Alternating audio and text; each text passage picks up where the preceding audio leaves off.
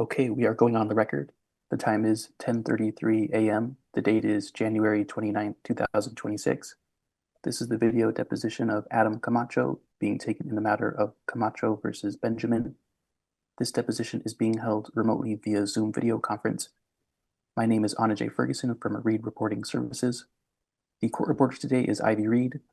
Counsel, if you would introduce yourselves and state your affiliations, please. Good morning. This is Attorney David Hackenfire for the defendants. This is Nathan Sardoni on behalf of plaintiff. Will the court reporter please swear in or affirm the deponent? Raise your hand, please. Mr. Camacho, do you solemnly swear that the testimony you're about to give in the cause now pending shall be the truth, the whole truth, and nothing but the truth? I do. And good morning, counsel. My name is Ivy. Last name is Reed. My California CSR number is 13897, and you may begin. Good morning, Mr. Camacho. Can you state your full name, please? Adam Wesley Camacho. Have you ever used any other names, handle, or aliases online? Online? Yes. Sure. Okay, I'd like to go over the username, handles, or screen names you've used in the last 5 years on different platforms. Let's first begin on YouTube. Can you tell me all the username, handles, or screen names you've used in the last 5 years on YouTube? Objection, irrelevant, unlikely to lead to the discovery of admissible evidence. I'm going to instruct my client not to respond unless you'd like to void dire, Mr. Hackenfire. Okay, Mr. Sardoni, the only proper justifications to tell your client not to answer is based on either privacy or privilege. You can look up the case Stewart versus Colonial Western. Otherwise, any instruction to prevent your client based on a standing objection is improper. And if you want, you could go look up the case Stewart versus Colonial Western, STEWART. So I'm gonna ask again, Mr. Camacho, identify every username, handle, or screen name you've used in the last 5 years on YouTube. Objection, irrelevant, unlikely to lead to admissible evidence unless you would like to void dire, Mr. Hackenfire. I'm going to instruct Mr. Camacho not to answer. Okay, Mr. Sardoni, that is not a proper objection to prevent your client from answering a question. It is only privacy or privilege. Mr. Camacho, do you understand that even if your client objects, you still must answer a question unless there's a privilege or privacy raised? Do you understand that, Mr. Camacho? Yes. Okay, so your attorney has just objected to the first question I asked you based on relevance. There's no privacy or privilege being raised. So therefore, you must answer the question. Do you understand that?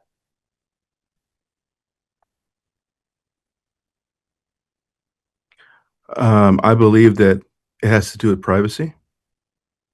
What privacy? I mean, I would say privacy from being stalked and attacked and getting more threats. Mr. Camacho, that is not a valid privacy exception. The only valid privacy exception is if, for example, it would be for financial records or medical records, which in this case, it would be relevant to the matter. So privacy wouldn't even count then. Mr. Camacho, is there any other reason why you would claim privacy besides harassment? Objection, irrelevant, unlikely to lead to the discovery of admissible evidence. I'm going to instruct my client not to respond unless you can detail with void dire where your questions are leading. Mr. Sardoni, this is my deposition. I don't need to instruct you on where I'm going. And for that matter, I'm entitled to what's called leeway. Do you know what leeway is, Mr. Sardoni? I'm stating my objection for the record. Mr. Hackenfire, you may continue your questions. Okay. Mr. Camacho, Identify your social media username handles with respect to YouTube. Objection. Irrelevant. Unlikely to lead to the discovery of admissible evidence. It's also Okay. vague and ambiguous. Okay. For the record, the witness is refusing to identify his usernames, handles at counsel's instruction. We will move to compel for costs and sanctions. And I want to note for the record that the question sought username and handles used in the last 5 years on a public platform, which is not privileged and is directly relevant to publication and damages. We disagree with the instruction and will seek court relief. Mr. Camacho, do you also maintain a Rumble channel? I believe so. How many Rumble channels do you maintain? I believe, do I maintain? I have, I think, 2 different Rumble channels, not channels, but just accounts. And what are the names of those accounts? One is, should I answer? It is just, yeah, it's information. Yeah. I'm not going to coach you. Okay. One is under Martial Science Media. The other one is under AI Grift Patrol. And how many YouTube channels do you manage? At this point, I want to say, let's see, 1, 2, 3, 3 or 4. Within the last 5 years, how many have you maintained? About the same. And what are the names of those channels on YouTube? One is Prowler Bear. It's Adam Filmgrain. One is what? I'm sorry. One is, I'm sorry. It's well, it's either, it used to be Prowler Bear, now it's called Adam Filmgrain. Could you spell Prowler Bear, please? Yes, PROWLERBEAR. Mm-hmm. And then I switched it to Adam Filmgrain. And Okay. there's Filmgrain Studios. And then there's let's see, AI Grift Patrol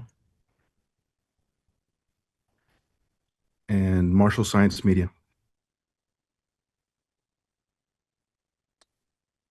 Are those 4, to the best of your knowledge, all the YouTube accounts that you've maintained in the last 5 years? Yes, to the best of my recollection, yes. Okay. On TikTok, how many accounts do you have? I have one. And what is that? That one is Filmgrain Studios. And anything on Spotify? No. Telegram, Signal, Discord? Objection. This is a compound question. Would you like to rephrase, Mr. Hackenfar? He could still answer the question. Your objection is noted. If you understand the question, you can respond. Yeah. Could you be more specific? Sure. Do you maintain any accounts on Rumbles? Not Rumble. Do you maintain any other accounts or usernames on Spotify, Apple, Telegram, Signal, Discord, or any other streaming platform?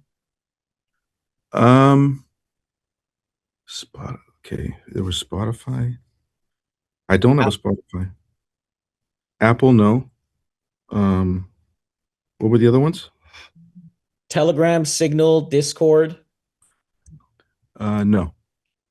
Nothing that would be streaming or anything like that. Anything that would be a video platform, Mr. Camacho, not just streaming. Could you define a video platform? Like, is it something that you would post public videos? How do you define a video platform? I just don't know how you're defining it. I'm asking you how you define it. I wouldn't define it. Do you understand the meaning of a video platform? No. Okay, something like YouTube. Is Okay. that do you maintain any other username, handle, or screen name in the last 5 years on any other video platform? No. Can you identify every username you have on Reddit? Yeah. I have my main Reddit account is called South River. Can you spell it and provide the full name? Just South River. SOUTHRIVER.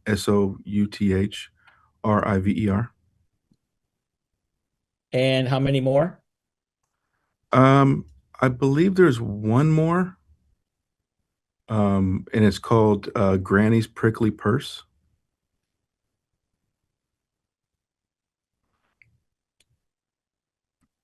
Any more? Nope. Who maintains the Owen Benjamin Reddit account? What do you mean? I don't understand the question. Sorry. I mean, I Do don't. you know? Do you know who operates the Reddit the subreddit account on Reddit? Owen Benjamin, which is reddit.com/r/Owen Benjamin. No. You don't know who runs and operates what is called the Owen Benjamin's Mean and Jarring subreddit, the official anti-Owen subreddit. Is that Nope. correct? That's correct. I don't know. Okay. Okay.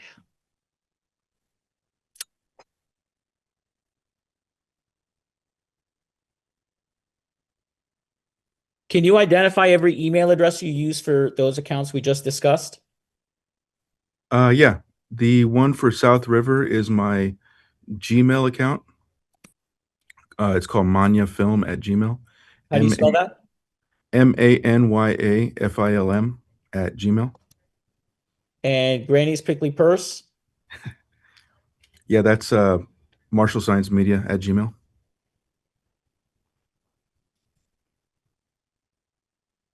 And how about for TikTok, Film Grain Studios? I believe that's under my Film Grain email. I'm not sure. What email is that? That's filmgrainstudios333 @gmail.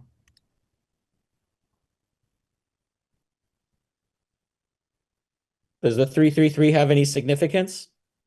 No, it's just what came up.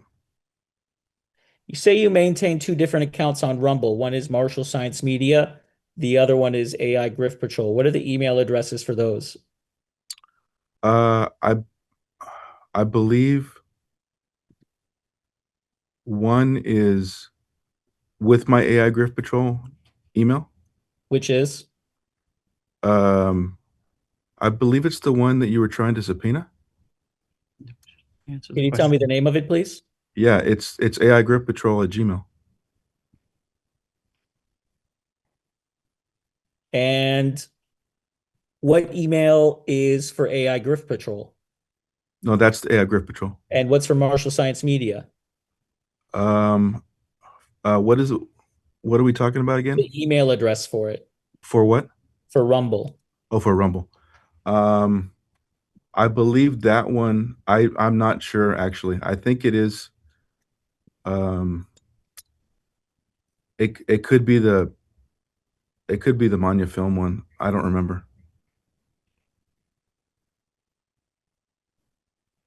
Okay. Can you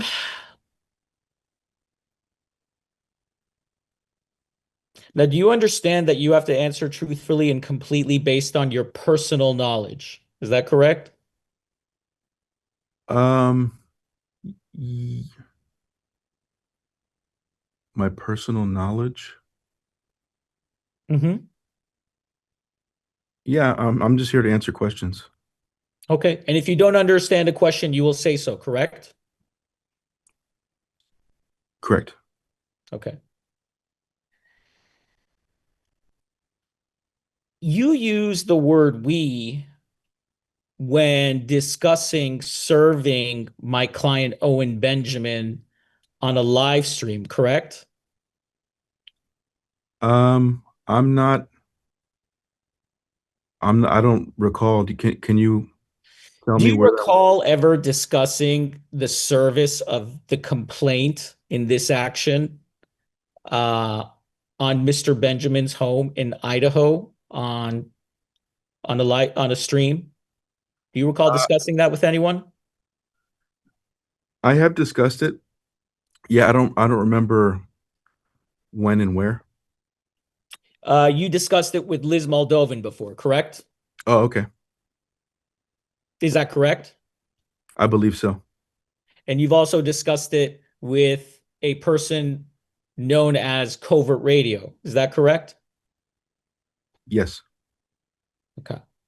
So when you said we served the complaint to Owen, that meant more than just yourself, correct? Yes. Can you identify every person you meant by we? I believe that what I was saying was at the time was we meaning the guy who did the service that was paid to do the service. And who was that? His name was his name was Jab Jab Bear. And what's his real name? Um, his real name. I always forget it. How do you contact Jat Jat Bear? Oh yeah, it's his name's PJ. Is that his first name or his initials? I don't know. That's just he goes by PJ. What contact information do you have for Jap Jap Bear? I believe where did I contact him? It's been so long. Um, I'm not sure if where I contacted him on. If it was some social media platform, maybe Instagram. Mr. Camacho, are you looking at any documents while you're answering my questions? No, Okay. Um, I'm just trying to remember. okay. Do you have his phone number? I don't believe so. Can you check your phone and see if you have it? Sure.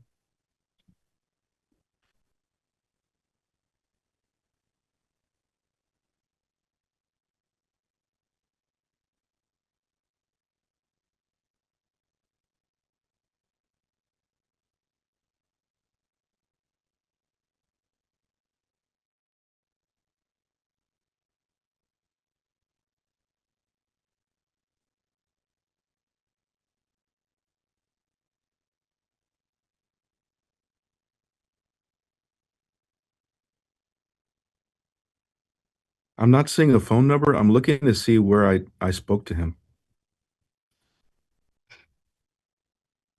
Do you have any text messages with him?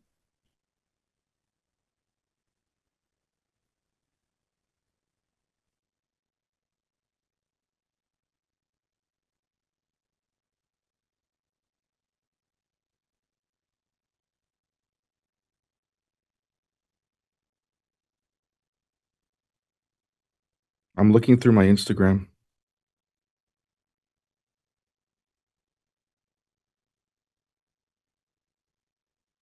Do me a favor. I'll give you a phone number, and I would like you to look through your phone and see if you have any text messages with this phone number. Are you ready? Sure. 602 791 6343. Do you have any text messages with that phone number?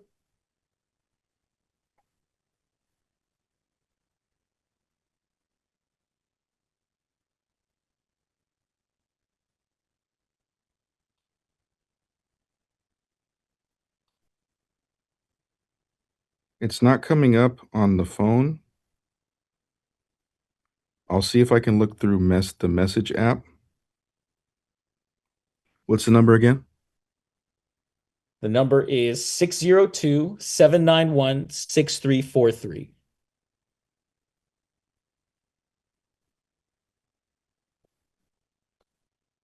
Six 602-791-6343. It's not coming up. So how did you communicate with JapChap that day? What day? March 15th, 2024. I believe through Instagram.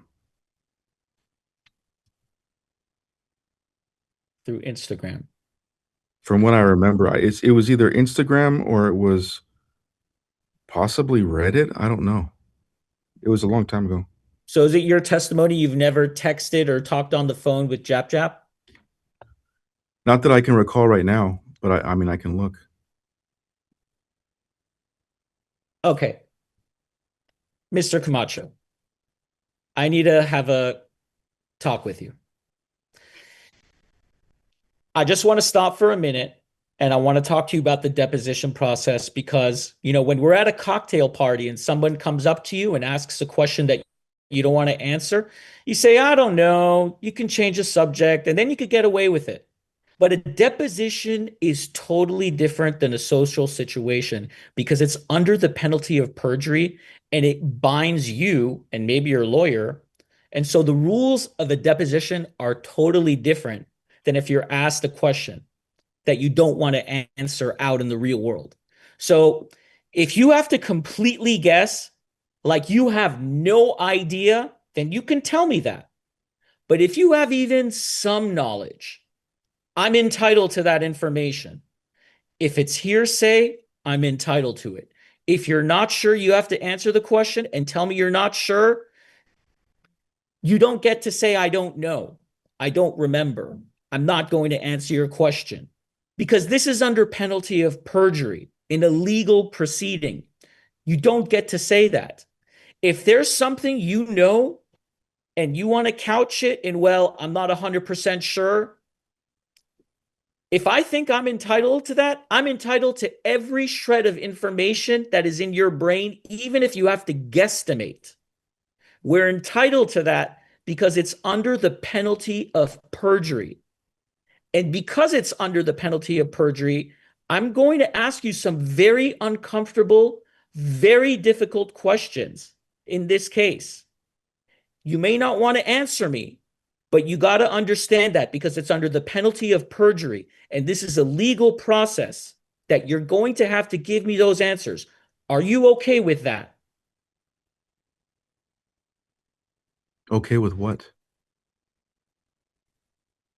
With what I just told you about the penalty of perjury and being honest and forthright.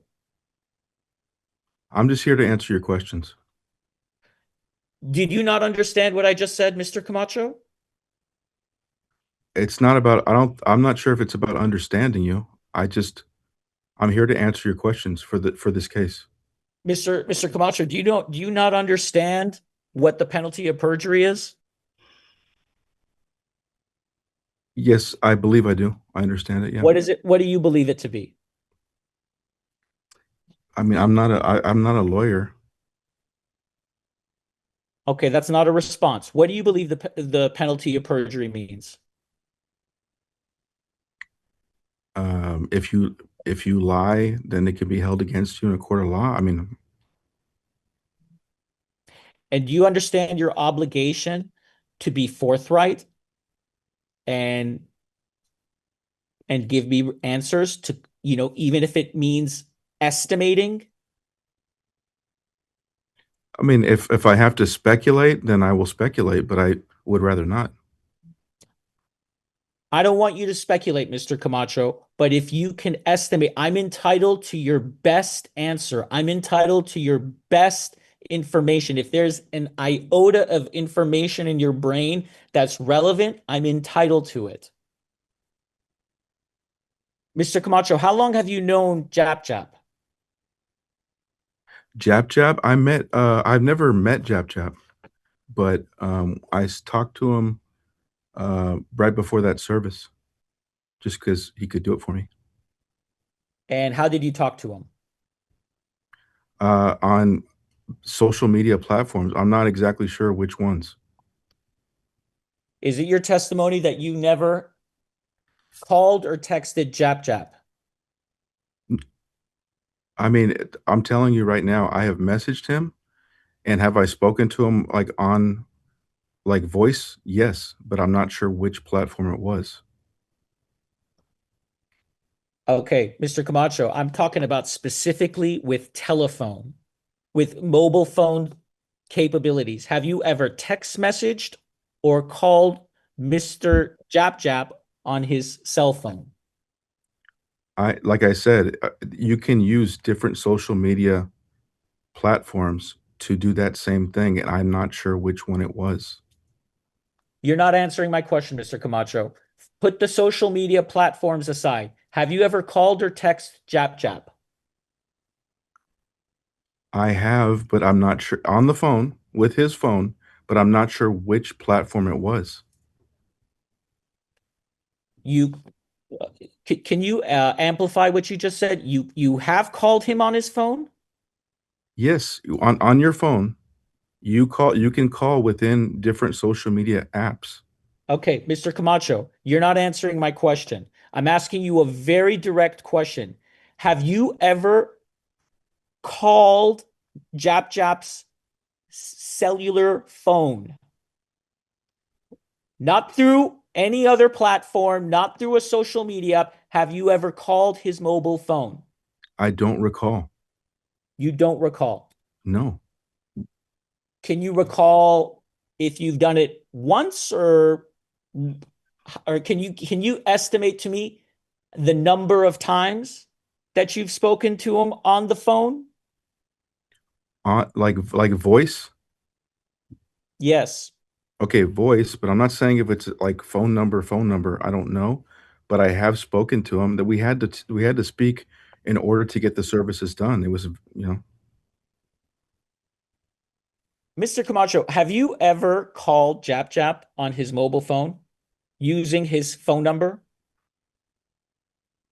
I don't recall. And once again, what is Jap Jap's full name? All I know is PJ. And you know no other identifying information on Jap Jap. No. And approximately how many times did you speak to him before he performed the service on Owen Benjamin? A couple of times. Like maybe, I don't know, maybe 2 or 3 just to get the details. And how many times have you spoken to him afterwards? I haven't spoken to Jap Jap in a long time. How many times did you speak to him after the service? Uh, a few times, like maybe what, 2, maybe 3 Within how long of that, of the service?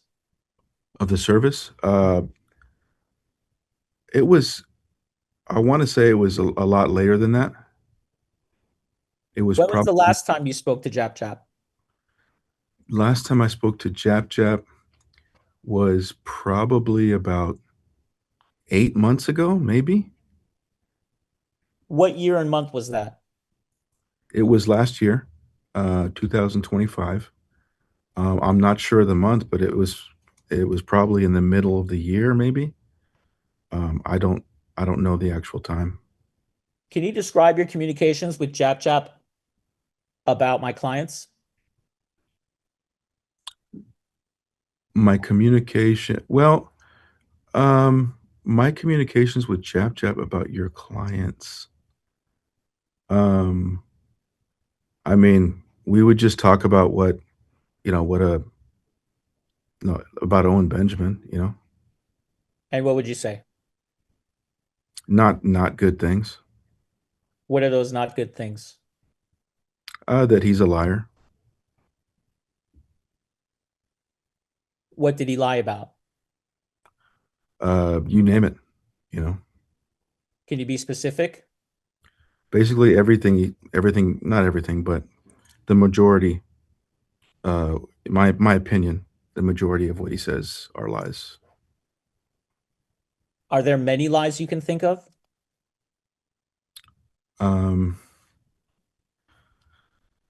Yeah, I mean, where do we start? Where do you want to start? Start with one. You tell me. Um, well, every lie that he's told about me. Well, let's go besides you, Mr. Camacho. Tell me one thing that Owen Benjamin has lied about that you discussed with Jap Jap.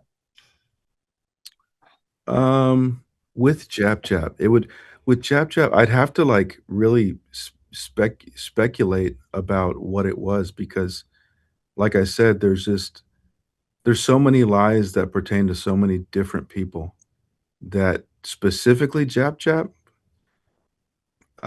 Let's see. God, that's really hard to do. uh, I don't know. I mean, he.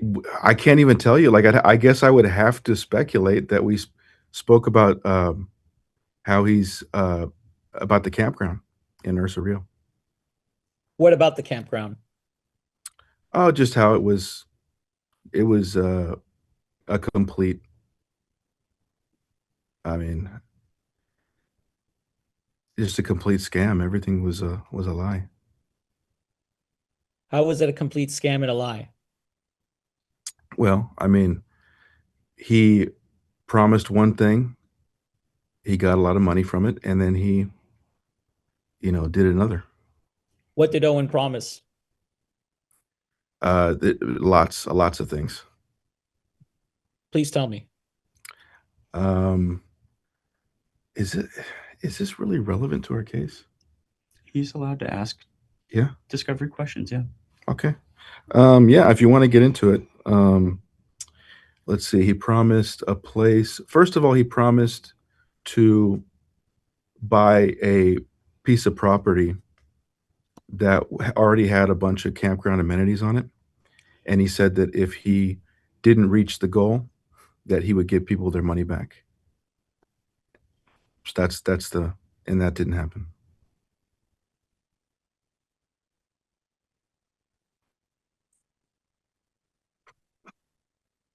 And what was his goal? I mean, you name it. It depends on what day that you would listen to his stream. You would see the different goals. But the original was to have a campground where people could stay any 2-week stay they wanted to, and they would have access to the land and for life. And it would be a place to, you know, if in his words, if shit hit the fan, you'd have a place for refuge. Um, can you name one specific person who didn't get their money back? Yeah, I can. Who? I have about 10 people that want their money back that they never got it back. Have they asked for it? Yeah, most of them have, but a lot of them are too intimidated by the cult and by Owen Benjamin to say anything. Can you name someone that has asked for their money back? Someone who has asked for their money back, Mm-hmm. off my head, I would say,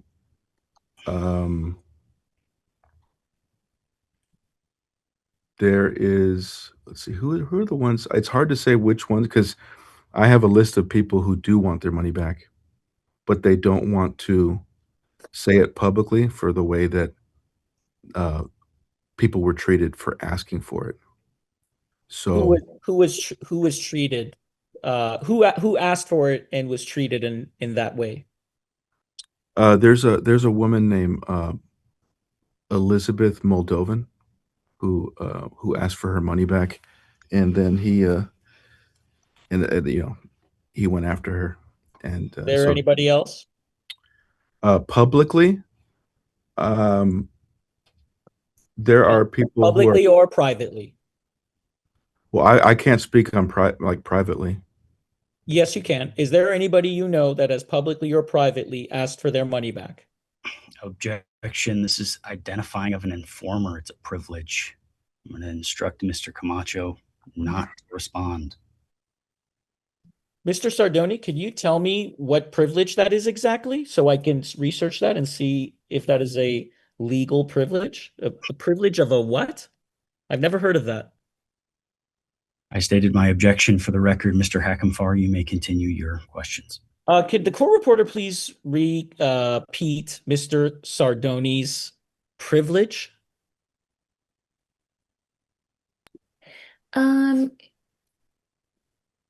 He said this is identifying informant. It's a privilege.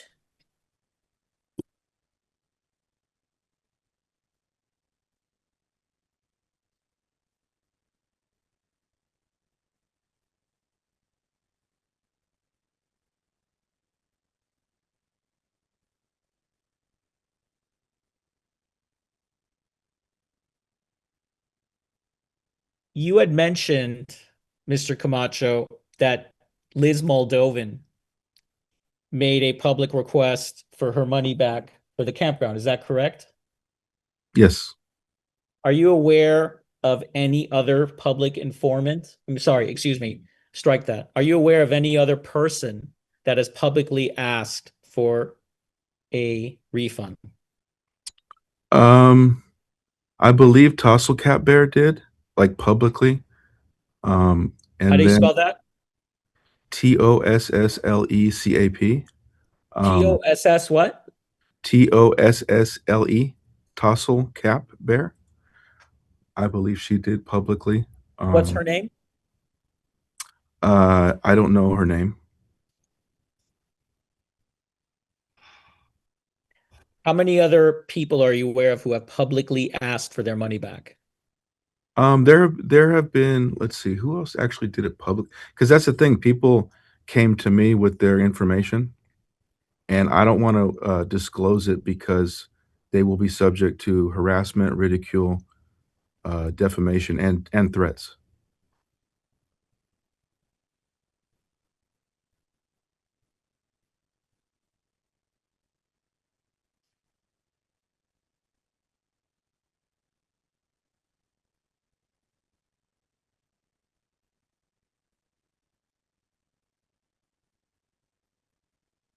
So you're only aware of two people who have publicly asked for a refund. Is that correct?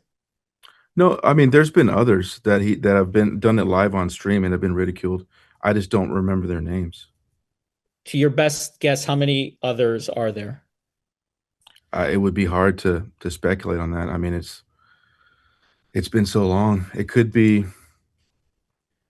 like about 10 that actually did it publicly and were ridiculed and then attacked by the Bears. Are you aware of anyone who asked for it directly to Mr. Benjamin or Mr. Mitchell and did not receive a refund?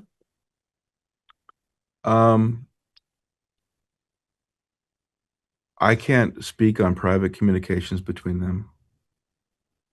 I'm not a party to it. So you're not aware if any of these other people that have made public requests for refunds, if they made a private request for a refund. Is that fair to say? Public. Yeah, I think that's fair to say. So how many people do you know that have made a personal request for a refund to my clients? Like I said, there's probably about 10 that I have witnessed. That's not the question I'm asking, Mr. Camacho. Be very focused on what I'm asking you. How many individuals do you know have asked my clients for a refund? How many do I know that have asked? I mean, like I said, that have asked, no. That have asked my clients for a refund. You mentioned Liz Moldovan. You mentioned Tossle Cat Bear. I will ask you again. How many other individuals are you aware of that have asked directly to my clients for a refund? Directly to your, I wouldn't be able to speculate on that. So you're aware of nobody else? That have, like I said, there were about 10 publicly that I saw. Mr. Camacho, it's a yes or no question. Are you aware of anybody else besides Tassel Cap Bear or Liz Moldovan who directly asked my clients for a refund? I am not. I would have to ask them, my sources, if they actually did. Mr. Camacho, that's a non-response. It's a yes or no question. Are you aware of any? It's a yes or no. Are you aware of anybody else besides Tassel Cap Bear or Liz Moldovan who directly asked my clients for a refund? It could be possible that they did. He's asking for a definitive statement. Do you know anybody else that you have personal knowledge? Like, I believe that's what Mr. Hackenfar is trying to ask. Thank you, Nathan. I mean, I'm saying that of my sources, I'll have to recheck and see if they actually did ask for it, or if they just didn't want to be faced with ridicule. Okay, Mr. Camacho, are you aware? This is the fourth time I'm asking. Are you aware of anyone else besides Tassel Cap Bear and Liz Moldovan who directly contacted my clients for a refund? I know that they want refunds, but I wouldn't be able to say if I don't have proof that they have actually asked privately that I wouldn't know about. Are you having a hard time understanding my question? No, I'm answering. So why can't you answer it yes or no? Because it feels like a loaded question. What feels loaded about it? Which part of it? Objection argumentative. Mr. Hackenfar, as you sit here today, you have to answer the question. As you sit here today. Okay, so listen to Mr. Hackenfar's questions. As you sit here today, answer his yes or no questions. So listen to the question. As I sit here today. Well, wait for the question. Okay. Fifth time. Mr. Camacho, are you aware of any other individual besides Tassel Cap Bear and Liz Moldovan who directly contacted my clients about a refund? I cannot recall.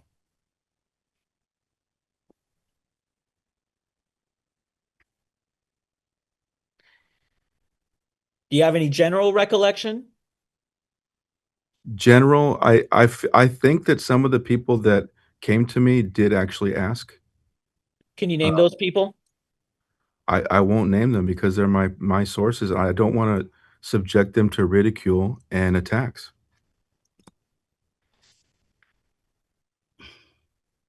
Okay, and what is the basis of your refusal to answer? I'm not refusing. You're refusing to identify who the other people are that are requesting refunds. Yes, because they will be targeted and they will be attacked, and I can't do that. What are you basing that belief on, that they will be targeted and attacked? By the previous actions of Owen and his followers. Okay, so you're refusing to answer because you contend these people will be targeted, correct? Yes. And that is your only reason, safety concern, not the attorney-client privilege, correct? Safety concerns, yes. Okay. Counsel, are you instructing the witness not to answer, or is this the witness's refusal?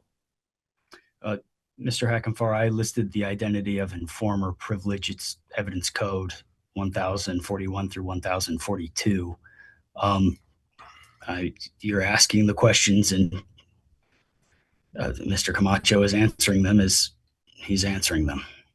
You said privilege under which statute? Evidence code. Evidence code 1041? Yes, sir. And 1042? That is what I stated, yes. Okay. I'm going to make a proposal second, to Mr. Camacho. I'm not asking for this publicly. We can designate the answer confidential attorney's eyes only, and with this transcript portion be sealed under a stipulated protective order. With that protection, will you answer? Well, I mean, Owen is here listening, so that's not going to work. It doesn't matter. So even with attorney's eyes only confidentiality, you refuse to identify them, correct? I'm not refusing, but I am going to protect them from this person and his followers. Very well. So you said that there's 10 people who asked for a refund. Is that correct? More or less. I don't have the exact number. Okay. If there's a And way, how what about is this? the Okay, no. All right. no, please. No, I'm What saying were if you there's gonna a if no, okay. I mean, if there's a way to do it where the defendant won't see it, I mean, because I mean, that's putting them at risk. say? Okay. And what date ranges did those requests occur for a refund? Requests. I mean, it's been ongoing for 5 years. So you're saying that you're aware of only two people that have made your testimony today is that there are only two people that have made direct requests for refunds for the campground. Is that correct? No, How many are there? I said there are about 10 people that I've seen ask. Mr. Camacho, I'm asking you a very specific question. How many people are you aware of that have made direct requests to my clients for refunds to the campground? And I'm telling you that No. Give me a number. I said around 10. How many? You're saying your testimony is that 10 people directly contacted my clients asking for a refund. Is that correct? I'm saying that publicly the people have asked for refunds. I don't know about how am I going to know? I'm not a party of private communications. So you're not aware. How many people are you aware of that have directly contacted my clients for a refund? I mean, so you're saying direct, like behind the scenes, or are you saying on? I'm telling you on Okay, public. Mr. Camacho, let's say you bought a camera at Best Buy, okay, and you went and you did a live stream on it on how you didn't like the camera and you wanted a refund for it. You didn't directly contact Best Buy to get a refund for it, did you? I mean, that's a false analogy, though. We're talking about a live stream. Mr. Camacho, do you know what it means to directly contact someone? I mean, it depends on what you're saying. If it's directly behind the scenes or if it's directly on a live stream. Let's just keep it general. What is when I say a person that makes direct communication with my clients and requests a refund, what does direct communication mean to you? I mean, it could be oral, it could be through message. Is a direct message one that is, can we agree, strike that? Can we agree that a direct message is a message from one person specifically to another person directly? Yes, And Liz Moldovan directly communicated with my clients and asked for her money back. Is that correct? yes, And so did Tussle Cap Bear. Is that correct? I believe so. I And you I understand? Uh-huh. I no, I don't. I'm not party to private information like that. I'm not asking you for the substance of their communications, Mr. Camacho, but you're aware that they directly communicated. Is that correct? I believe Tassel Cat Bear did. Okay. You believe that to the best of your knowledge. Is that correct? Yes, And you believe Liz Moldovan directly communicated with Mr. Benjamin. Is that correct? correct. And what facts do you have to support that? I mean, I have Liz's her emails. Okay, so you have personal knowledge. Yes. Okay. What other individual do you have personal knowledge about that has made direct communication with any of my clients regarding a refund? Direct communication. Um, I haven't looked into that with my sources. If they actually did look, if they actually did behind the scenes make a formal request. Mr. Sardoni, this is going to be a very long deposition if your client doesn't start answering my questions directly. And I think that you're aware of what he's doing here. And I'm going to suspend the deposition if your client doesn't start answering my questions directly. Okay, Mr. Camacho, this is my first warning. Mr. Camacho, are you aware of any individual who has contacted my clients regarding a refund aside from Liz Moldovan and Tussle Cat Bear? No. Can you describe your communications with Liz about my client? My communications with Liz about your client? I mean, it depends on when you're talking to. I mean, it's been a long time. Sure. First, can you identify Liz and give me her legal name? Elizabeth Moldovan. And how did you first come in communication with Elizabeth Moldovan? I first came in communication with her, I believe, through text message or through like some social media text message. Did you reach out to her or she reached out to you? I believe she reached out to me. Why did she reach out to you? After what the defendants did to me. And what did she believe the defendants did to you? I mean, I would have to speculate, right? Well, you just mentioned that she reached out to you after what the defendants they did something case. What did she say to you? Let's just start there. When she initially reached out to you, what did Liz say to you? I would have to remember, but more or less, I can speculate that she wanted me to go on her live stream And talk about what? and talk about what happened to me. And tell what? Just tell my story. She was telling stories of ex-bears that were disillusioned or attacked by Owen and his group.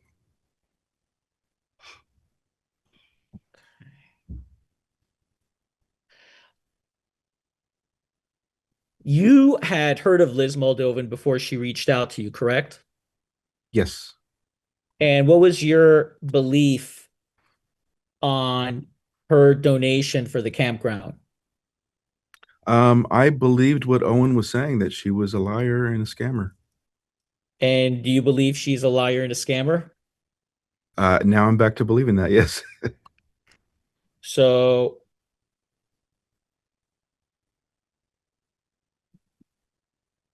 you at one point believed and called Owen a liar and a scammer because of Liz. Is that correct?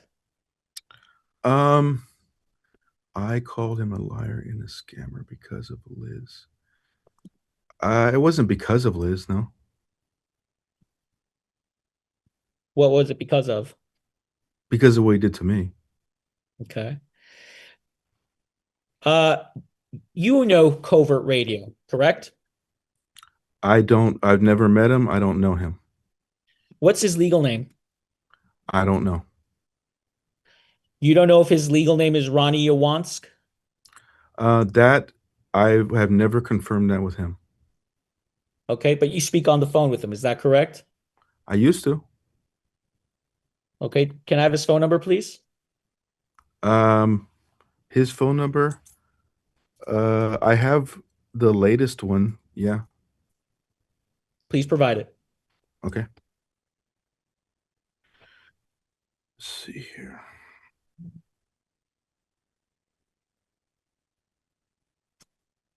Okay. The latest number I have for him is, oh wait, hold on one second. I gotta make sure it's the right one.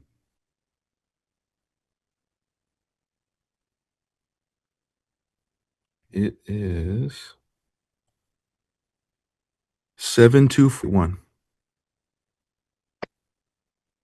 Okay, and do you know what city and state he resides in? I've heard him say that he was in Pennsylvania, but I'm not sure. And did he tell you that on a private phone call or a public? He said it publicly. And how long have you known Covert Radio? Like I said, I never met him. How long have you known Covert Radio? I don't know him. How long have you directly communicated with Covert Radio? That happened when after Owen did his defamation stream on me on the 17th of October 2023. I remember that date very well. It was that same week that Covert covered that stream, and he said, get me Adam Camacho. So at that point, I think it was the week after that, or maybe 2 weeks after that. So I want to say early November of 2023. And who did Covert say get me Adam Camacho to? On his live stream, just everybody. So who made the initial contact, him or you to him? I want to say, from what I remember, I think I sent him an email when I got his email. Where'd you get his email from? I think it was, I don't remember if it was just on his, if he said it or if it was on his website. It's just like covertradio@gmail or something like that. And what is his email address? I'm not, like I said, I'm not sure, but I think it's that covertradio@gmail, I think. Okay. Has he ever told you his legal name? No, Okay. But you've known him since at least November of 2023. Is that correct? I've been in contact with him, but I don't know him. Okay. And you had stated before on Covert's stream that this is all Sam's fault, end quote. Do you remember ever saying that? I don't remember saying that. Okay. Okay. Now, you discussed with Jap serving my client live on the stream. Is that correct? I discussed, can you say that one more time? I just want to get the words right. You wanted to serve Owen live on a stream. Is that correct? No, that's incorrect. Okay. Was your goal to capture the service event in real time on video? No. Whose goal was that? My goal was to just get video evidence, like for a service, just so I could have it for my own records. Okay. Did your goal include public commentary and audience reaction? No. Did your goal include entertainment value? No. Did your goal include embarrassment value? No. Did your goal include pressuring my client to respond publicly? No. Did your goal include generating content for your audience? Nope. Did your goal include increasing views and engagement or donations? No. Your goal was not to get donations to help you fund your case? Objection asked and answered. You can respond again if you want. My goal, like what goal? What do you mean? Like, is it that a continuation of the service, or what are you saying?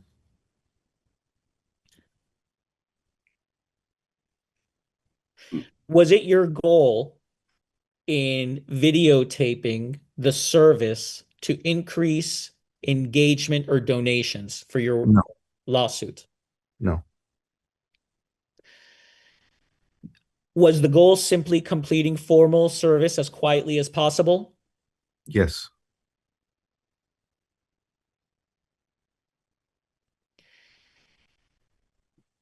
Can you identify who would be on camera during the service attempt? I imagined it would just be Owen and Jap. Did anyone go with Jap on the service? I believe he said that as somebody, he went with a friend. Are you aware of who that friend is? No. Have you ever spoken with that friend? No.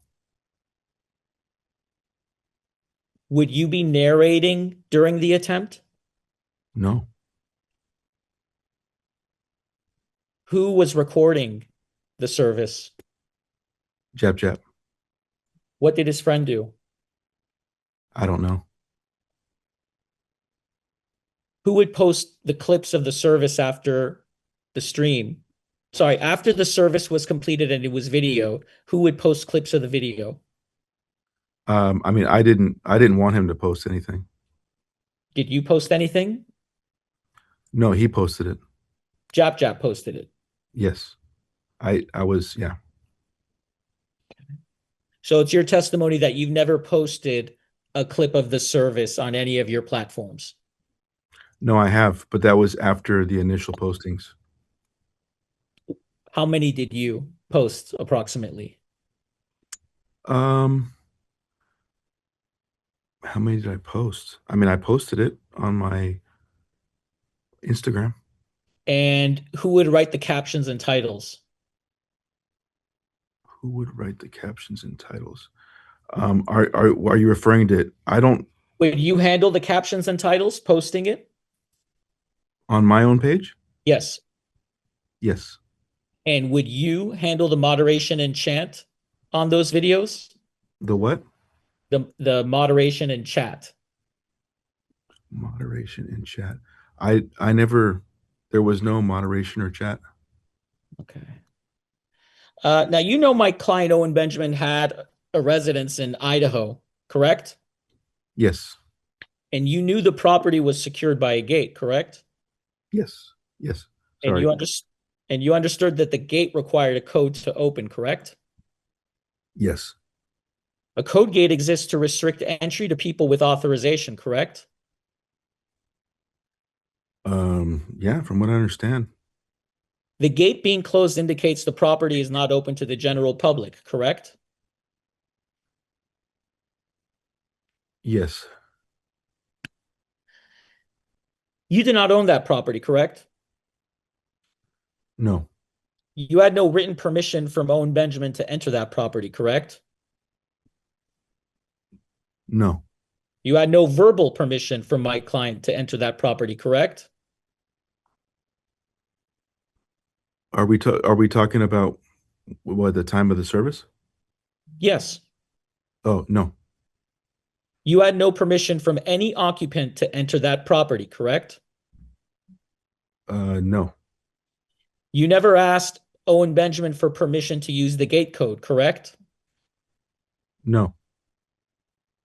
You never asked any occupant for permission to use the gate code, correct?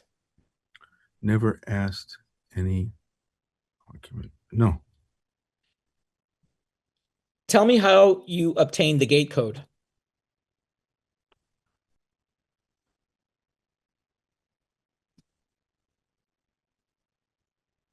I was given a gate code when I was staying at Owen's house. Who first obtained how tell me when you first obtained the gate code? I want to say when I was staying at Owen's house in July, I think it was, of 2023. And who gave it to you? It might have been Owen, it might have been Sam.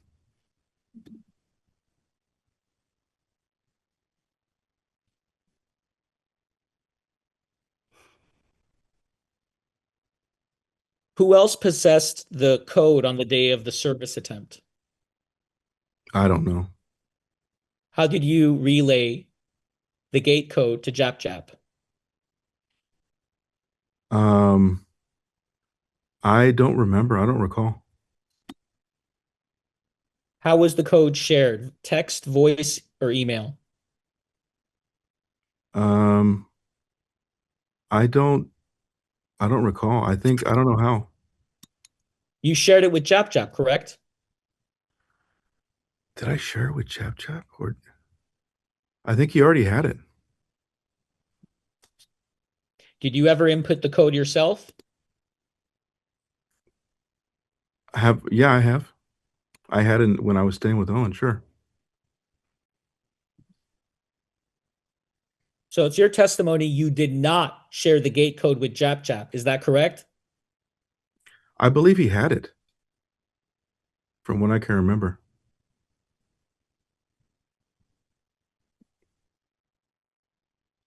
You understand that entering through a locked gate without permission is entering private property without permission, correct? Entering. Yes. Before the service attempt, you called the Sandpoint police. Is that correct? Before the service attempt. Yes. I think it was a Sandpoint. I don't know if it was a Sandpoint police or the sheriff's. Okay. The purpose of the call was to ask whether you can go inside to serve my client, correct? I believe I was checking in on that. Yeah. Oh no, you know what? I don't even know if I did. Did I? I don't remember that. He's asking you. Yeah, but I don't remember if I actually did call them and ask them that. I don't know. Did I? That's it was so long ago. I don't know if it was if I called them or if I just Google searched it. What is your best recollection, Mr. Camacho? I could only remember calling the police for my property. I don't know if I called for that reason. You called the police for your property? Yeah. Okay, so your testimony is you called the Sandpoint police before the service, but it was not in relation to whether or not you could go inside. Actually, strike that.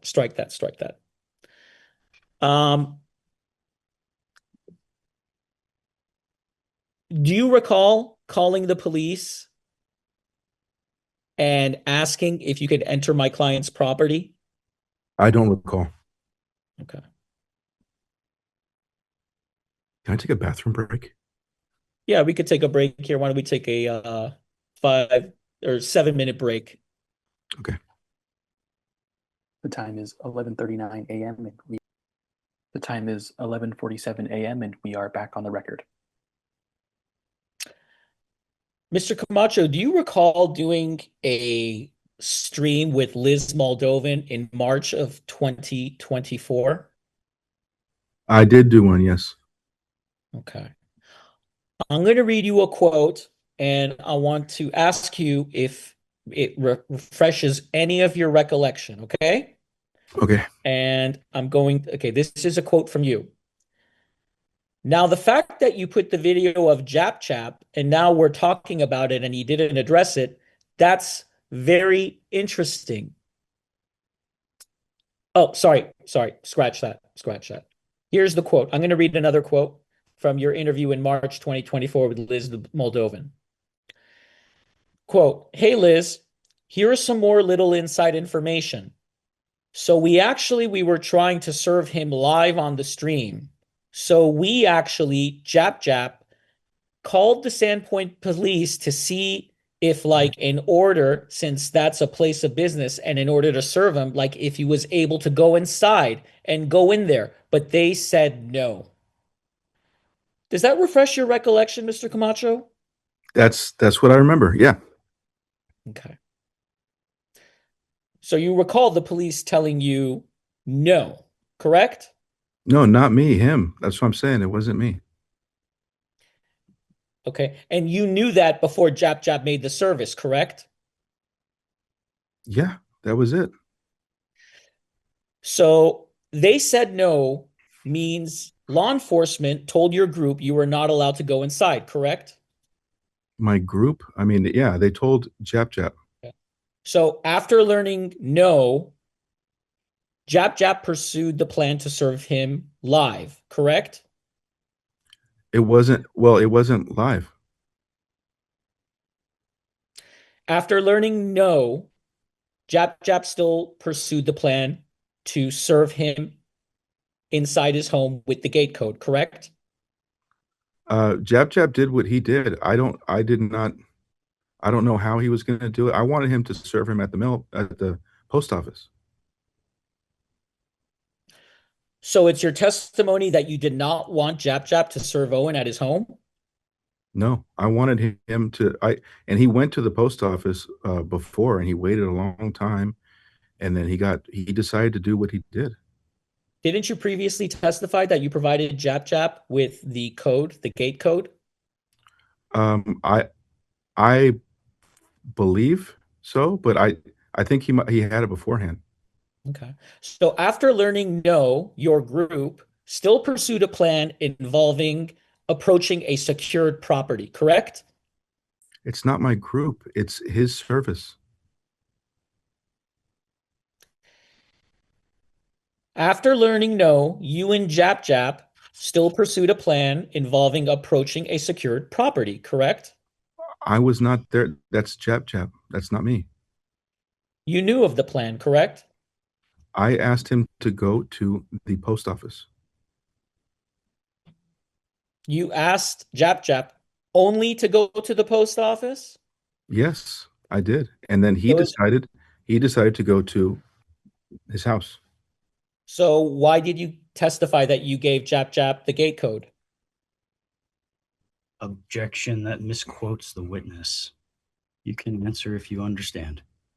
I think I understand. I mean, there's a lot to this where it's like he was supposed to go to the post office, right? He checked what however he was going to do the service. I'm in another state. I don't know. Mr. Camacho, was Jap going to serve Owen at the post office? For when Owen checks the post office every day. So it's your testimony that you did not have a plan to serve Owen Benjamin at his secured property. Is that correct? No, no, I did not have that plan. My plan was the post office. You were not involved in the decision to serve Owen Benjamin at his home. Is that your testimony? My testimony is that Jap Bear decided to do what he wanted to do. He was the one doing the service. Did you have a plan to serve Owen Benjamin at his home with Jap? No, Did you provide Jap with the address to Owen's home? I believe he got it off online. And he might have already been there before. Did you provide the address to Jap? I think so. I think I did. When did you provide it to Jap? Before service? Like, is all the addresses to be served? So if your plan was for Jap to serve Owen at the post office, why did you give Owen's home address? That was his second choice. But you also provided Jap with the gate code, correct? I possibly did. Okay. So after learning no from the Sandpoint police, part of your plan included approaching a secured property to serve Owen Benjamin, correct? I think that's a mischaracterization. How would you characterize it? I gave Jap the locations he could do it. I said, it's up to you. And all I want you to do is to videotape it for my internal purposes. And he did what he did. So after learning that you could not approach a secured property by the Sandpoint police, did you tell Jap not to serve Owen Benjamin at his home? No, I think what I told him was that that whole scenario of doing it live on stream was not possible. I thought it would be funny, but I thought that's not possible. You didn't answer my question, Mr. Camacho. Could the court reporter please repeat my question? The question was, so after learning that you could not approach a secured property by the Sandpoint police, did you tell Jab not to serve Owen Benjamin at his home? I believe I told him that he couldn't go into the property. And he decided to do what he decided to do.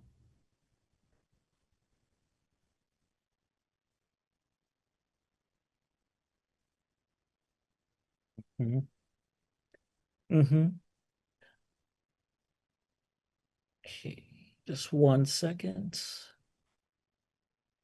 Okay. Do you Okay.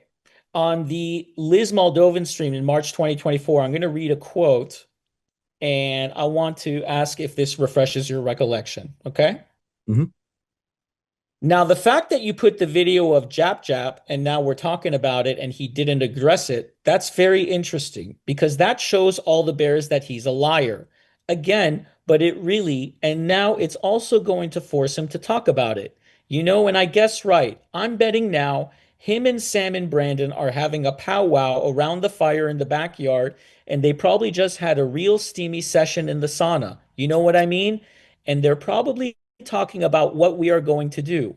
Ha ha. What's the next move, you know? Like, what are we talk? What can I say? Does that refresh your recollection, Mr. Camacho? Yes. What does that statement mean to you? Just, I mean, the words that were said, that's what it means.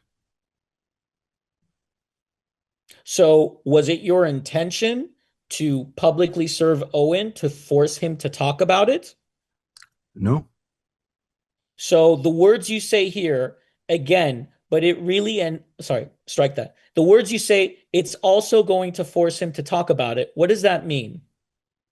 Exactly what it says.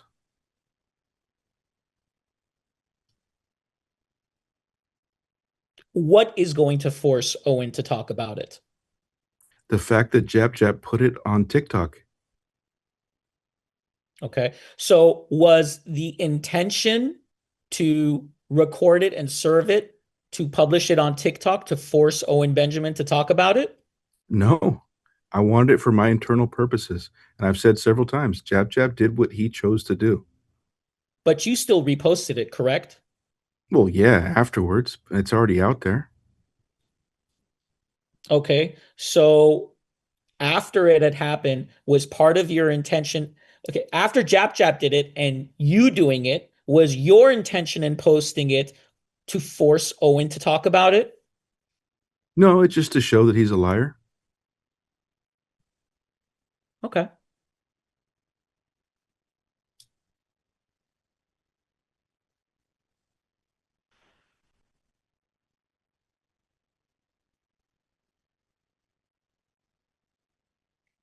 Now, do you have any chat messages where you discuss with Jap Jap that the police said no? I don't think so. No. I think um it might have been on the phone or the whatever, like voice through an app. So is your testimony that you do have Jap Jap's phone number? No, it's that through an app possibly, like Instagram or something like that. Like there's, several apps that you can actually voice call each other without revealing information. Okay. When Jap Jap arrived, was the gate closed? I don't know. I wasn't there. Okay. Okay. A code was required to enter into the gate, correct? I don't know. I wasn't there.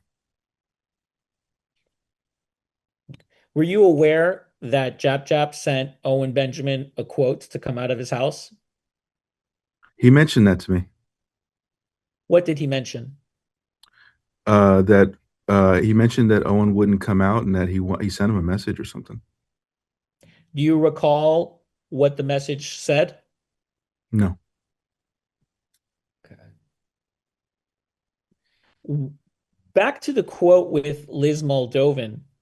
What did you mean about the sauna? Oh, it's just a joke from Reddit. Owen likes the sauna. Can you elaborate on that? Yeah, it's just a joke that he's gay and he likes to go in the sauna with his bears. Hmm. Okay. So, are you aware? Okay. So the gate was locked when Jap Jap approached Owen's home on the date of service, correct? I don't know. I wasn't there. To your best knowledge. I don't know. I was not there. You just testified that Jap Jap messaged you that Owen wasn't coming out, so he was going in. Is that correct? No, he didn't say he was going in. He just said that Owen wouldn't come out, and he couldn't get him at the post office. So I'm sitting there waiting for service. Did Jap input a code to open the gate? I believe it's on his video. That's a yes or no question. I believe so. And the gate opened, correct? Yes. And Jap crossed the property line beyond the gate, correct? I don't know. Why don't you know? Because it doesn't show in the video. There's a cut in it. I don't know. Are you aware if Jap walked past the gate towards the residence or structures? I don't know. Why don't you know? Because I was not there. Do you know how far past the gate Jap went? I don't.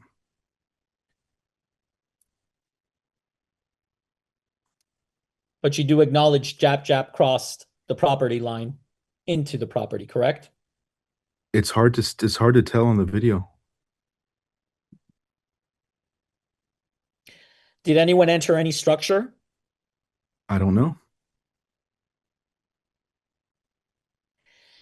Did Jap enter any fenced yard area or curtilage area? I don't know. Did Jap linger after being told not to be there? I don't know.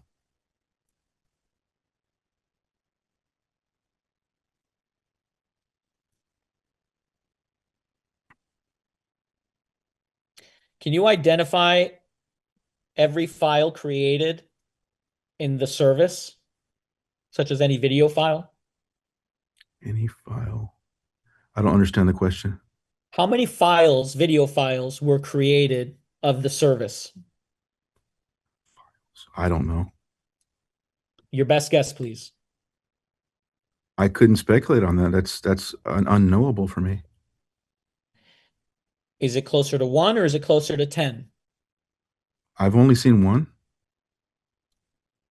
You've only seen one. Are you aware of any others?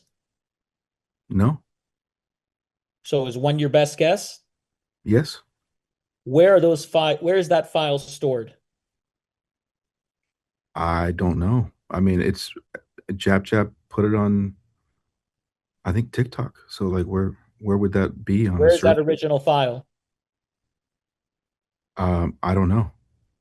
You have to ask Jap what he was using to shoot the video. Did you download the original file? No. Do you have possession of the original file? No. Did you ever request a copy of the original video file? No. Can you identify who has access to that file today? No. Can you identify whether any files were deleted? No. Do you know any files that were deleted? No. Okay. Who edited the video? Which video? The video of the service. Jap's? Did you edit it at all? No. What software did he use? I have no idea. Can you identify every place the clip was published relating to the service attempt?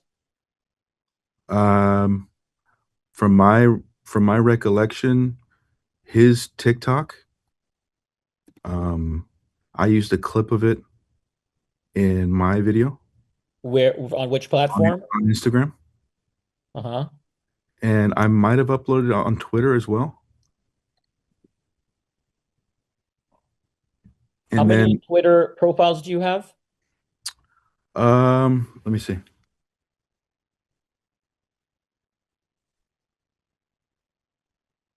Mm-hmm.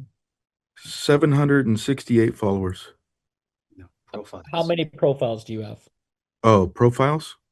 I have AI Griff Patrol. I have Stop Owen Benjamin. I have Film Grain Studios. What stop Owen Benjamin?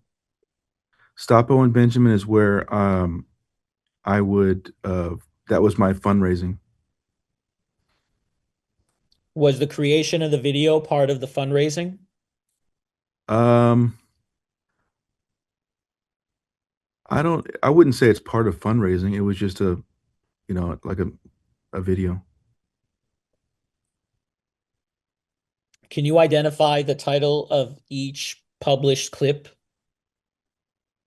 Not offhand, no.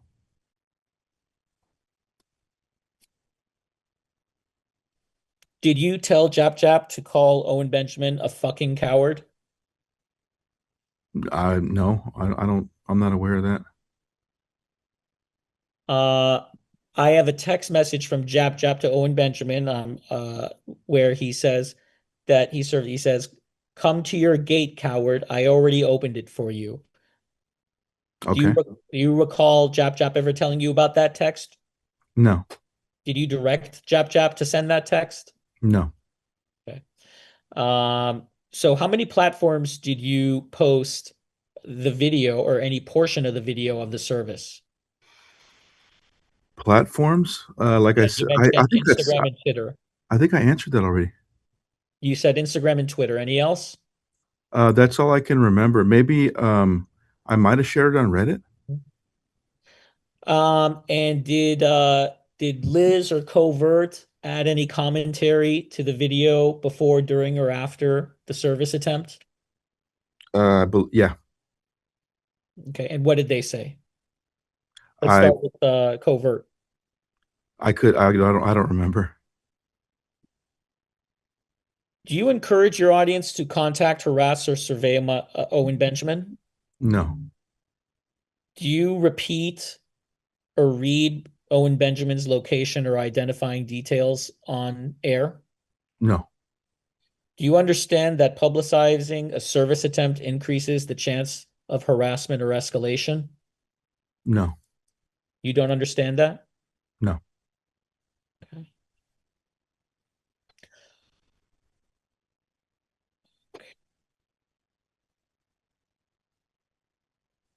Okay. If we could just take a 5-minute bathroom break, we'll continue. The time is 12:07 p.m. and we are off the record. The time is 12:16 p.m. and we are back on the record. Okay.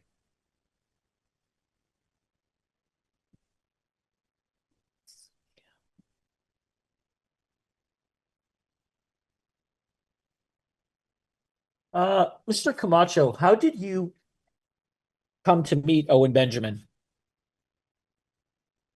You mean in like physically Yes.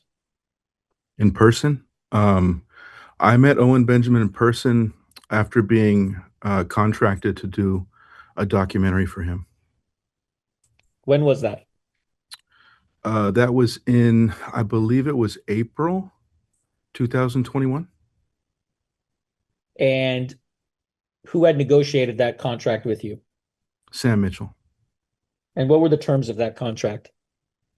The terms were we had agreed upon $40,000 for the documentary of Building Beartaria Part 1. And then, yeah, basically just to deliver a documentary. And that was it. Okay. And what was the status of that contract? It was renegotiated to 20,000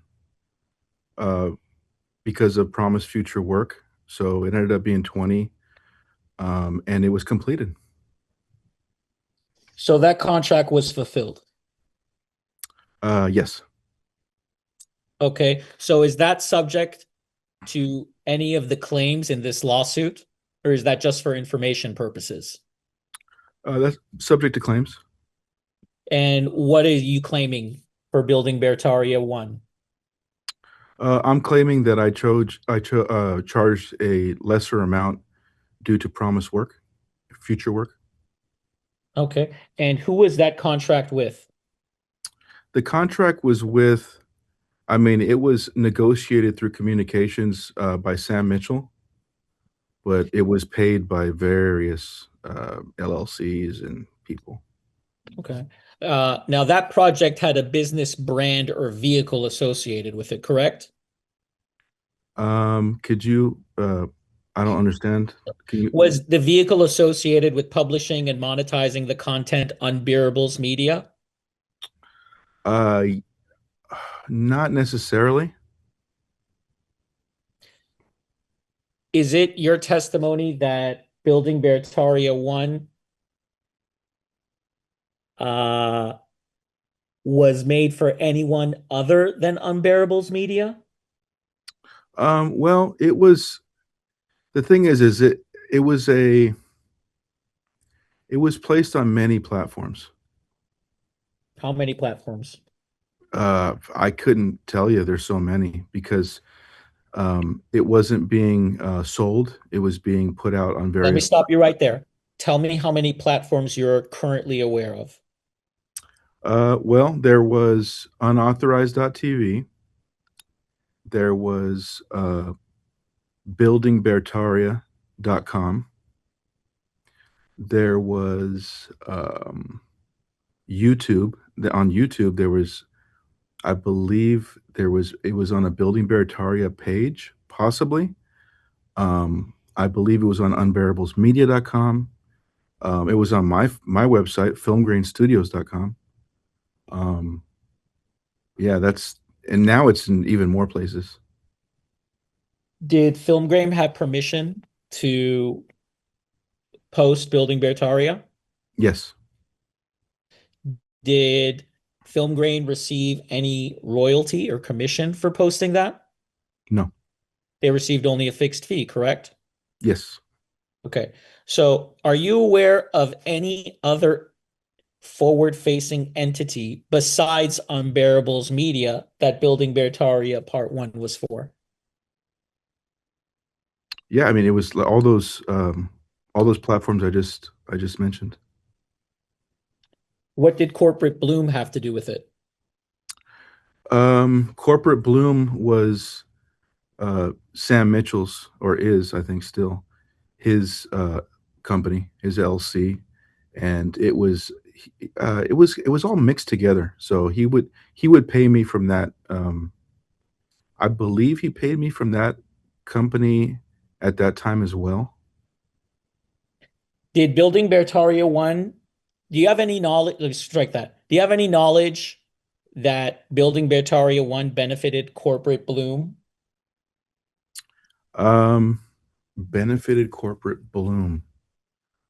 Any knowledge that it benefited Corporate Bloom?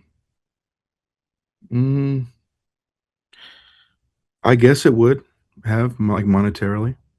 How? I mean, it's a hard question to answer, actually. Who did you believe was the owner of Building Beartaria Part 1? Who was the owner of the finished deliverable?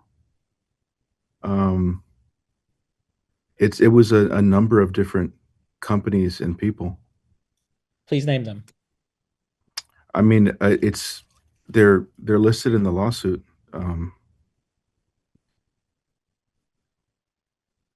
Who do you believe? It's not actually listed in the lawsuit. Who do you believe owned Building Beartaria 1? Who owns it? I mean, I provided the final product to Sam Mitchell. And did you believe Sam Mitchell was the owner? I believe he could be part owner. Who do you believe, or which group of people or entities do you believe is the owner of Building Beartaria 1? I couldn't speculate on that. I don't know. Well, in your bill of particulars, you claim that Owen Benjamin and Sam Mitchell are owners, operators, and agents of defendants Unbearable's Media and Corporate Bloom Inc. How are you aware of that? I think that's on their actual like LLC paperwork What LLC paperwork? for their LLCs. Do you have a copy of that paperwork? Um, I, I'm not sure if I have it. When did you I've see seen that paperwork? Um, I've seen it. The actual LLC paperwork, I think I saw on a covert radio video.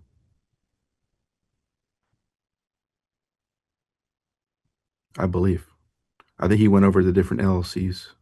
So can you tell me all facts, documents, and evidence that you have that support your contention that Owen Benjamin and Sam Mitchell are owners, operators, or agents of defendants Unbearables Media, LLC, and Corporate Broom, Inc.? Could you say that again? I'm sorry, that's a lot of information. Ivy, could you please repeat the question? Facts. The question is, can you tell me all facts, documents, and evidence that you have that support your contention that Owen Benjamin and Sam Mitchell are owners, operators of defendants Unbearables Media, LLC, and Corporate Bloom, Inc.? No. Objection, compound question. If you understand, respond. Yeah, I don't really understand the question. Okay, I'll break it out. What facts are you aware of to prove that Owen Benjamin and Sam Mitchell are agents of Unbearables Media and Corporate Bloom, Inc.?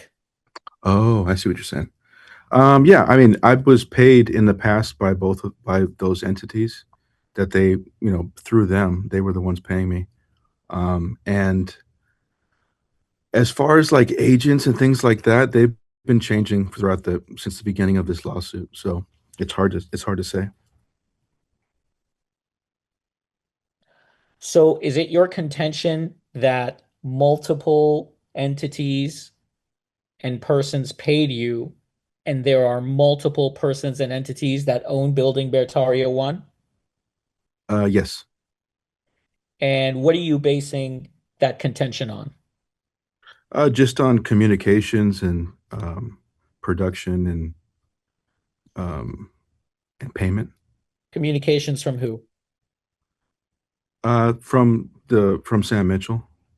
When? Um, in the past, but when this was all beginning, and when it started. What did Sam Mitchell tell you? I know that he started Unbearables Media. I know that he runs Corporate Bloom. Did Sam tell you he owns Unbearables Media? He didn't get into that. No, he didn't. I never knew like the real behind the scenes details of who was on what until I saw some video. Did you believe then that Sam was a part owner of Unbearables Media? Yes. And that was in late 2023, is that correct? Yes. Today, do you believe that Sam is a part owner in Unbearables Media? I don't know anymore. What made you change that you don't know? Well, the fact that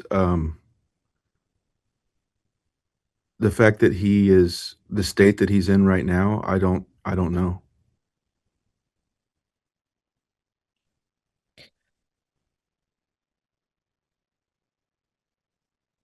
So do you know which entities or people own Building Beartaria 1? Like I said, it's a number of companies and people. And can you name the companies and people who you believe are the owners of Building Beartaria 1? I think I already answered this. No, you haven't. I haven't answered that. He can ask the question. You can answer. I think I've already answered it. Should we check the transcript? No, I'm allowed to ask the same question twice, even if I did, if you could tell me who the people and the entities that own Building Beartaria 1 are. Like I said, there's various different people, and Okay, Mr. Camacho, we spent 2 hours almost on a line of questions that should have taken 15 minutes because you keep I know you want to answer the question your way, but you got to answer my questions. You don't answer how you want to answer it. You answer it according to the question. Just give me the list of people and entities who you believe are the owners of Building Beartaria 1. It's very simple. Who are the owners of Building Beartaria 1? Entities and people only. I think you should refer to the complaint in the bill of particulars. I'm asking you a direct question, Mr. Camacho. He can ask and you can tell him. I mean, I've already said it. Like I don't. I will have to speculate at this point because things have changed so much. You know, I don't know at this At the point. time you provided Building Beartaria 1, Mhm. to the best of your knowledge, who did you believe the owners were or owner? Unbearables Media. I believe it was Unbearables Media. I believe it was Owen Benjamin, Sam Mitchell, Corporate Bloom. Um, I mean, at this point, it's also. I mean, yeah, for number one, I believe those were the ones, but I don't know because there's also um, Struggle Bear. There's also Owen Benjamin Inc. You know, so it's hard. It's really hard for me to say. Can you tell me the facts of why you believe Struggle Bear was an owner of Building Beartaria 1? Facts? I don't have facts. It would So have what, to be speculation so why did you name Struggle Bear as a defendant? because Struggle Bear seems to be. I mean, this is speculation, but Struggle Bear seems to be the head of everything. You know, it's owns a lot of other entities. You know, And there's what facts do you have are you aware of that support that Struggle Bear is, quote, the head of everything? just by looking into the LLCs and then, you know, just seeing how many different LLCs they are. It seems to be that that's the one that owns a lot of stuff. You know, a lot of properties. Um, and it's I think it's Owens. I think it's his oldest LLC. I think next to. I mean, he has Owen Benjamin Inc. But I think that is. It could possibly be. So just because Struggle Bear owns property, you believe that they're an owner of Building Beartaria 1? It could be. I don't know. I'd have to speculate. Did you advise, did you read, did you strike that? Did you read the Fourth Amendment complaint before you filed it? Yes. So it's your testimony that Struggle Bear is named as a defendant purely on speculation.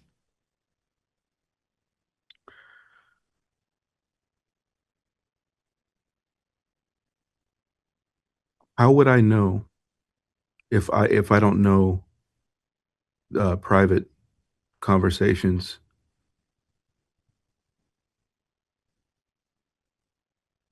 That's a good question, Mr. Camacho.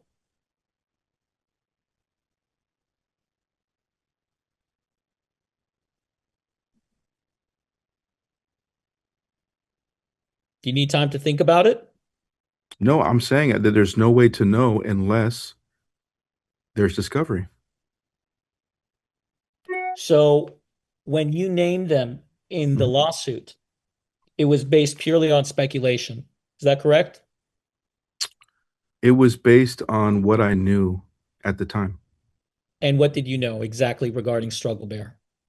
that there was a web of LLCs that were intermingled that would pay this and that and own this and that. So it was my assumption that that could be the owner. I didn't know.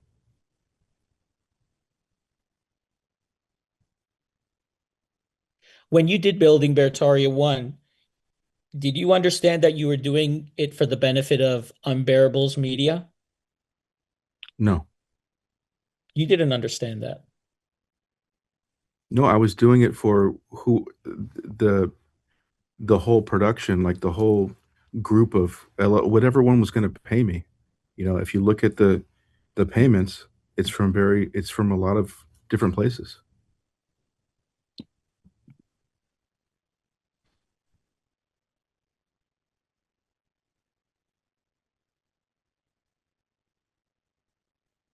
Now, you claim that payments sometimes came from other names or entities. Is that true?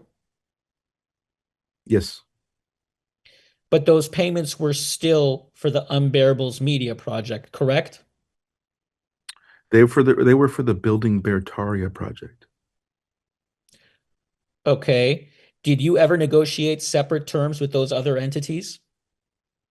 No, they were all being run by the same two guys. Like, and these LLCs were being created at this time. So for building Beartaria 1, who was the contracting was did you make that contract personally or through Film Grain? Um, I was contracted, right? My Personally. company, and at the time, Film Grain didn't exist. Okay. So you contracted with Film Grain. Is that correct? No, at the time I had a different name and a different LLC. Okay. And who was the other contracting party or parties for building Beartaria 1? Other for who? For me or for them? For them, Mr. Camacho, you just made it clear that you were hired, and who was the person hiring you for building Oh, Beartaria? Who was the names of the entities or the people that hired you for building Beartaria 1? well, at the time, it was Sam Mitchell. It was Corporate Bloom. It was Owen Benjamin. Mr. Camacho, I'm asking, I'm being very clear, not who you discussed with, not who paid you. In the contract, to your belief, for building Beartaria 1, it was between you as an individual and who else? Um, it was Sam Mitchell, Owen Benjamin, Owen Benjamin Inc. I don't even think Unbearables. Well, yeah, Unbearables Media. Um, Building Beartaria. Um, who else? And yeah, I think that was who it was, if I can remember all correctly. But there's so many. That's the thing. It's a web, so that's why it's hard to answer that question. Okay, so I have Corporate Bloom, building, I have Corporate Bloom, Unbearables Media, and Sam Mitchell. Anything else? Yeah, I said Owen Benjamin Inc., Owen Benjamin Smith.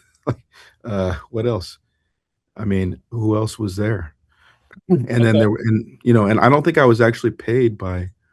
Um, I don't even think Beartaria Holdings was a thing yet. But yeah, okay. Um, can you state one term that Owen Benjamin Inc. agreed to? one term. That's yeah, that's. I would have to speculate that. That's not. It's a yes or no question. No, it's not. Can you state one term that Owen Benjamin Inc. agreed to? Yes or no? Uh, I mean, it's hard to just separate Owen Benjamin Inc. from the rest. Is that a yes or no, Mr. Camacho? It's not a yes or no question. Okay, let's go to Owen Benjamin. Can you state one term Owen Benjamin agreed to for building Beartaria? It was a group effort. Like you're trying to single out, but I'm telling you, it was all of them together. Can you state one term that Stam Mitchell agreed to? For building Beartaria. Mhm. Well, I mean, to $40,000, and yeah, in the beginning. How about Unbearables Media? What did they agree to? I'm guessing to the same thing since he represents all of them.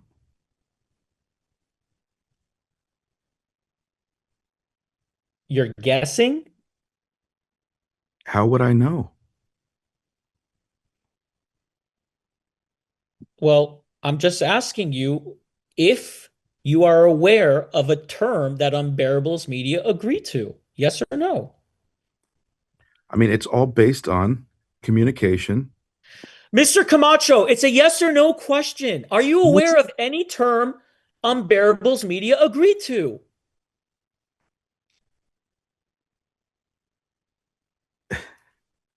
I already answered. It's Unbearables Media. Yes or no, Mr. Camacho? It's not a yes or no question. Tell me why it's not a yes or no question. Tell me why you can't tell me whether or not Unbearables Media agreed to one term. I'm going to objection. It calls for a narrative answer. Mr. Hackenfar, he's asking, do these people agree to something in the contract he's referring to? If it's yes, if it's no, just answer with yes or no. So listen for the question. And if it's a yes, then you say yes. If it's a no, then you say no. Just listen for the question. But it's not a yes or no question. It's like there's all these entities. We're gonna listen for the question. Okay. Mr. Camacho, state one term Unbearables Media agreed to for building Beartaria 1. So now you change the question. It's not yes or no anymore. Answer the question though. It's okay. We one at a time. Answer. Okay, let me rephrase it. Mr. Camacho, can you state one term Unbearables Media agreed to for building Beartaria Part 1? I can state that Sam Mitchell, representing Unbearables Media, agreed to $40,000.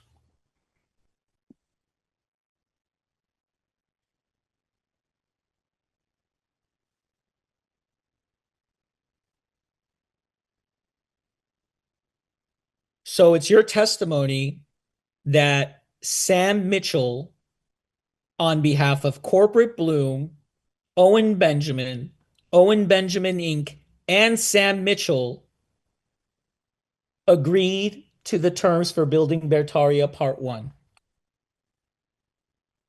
Yes. And all of that was agreed to by Sam Mitchell and Sam Mitchell only. Is that correct? No. Okay. State one term. Okay, strike that. Can you state one term for building Beartaria Part 1 that Owen Benjamin agreed to? Sam Mitchell was the intermediary. Did Owen Benjamin ever directly communicate with you that he agreed to any terms? He paid me. Mr. Camacho, please answer my questions. Did Owen Benjamin directly communicate to you that he agreed to any term for building Beartaria Part 1? Yes, by paying me at his house. So did he ever verbally or expressly agree to any term for building Beartaria 1?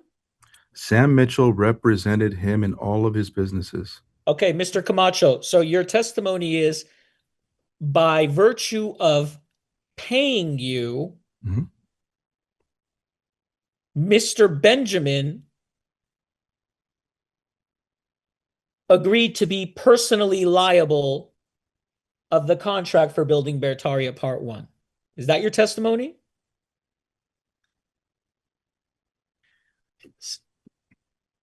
Okay. Objection, speculation. You can answer Yeah. if you understand. Yeah, I mean, yeah, I can speculate, and I can say that. Mr. Sardoni, could you point the camera down?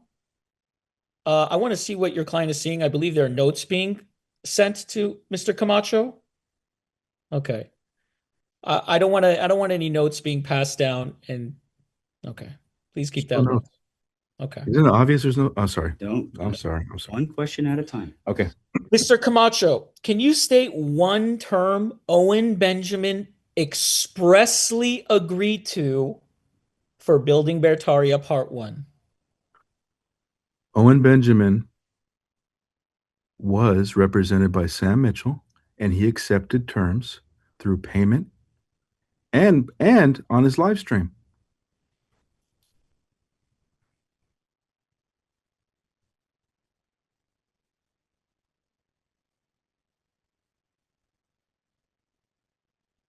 But I don't know I don't know their own private communications. I don't know that. Okay. So it's your contention that you are owed $20,000 from a breach of contract for building Beartaria 1. Is that correct? For that one, I believe so. I'd have to look at the bill of particulars again.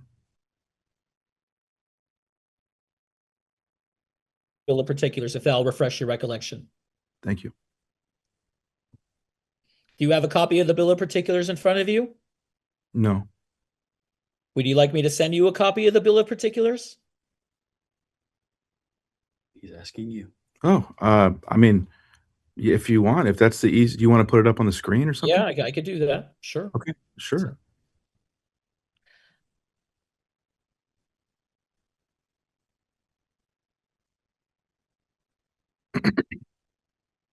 Okay.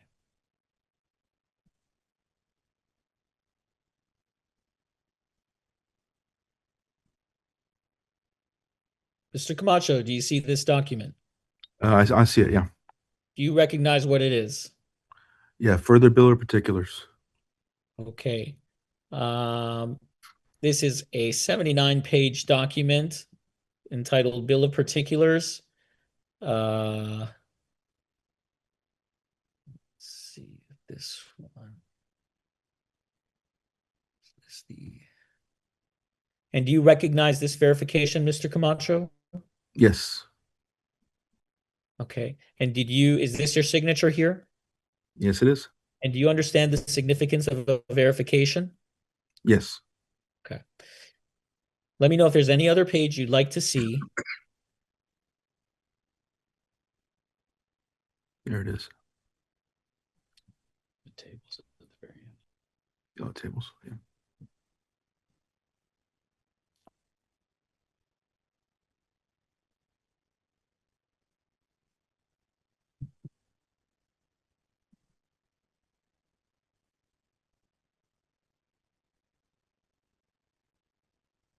So it's your contention that you are owed $20,000 from the Building Beartaria Part 1 contract. Is that correct?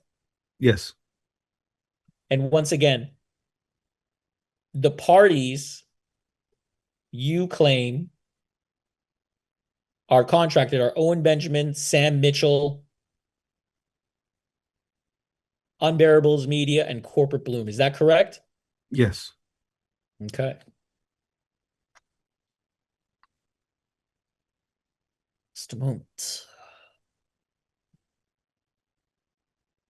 I'm going to close this, but if you need to see it again, don't worry about it. I'll bring it back. Counselor, you're going to mark that as an exhibit?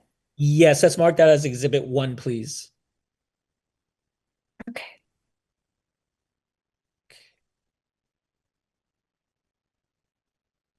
Okay. Now you're suing on contracts, correct, Mr. Camacho? In part, yes. How many contracts are there? There were, let's see, I mean, the ones that are mentioned, I think, in that bill of particulars, there's the contract for Building Beartaria 1, there's Building Beartaria 2, there's Building Beartaria 3, then there's the comedy special, and then there's the year-long contract which that we engaged in. So I believe, if I might be wrong, but I think it's 1, 2, 3, 4. I think it's 5. Okay. Can you list each agreement by project name? Yeah. It's like I said, the Building Beartaria 1 was originally 40,000 for a finished product called Building Beartaria 1. I lowered my rate to 20,000 with promise of future work. and that was finished. And then the next one was building Beartaria Part 2, which was future work, right? And I still it was that one was, I believe, 15,000 in the same year, and I completed that. And then, building Beartaria 3 was originally going to be there was a number floated out of, 60,000 for that, and then it was, closer to the date. Go ahead. No, go. You could go forward. Oh, okay. Yeah, then there was, it was ended up being, I ended up getting paid 15,000.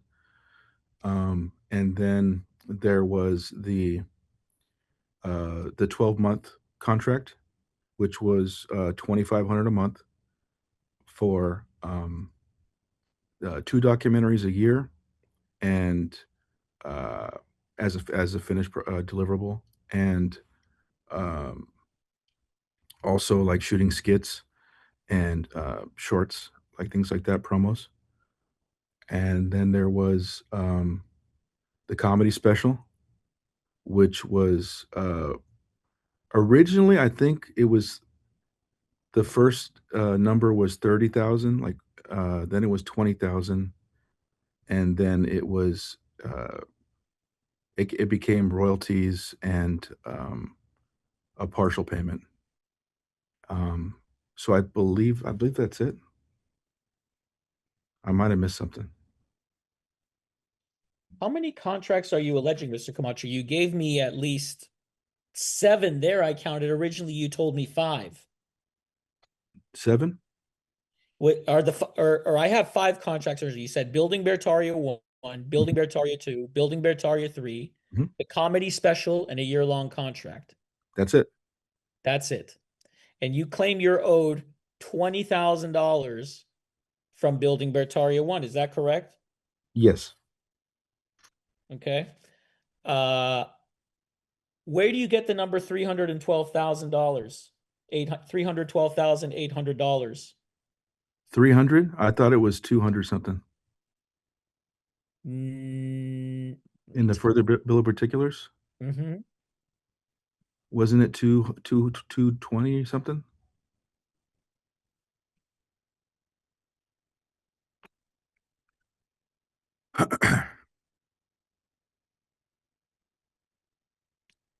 $312,800. Do you see that, Mr. Camacho? Let's see, total time required. Total for 16 days. Oh, wait, is that part of the market value? It's on estimation of market value for services rendered. Right, that's the market value. For building Beartaria 1, when was the date of that contract formed? The date of building Beartaria 1, the actual date is, is it in the testimony there?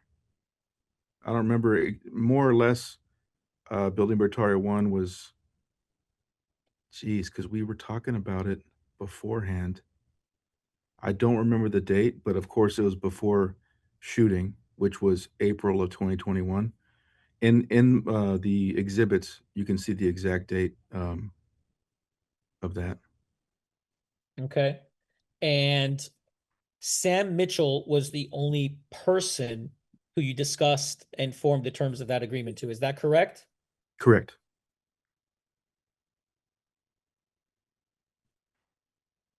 And it's your testimony that Sam Mitchell accepted the agreement for building Beartaria 1 on behalf of 4 persons and entities total. Is that your testimony? I believe so.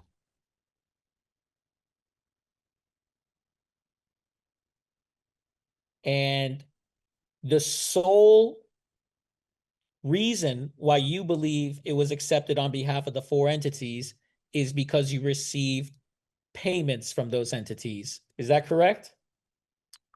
Um, it was, it was payment as part of it, but also too, it had to do with, performance. like confirmation. What does that mean? I mean, I was being confirmed by Owen Benjamin the whole time on his live stream. What does that mean? I don't know what it means. It just means that he was part of it. Well, I asked you a very specific question, Mr. Camacho. I asked you if we were talking about how you allege that Sam Mitchell accepted the contract for building Beartaria 1 on behalf of 4 persons and entities because of performance and being confirmed by Owen Benjamin. What does that mean? I just, I was confirming what you're saying, but I was adding that to it.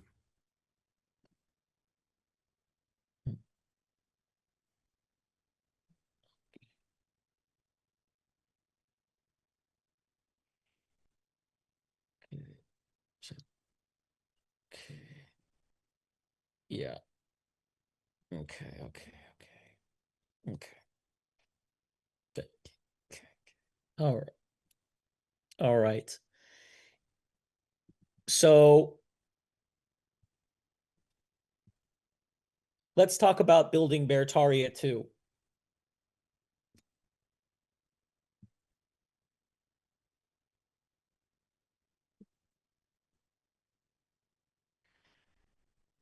When was that contract formed? That, I believe it's in the exact date is in there, but it was that same year, 2021. Mhm. And let's see, we were shooting in right around 9/11, so it was before that. So it could be from between May and no, not May, probably. I'm guessing between June and August of 2021. And who are the contracting parties to that agreement? The same as in building Bertaria 1. Um, but there were, yeah, I don't know if the other entities were created yet. What other entities? Like the ones that, the newer ones, um, the newer LLCs that they created. Who created? Sam and Owen. Which entities are you talking about specifically? Um, what were those ones called? Like the well, I have to look at actually at the complaint at the ones that are there. But yeah, it was basically the same ones as number 1. Who offered the contract for building Beartaria 2? Sam? Did Owen ever expressly hold himself out as a personal party to the contract? A personal party? Um, personal party to the contract. I believe so. I How? think being the fact that he was being represented by Sam and he was on, part of all those LLCs, he might have paid me with his personal. I don't know if he paid me with Owen Smith on number 2, or I know he paid me with Owen Smith on number 1. But he might have paid me with Owen Benjamin Inc. on number 2. Did Sam hold himself out to be a party to the contract for building Beartaria 2? Well, he was the one that I was communicating with. Mr. Camacho, you're doing it again. Answer the question I'm asking you. Did Sam hold himself out as a party to the contract for building Beartaria 2? Hold himself. I just don't understand what hold yourself out means. Did you believe Sam was a contracting party to the contract for building Beartaria 2? Yes, Why did you believe that? because he was the one that was, handling all of the business affairs for Owen Benjamin, and he owned corporate Bloom. And did you believe that you were doing work for corporate Bloom for building Beartaria too? Yeah, because I was getting paid by all these entities. So that's the only evidence that you have that they were a party to the contract because you received a payment from them. Well, I mean, that was his company. Mr. Camacho, it's a yes or no question. Okay, let me listen again. Ivy, could you please repeat that question I said? Yeah, the question is, so that's the only evidence that you have that they were a party to the contract, basically because you received a payment from them? The only evidence that I have that I was paid by them, no. What other evidence do you have? Correspondence. What does it say in the correspondence? Sam sent me his bank account routing and address for corporate Bloom. And what was said, so by virtue of receiving that information, you believe that they were now a party to the contract? If they're the ones paying me, that's what I believe. So it's true that the only reason why you believe that they were a party to the contract is because you received payment from them. Is that correct? No. So what else is there? Correspondence. Correspondence of what? Of Sam Mitchell and his corporate, and speaking of his corporation. So it's payment, and it's the work, and it's correspondence.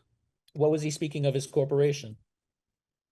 He was, speaking about how it was it was a branding thing that he was doing. It was like a branding marketing company. And Was this an email or by text? I believe it's in my messages, like Messenger, Facebook. Did you provide that to us in discovery responses? I don't think I did, because maybe I turned it over to counsel. Okay. Can you get those messages to me that you have with Sam? I can get them to counsel. Yeah. If you give it to your counsel, he'll give them to me. Yes. And I'm entitled to that on discovery. Okay. One at a time here. Yeah. These are different messages than the ones that were previously provided in discovery. No. Well, no, I mean, I provided them to counsel, but I don't know if they're in the exhibits. But they were provided before. Yes. Then we would have provided them in discovery, because that's their right to discover them. Okay. So is it your contention that you gave those messages to your attorney, Mr. Camacho? I believe so.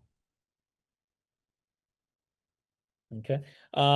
What is the key payment terms on the Building Beartaria 2 contract? The payment terms, they were always changing, but it was going to be they would do partial payments. What did you believe the terms were for the Building Beartaria 2 contract? I believed it was like just after production, after post-production, I would turn in the deliverable, and then I would get payment.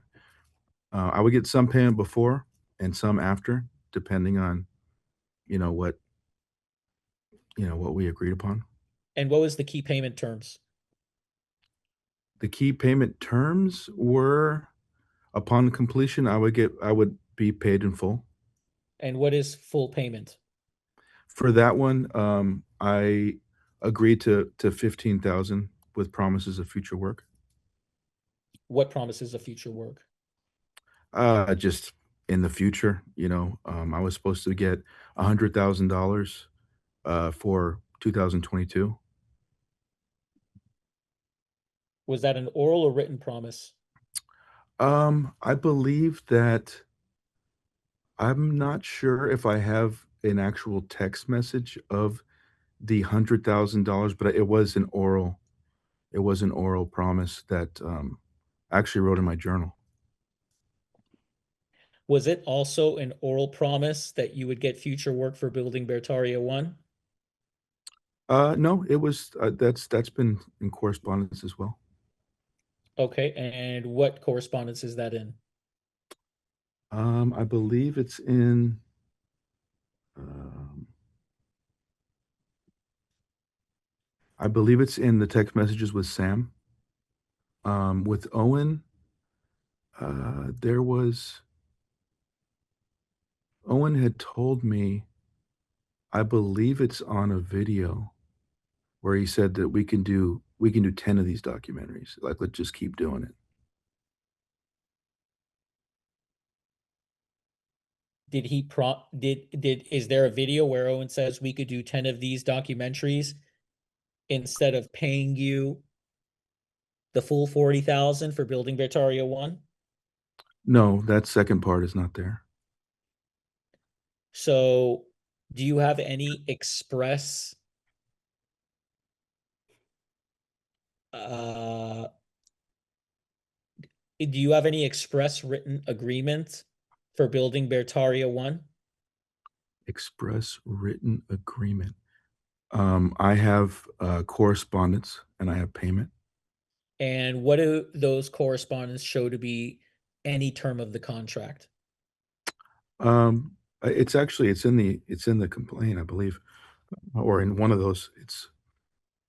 I'm asking you, Mr. Camacho. Yeah, I mean it's in there. It says $40,000, and then it says 20.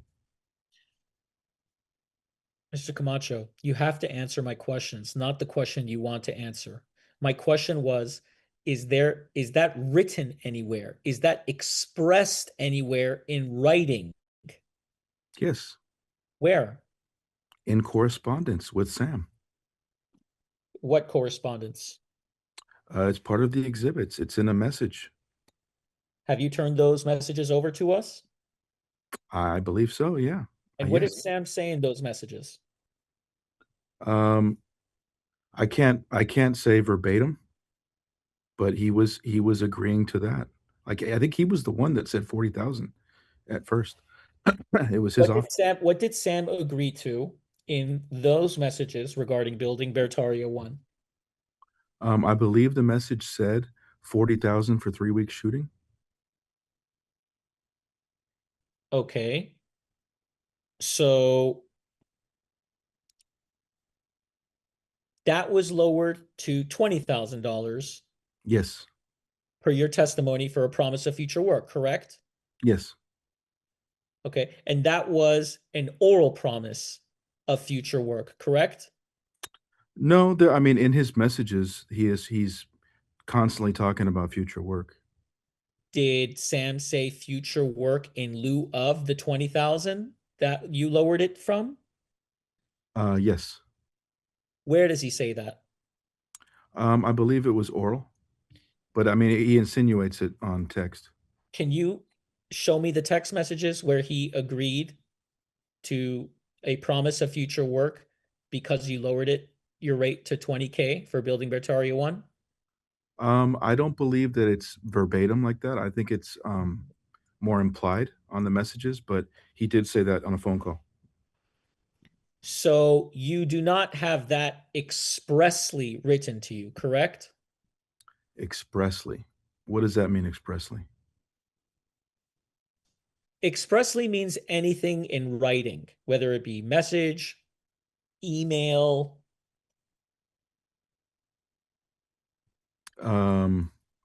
Not literally saying that, What does that mean? what I just said.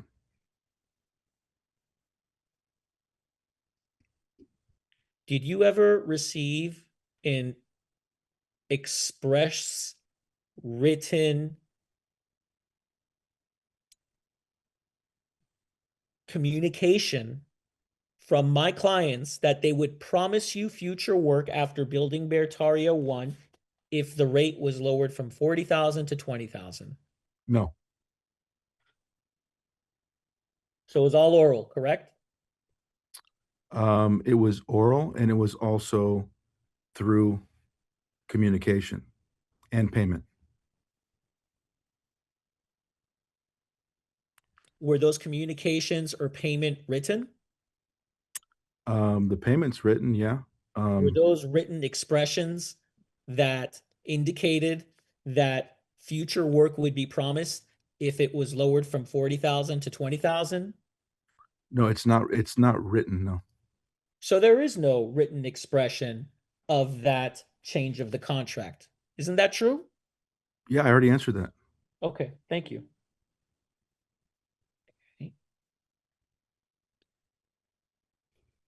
Now you receive future work by working on Building Beartaria 2, 3, the comedy special, and a year-long contract. Is that correct? Yes. Now, why is it your testimony that you didn't receive future work? No, I did. You did. So why didn't that future work satisfy the lowering of the price from 40K to 20K for Building Beartaria 1? I think it was because of the time frame. Like the promises just kept not coming true. Okay. And what did you believe the timing was supposed to be for future work? Well, like I said, 2022, I was supposed to get 100 grand. Who said That that? Sam Mitchell, and that didn't happen. And who are you supposed to get $100,000 from? From the same entities, the same everything. So Sam orally promised to and attached 4 entities orally to pay you $100,000 for future work after Building Beartaria 1. Is that correct? That's a compound question, I think, right? Wouldn't that be? It is a compound question, and you still have to answer it. Hey, Yeah. we always answer stuff. Yeah. Well, the first part of the question, I agree with. So tell me what you don't agree with. Well, there was. Can you repeat the question? Ivy, can you please repeat the question? Yeah, the question was, so Sam orally promised and attached for 4 entities orally to pay you $100,000 for your future work after Building Beartaria 1. Is that correct? It wasn't compound, was it? Sorry. Okay. I'm learning these terms. Okay, so yes. But the part that I want to express is that well, yeah, just yes. Because yeah.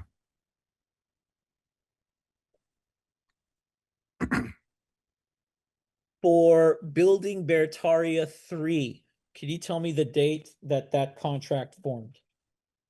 Building Beartaria 3, that we shot that Labor Day in 2022. So the contract, we started talking about it, I want to say in like March of 22, I want to say, more or less. And who did you talk to about it? Sam Mitchell. And who were the parties to that contract? The same. But I think there were new LLCs that were being created at that time. So that's where like the, Beartaria, all these different things. Beartaria Land or Beartaria Ozark Campground and Beartaria Holdings. There's all these different new ones that were popping up. So that could have been added or not. I don't know. Why don't you know? I mean, I wouldn't know behind the scenes which ones, but I know that I was paid by some of those new ones, like Beartaria Campgrounds, I believe, Ozark something. It's all in the in the exhibits, but I was paid by some new ones too. So do you believe that those entities, Beartaria Campground and Beartaria Ozark Campground LLC, were also parties to the contract for building Beartaria 3? That's for my counsel. I don't know. I don't know how that would be applied or not. What do you know about it? I couldn't speculate. I don't know. All I know is the same thing, that I was paid by these new entities, and so if they're party to the lawsuit, I don't know. I know there's been some. Did you advise, are you contending that Beartaria Campground and Beartaria Ozark Campground are parties to the contract for building Beartaria 3? I don't know. I know that I was possibly.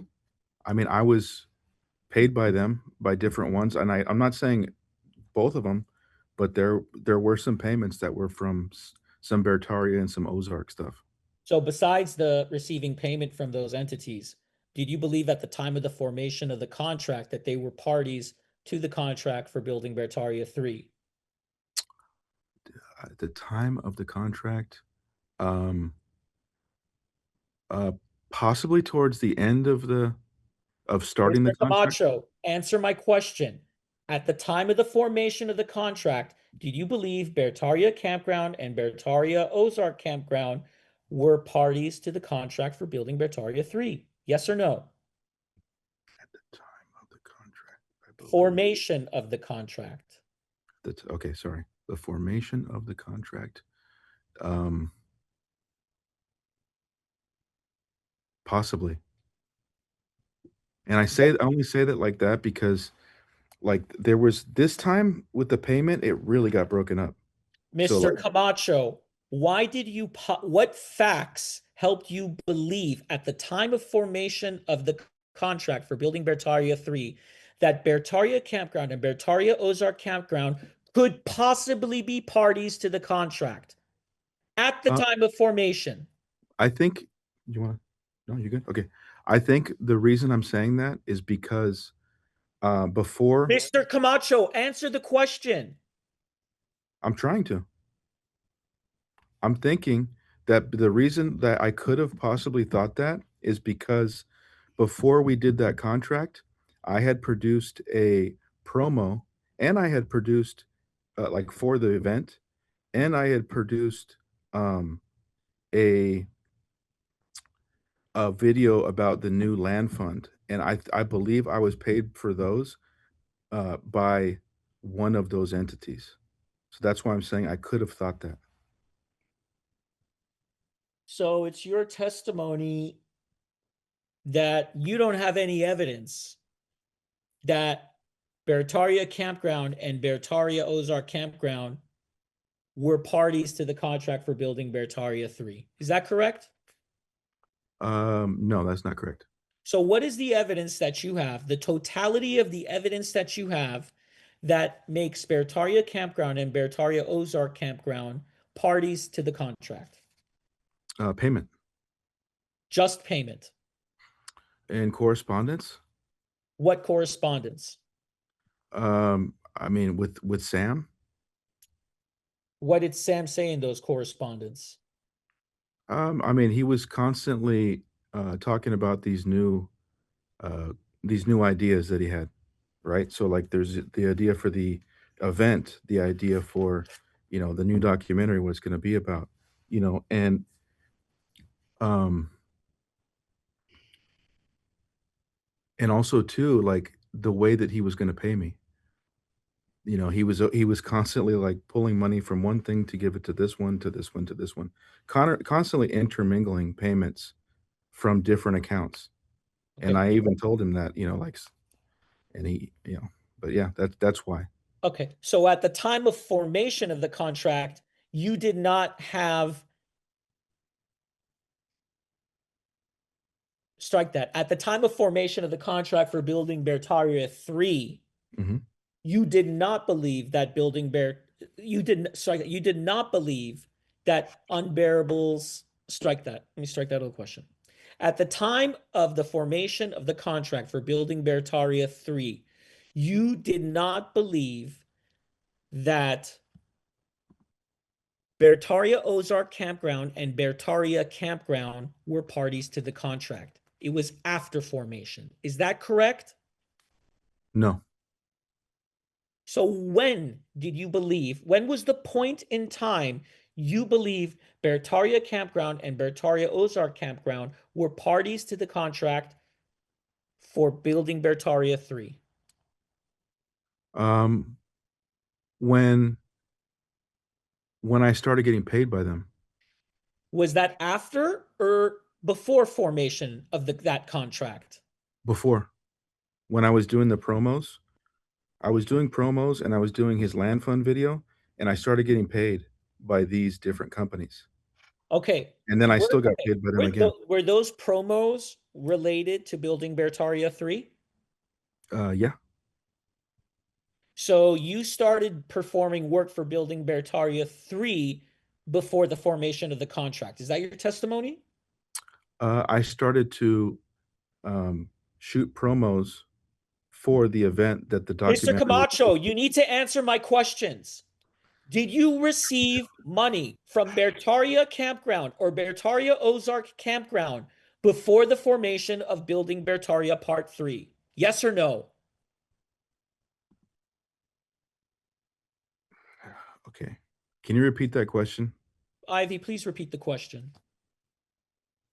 God, it's so confusing. The question is, did you receive money from Beartaria Campground or Beartaria Ozark Campground before the formation of building Beartaria Part 3, yes or no? Yes. How much did you receive? It's in the I think it's in the exhibits, but I got paid for these different promos for it. So Before you entered into the contract yes. for building Beartaria 3. By the way, was that an oral contract or a written contract? It was for building Beartaria 3, it was oral and correspondence.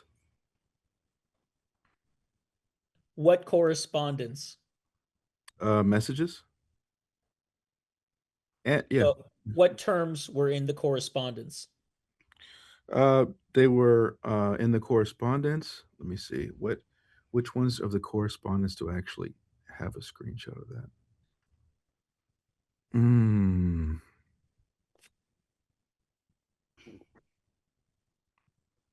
I don't remember offhand if I have like an actual screenshot of. It might just be about the partial payments. Is there a written contract for building Beartaria 3? All contracts were based on, oral correspondence, production and payment. So what did you believe the terms for the contract were for building Beartaria 3? That one, it was $15,000. Once again, okay, we're going to get you on the next one. We're going to get you more money. So please do this. And that's what it was. So you were supposed to receive $15,000 and what else? And travel, food and travel. So your contention is you were owed $15,000 for building Beartaria 3. Is that correct? Yeah, but it was a reduced price once again because of promised future work with more money, a better pay next time. And what parts of that agreement were written and what parts of that agreement were oral? Let's see, written of the agreement. It's mostly oral.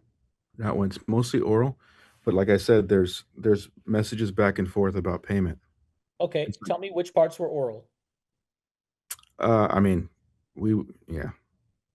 basically all of it. But there's, I mean, like I'm saying, there are text messages that actually do show, that it is in progress. What do the text messages show? They just show like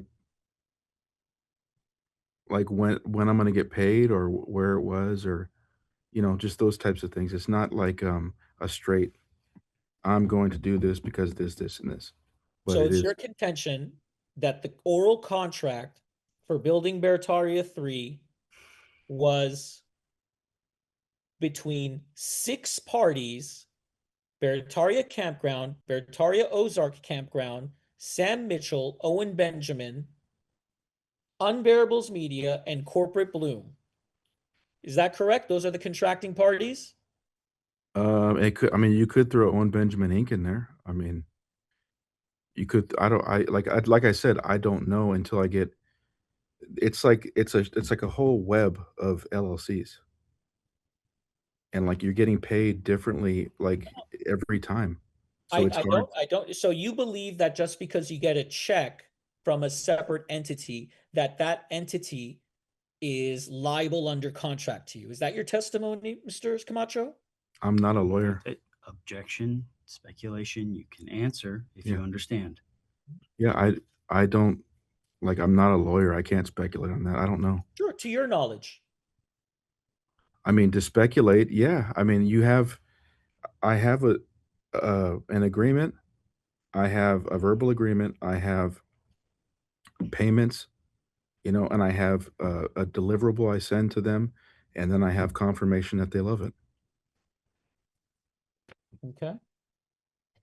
You mentioned in your bill of particulars that in August of 2022 to September 6, 2022, you were forced to individually pay Trevor Fallbacher, aka Anchor Bear, $1,000 for a musical score, and Red Panda Bear, $1,250. Do you remember writing that in your bill of particulars? I don't remember the actual if I was forced to. I just know that that's what I did. Well, that's what you wrote in your verified bill of particulars. Okay, and that's what I wrote. What do you mean by forced? Um, I don't know what I meant at the time. Um, maybe I meant, yeah, I don't know. I don't know what I meant by forced. Is that an incorrect statement to say that you were forced to pay them? It might be what I believed at the time. I just don't. I mean, I had to. I had to pay them with my own money to do that, to get the work done. Aside from getting a discounted rate, How much were you paid for building Beartaria 3? I believe I was paid around 15,000, and then I had to pay all these expenses. I paid way too much. Like I ended up not getting like profiting much.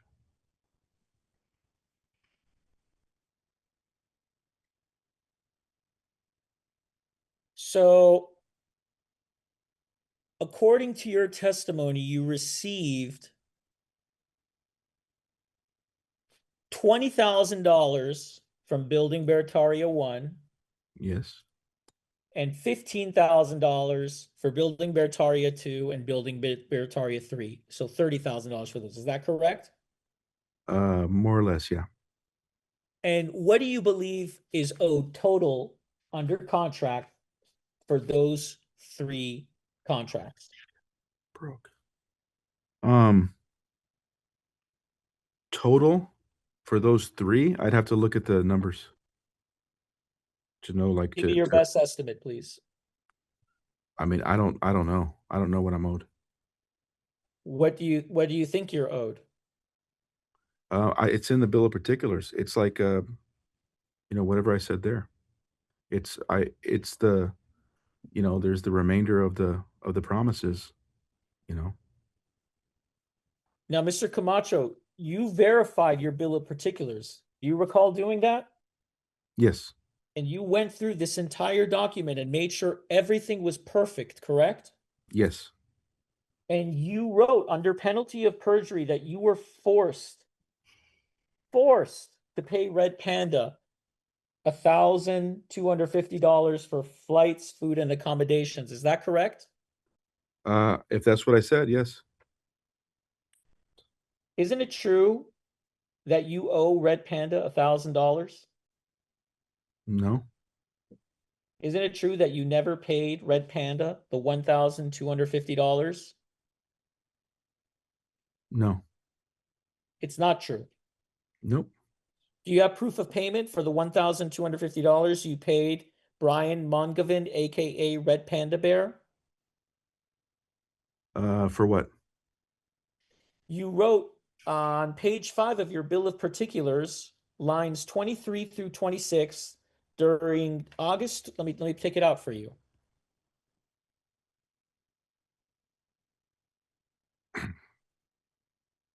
I'll let you read lines 23 through 28, and I'll be right back in 1 second. Let me just go grab a piece of paper.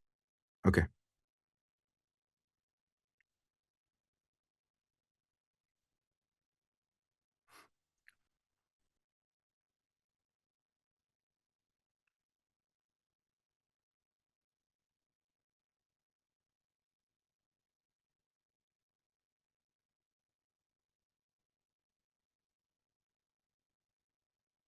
Starting to get cold in here.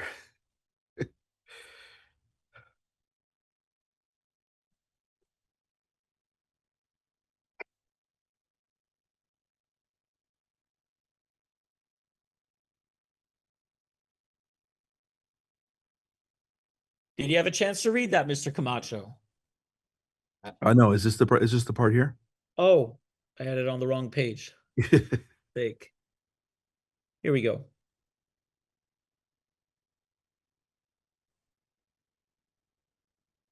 '23 through 26. Okay. 23, 26. Let's see. Some of the plans were forced. Yep.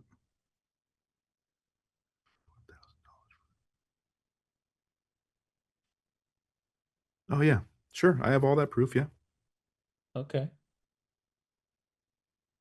Okay. Do you owe Red Panda Bear, do you owe Brian Mongavin any money at the moment? No. There's no outstanding contract you have with him, correct? Correct. Okay.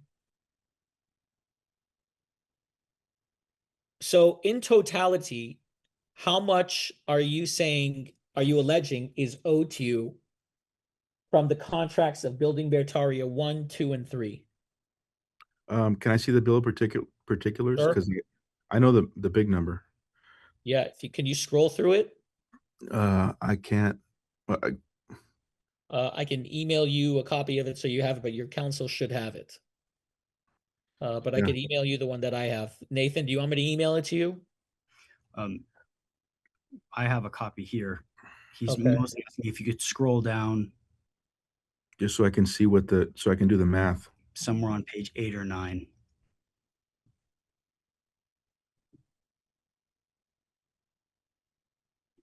Keep going a little bit. Keep going. Page 10. Oh, you mean lower? Okay. There, is that it? The table. This? Yeah. Okay, here we go. This is Building Beartaria. Oh yeah, there it is. Okay. Let's see. Yeah, Building Beartaria Part 1, 40,000, 15, 25. Yep. Building Beartaria 2, 40, 15, 25. Building Beartaria Part 3, 40, 15, 40. Oh wait, what's that? Why does it say 40? I think there's an error there. So That should have been 25 as well. So it's your contention that under the breach of contract for Building Beartaria 1, 2, and 3, you're owed $75,000. Is that correct? Yes. And for all three of those, you claim that you have lowered your rate for an oral promise for future work, correct? Yes. Okay, I'm going to close this. This is good to have up. Well, I could bring it up anytime you need me to. Ivy, are you doing okay? Do you need to take a break? Yeah, if we could take a break. Whenever. Okay, do you guys, how long do you guys want to take for lunch? The time is Wait, have this 1:33 conversation. p.m. Okay, I'm let's go so off the sorry. record for a second. Go ahead, Anish. Do again. The time is 1:33 p.m. and we are off the record. The time is 1:38 p.m. and we are back on the record. Okay.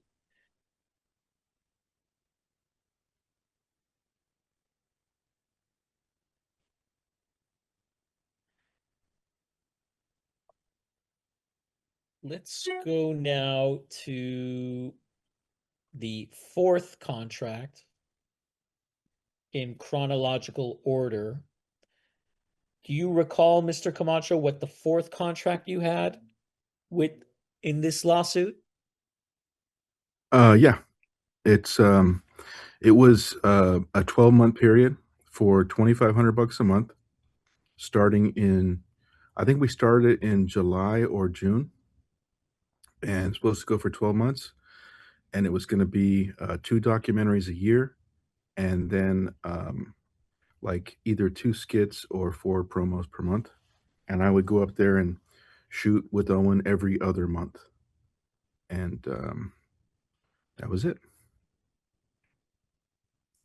So it was $2,500 a month, and you'd get paid $5,000 every other month.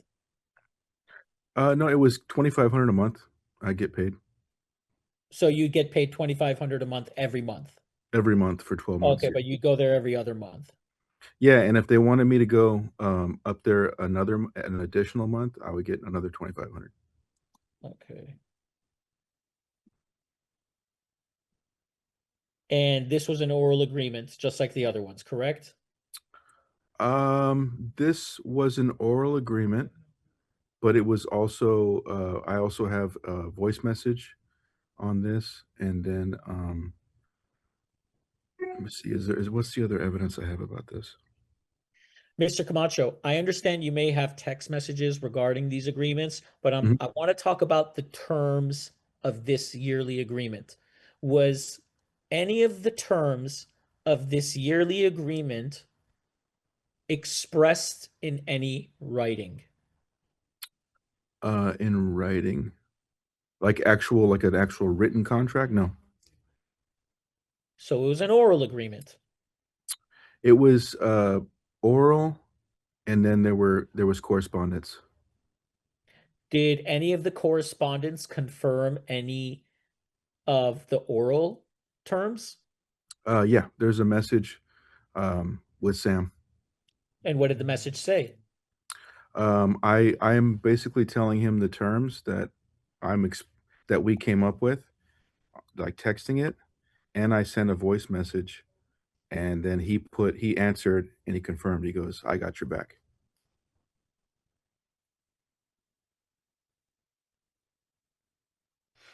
And why didn't Sam say we got your back? Because Sam was like in the go between. He was, you know, he talks to me, he talks to Owen. And who did you believe were the contracting parties to this yearly contract? All the same, all the entities, Sam, Owen, all the LLCs. Why did you believe they were party to this contract? Because they had already been for our other contracts. Did you believe them to be parties to the other contract, or they held themselves out to be parties to the contract? I mean, the guys who own the companies are paying me through the companies, and you know, that's what I believe. Okay, but did any of you understand that Owen and Sam are agents of those companies or LLCs, correct? I would imagine so, yeah. Had Owen or Sam ever advised you specifically if any of the entities were parties to a contract? That wasn't ever really brought up. It was just that's who I would get paid by. I get paid by whatever account. Mr. Camacho, you need to answer my question and not the question you want to answer. Did Sam Mitchell or Owen Benjamin ever advise you orally or in writing whether a specific entity they owned was a party to a contract?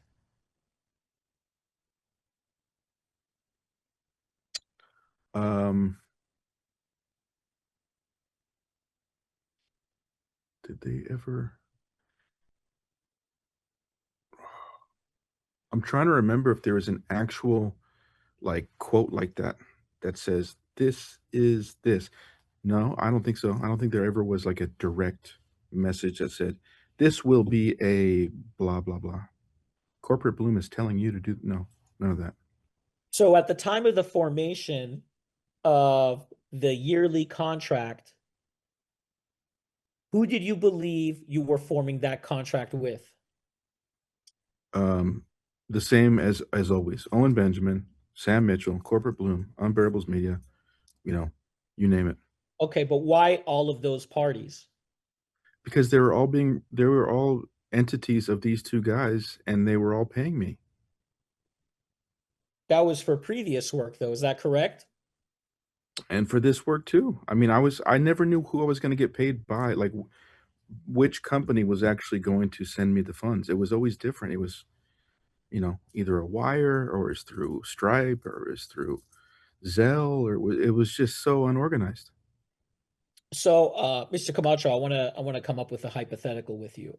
So, uh, if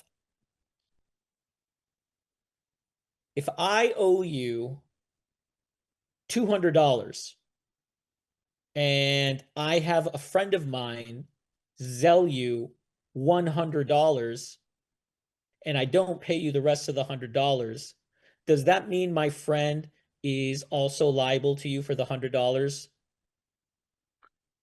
It depends on if you told your friend and you told me that my friend's paying you the 200. Explain that. Just what I said. So let's take that there. So did Sam or Owen ever tell you that a specific entity was definitely going to pay you? Oh, you know what? Now that you mention it, I just thought of something.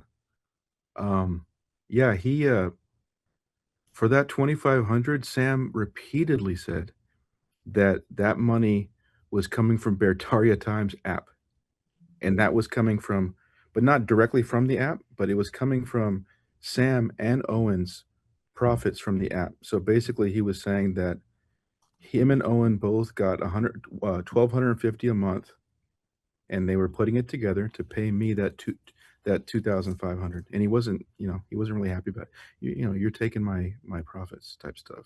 Did Beartaria Holdings ever pay you? Beartaria Holdings Mhm. directly, I don't believe so.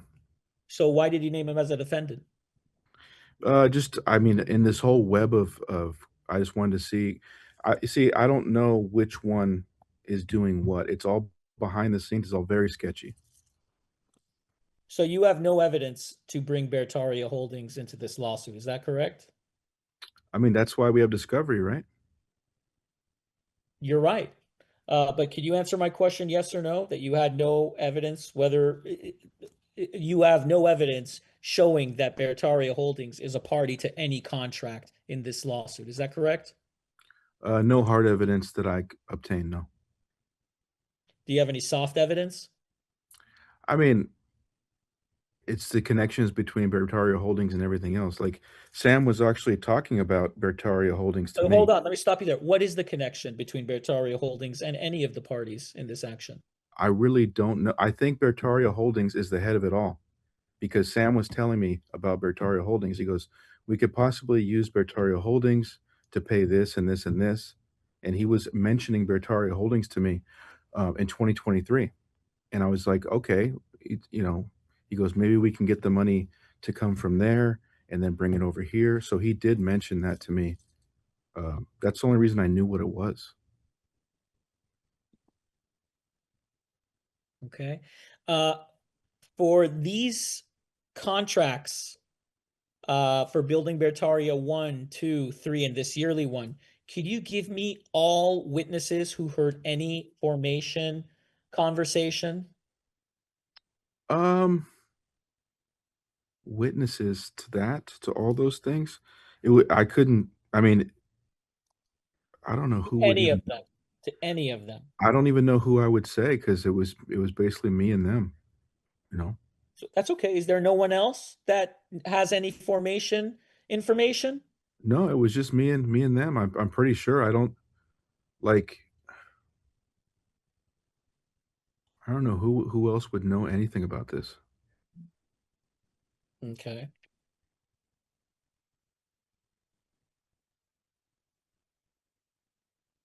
Now, what what happened in the yearly contract? Did you get paid $2,500 a month? I did. I got paid, I want to say 3 times.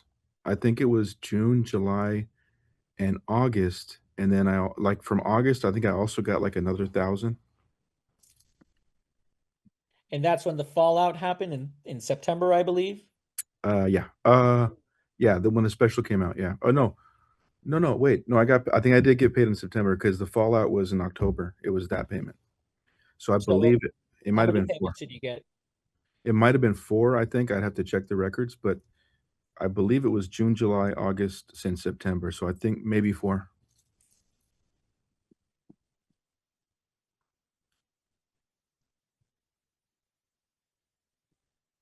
Okay. And who breached that contract? Who breached that? Mhm. I would say the defendants did Why? because they didn't pay me. They What? stopped because they wanted to force me into they wanted to change terms and force me into another contract. Did you want to change the terms or they wanted to change the terms? They wanted to change the terms. What did they want to change the terms to? They sent me a contract. It's all in the exhibits. It was completely predatory, it was highly favoring them and taking away all of my rights, basically. Do you have a copy of that contract? Oh yeah. Have you produced a copy of that contract to us? To counsel, yes. Counsel, why haven't you provided us with a copy of that contract? I do believe it is in the Bates documents. Can you identify where, please? At this current moment in time, no, but I'm willing to speak with you about it if you'd like. Okay. Okay, Mr. Camacho. So was that a contract or an offer for a new contract you received from defendants?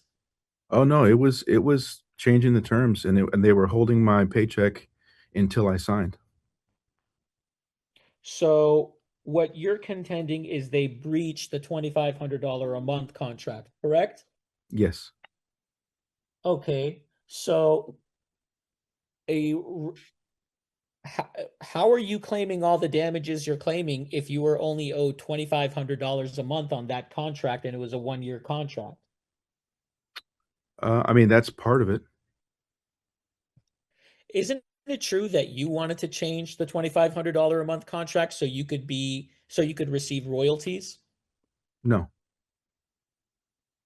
Did you ever text any of the defendants during that time, quote unquote, I am getting fucked? Yes, I did. And what was that in response to? That was, to Sam Mitchell. And why did you tell Sam Mitchell I was being fucked? I said that because that's what I believe to be true. And why did you believe that? Because, we had agreed upon something, and they kept changing it and changing it to the fact that I just I was just, What did they want to change the contract to? they wanted to change the contract, to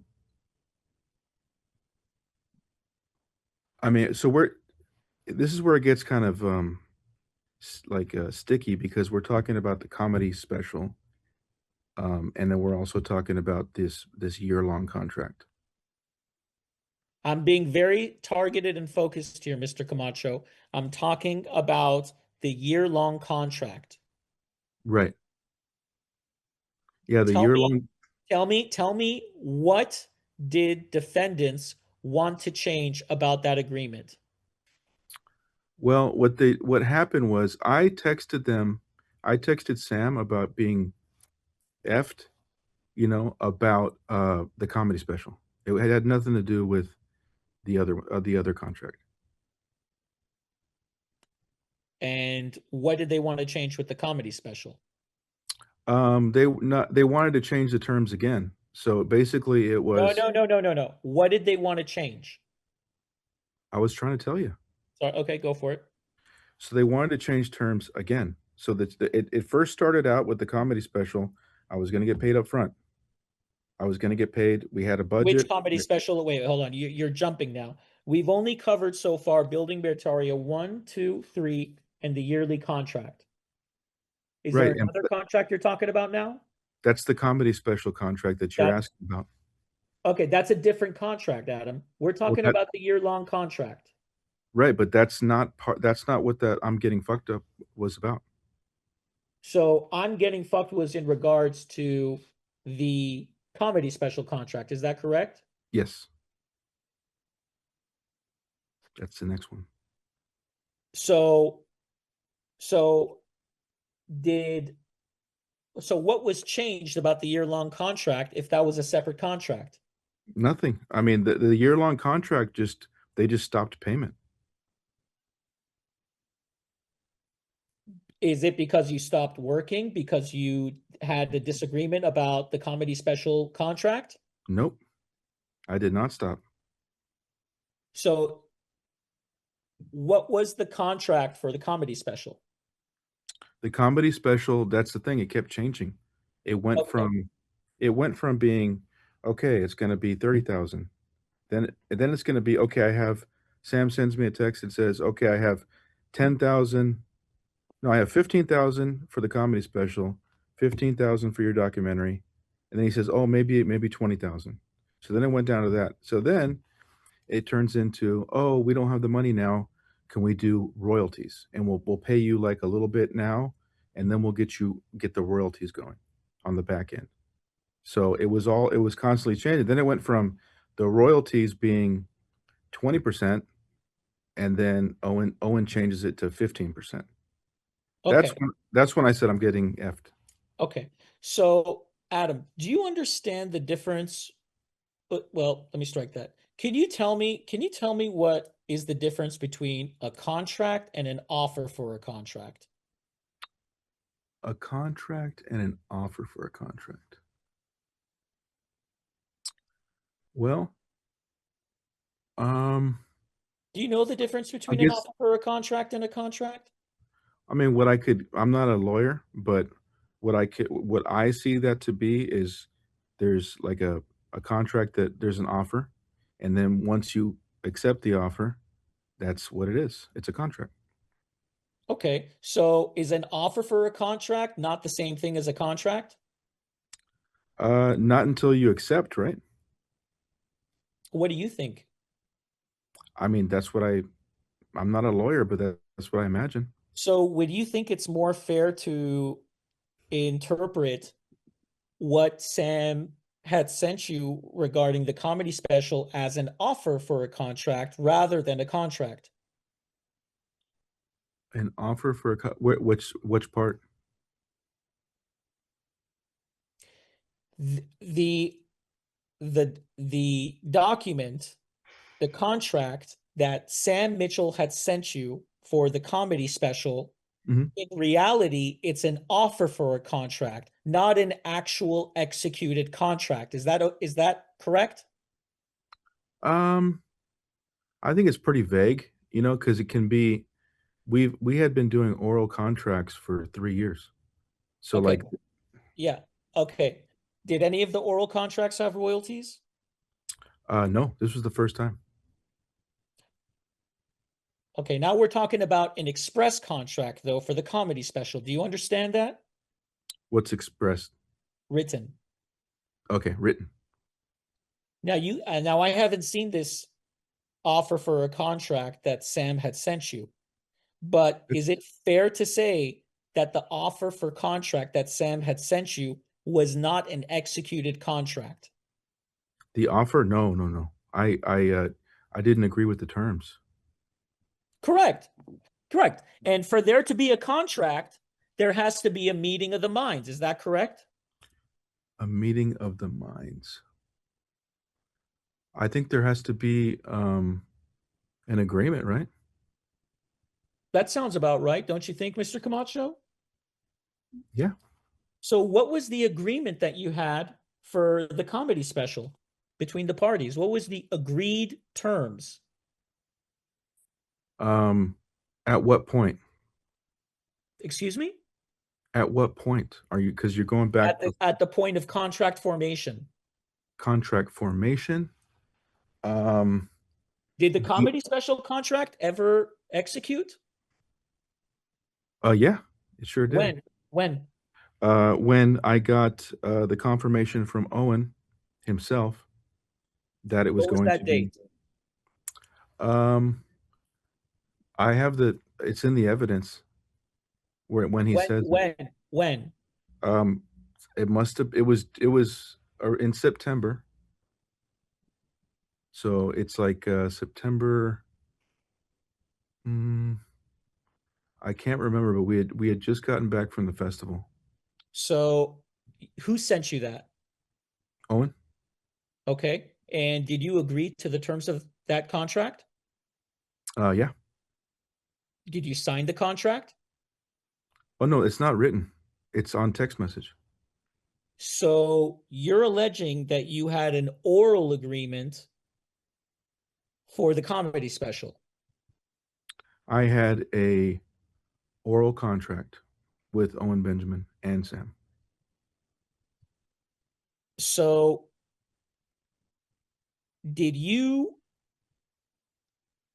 were you negotiating the contract after the comedy special was filmed? Negotiating the contract after. Yeah, it got to after it was filmed is when they were changing the terms constantly. Okay. So you're alleging, okay, hold on. Adam, for them to have changed terms, there had to have been terms to begin with. What were the beginning terms of the contract to film the comedy special? It was first 15,000 because it was, 15 for the special, 15 for the documentary. Then it was 20,000 for both, so it was 10,000 for the special. And then it became a payment of 2,500 and then the royalties of 20%. And then they changed it to Owen attempted to change it to 15%. And that's when I said, Hold on, stop right there. When was the agreement made that you would be paid 15,000 for a special, 15,000 for another one, and royalties? the royalties were not part of that 15-15. Okay. So your testimony is you requested the royalties after the special was shot. No. Is that correct? No, So what happened? it was offered. Who offered it? Sam and then Owen. When did Sam and Owen offer it? Sam offered it at the event, and then Owen confirmed it when we got back in September. But then he tried to change it to 15 instead of 20. Didn't you just admit that was after? What do you mean?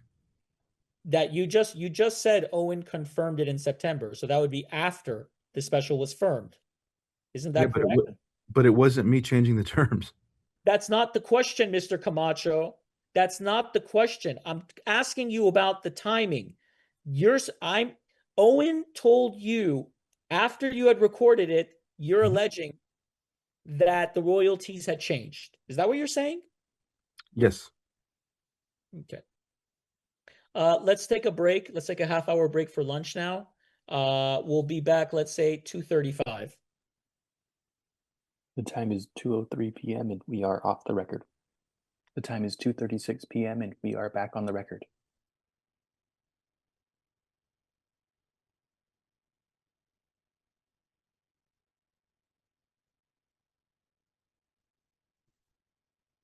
All right, Mr. Camacho. I just have a couple questions before we get back into the substance. Are you feeling well enough today to give truthful, accurate testimony? Yes. Do you have any condition, physical or mental, that is affecting your ability to understand any of my questions and answer them? No. Are you experiencing any pain right now that is affecting your concentration? No. Have you consumed any alcohol in the last 24 hours? No. Marijuana in the last 24 hours? Nope.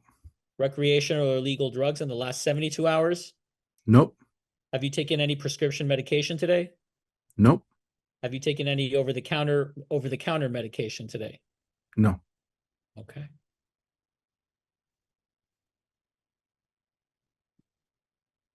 Okay. Mr. Sardoni, I had looked up the evidence code that you had cited, instructing your client not to answer my question. Counsel, did you invoke evidence code section 1041 previously, instructing your client not to answer my question regarding the identity of people that supposedly lost money in the land scam?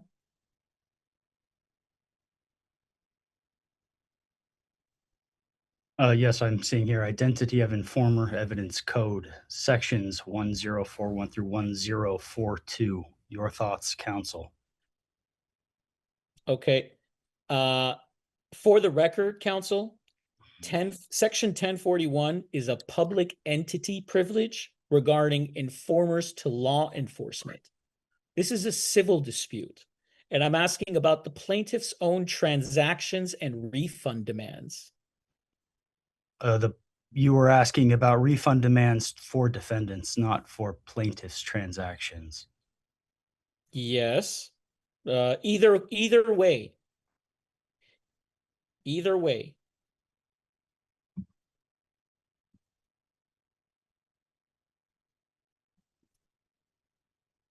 So, do you understand that under section 41, at a minimum, the person was an informer who gave that in confidence, number one. Number two, it was given to a law enforcement officer, and the privilege could only be asserted by someone authorized by a public entity. Do you understand that, Mr. Sardoni?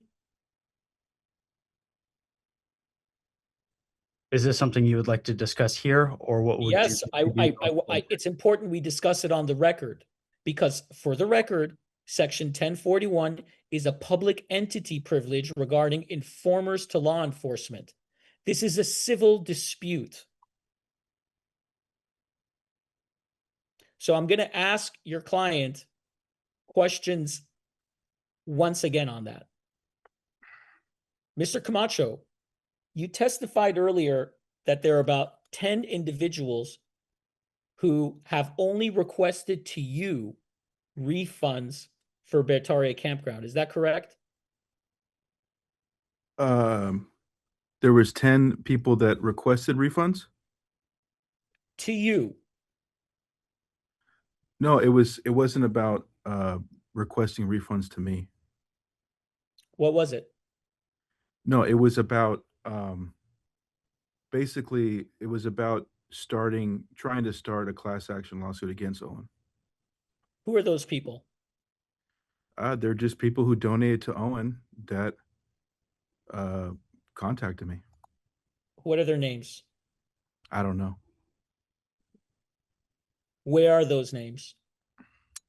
I mean, I have like their emails, but like I said, I'm not going to give it to you, knowing that Owen Benjamin is going to get a hold of it and going to intimidate them. Counsel, I'm reading section 10042. I'm reading 1041. 1041. Apologies. It says the privilege described in this section applies only to the information furnished in confidence by the informer to any of the following. 1 is a law enforcement agency. 2 is a representative. 3, any person for the purpose transmitted to a person listed in paragraphs 1 or 2. As used in this paragraph, person includes a volunteer or employee of a Crime Stopper organization. But that's correct. You're reading it correctly. Your interpretation of it, though, it's not just a law enforcement. It's not just a public entity. It could be a private, nonprofit organization. Expects donations. Use reward for persons who report to the organization information concerning alleged criminal activity. Mr. Sardoni, can you tell me how your client qualifies under 1041 specifically?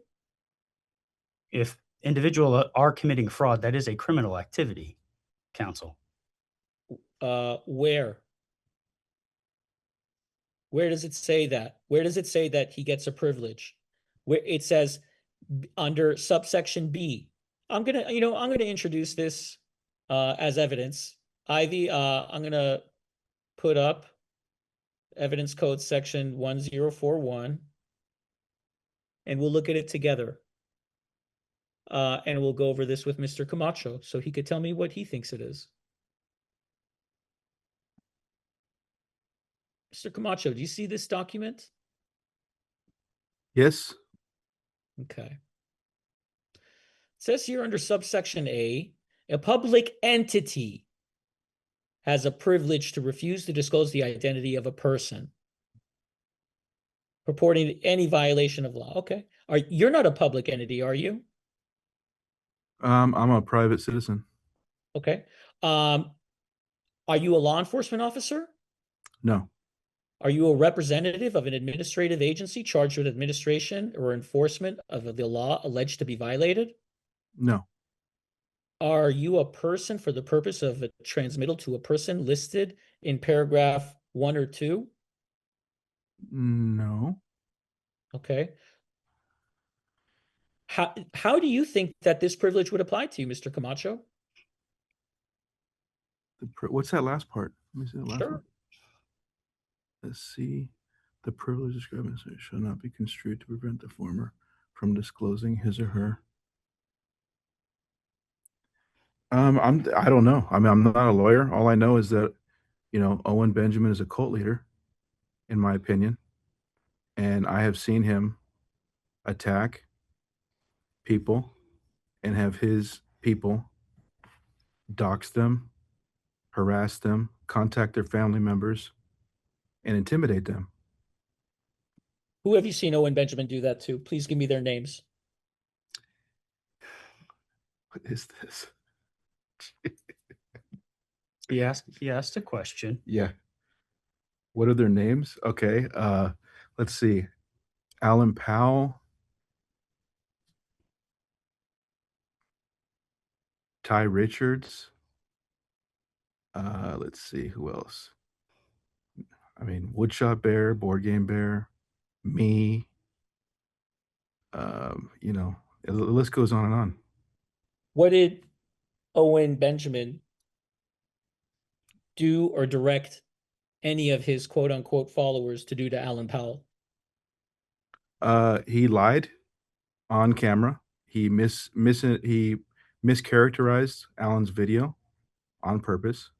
He cut the video right before Alan says, "I'm not going to hurt Owen Benjamin. I'm not going there." He cut it off and he goes, "This guy's coming to hurt me, guys." Okay, that's what he does. And he says his life's in danger, his family's life's in danger, and he gets everybody riled up of these followers to where they contact the guy's job, get him fired. They dox him. They say they're going to come hurt him, kill him. Okay, so these things have happened. Johnny Arcade's the same thing. I mean, he lies for content, and then he activates people that are loyal to him. Does he specifically instruct people to annoy, harass, or molest others? Well, he basically activates them. Okay. Adam, you need to answer my questions and stop answering it the way this is not a covert radio. You need to answer my questions. Counsel, you're sharing your outline, I think. Oh, I'm sorry. Thank you, Ivy. Okay, Mr. Camacho,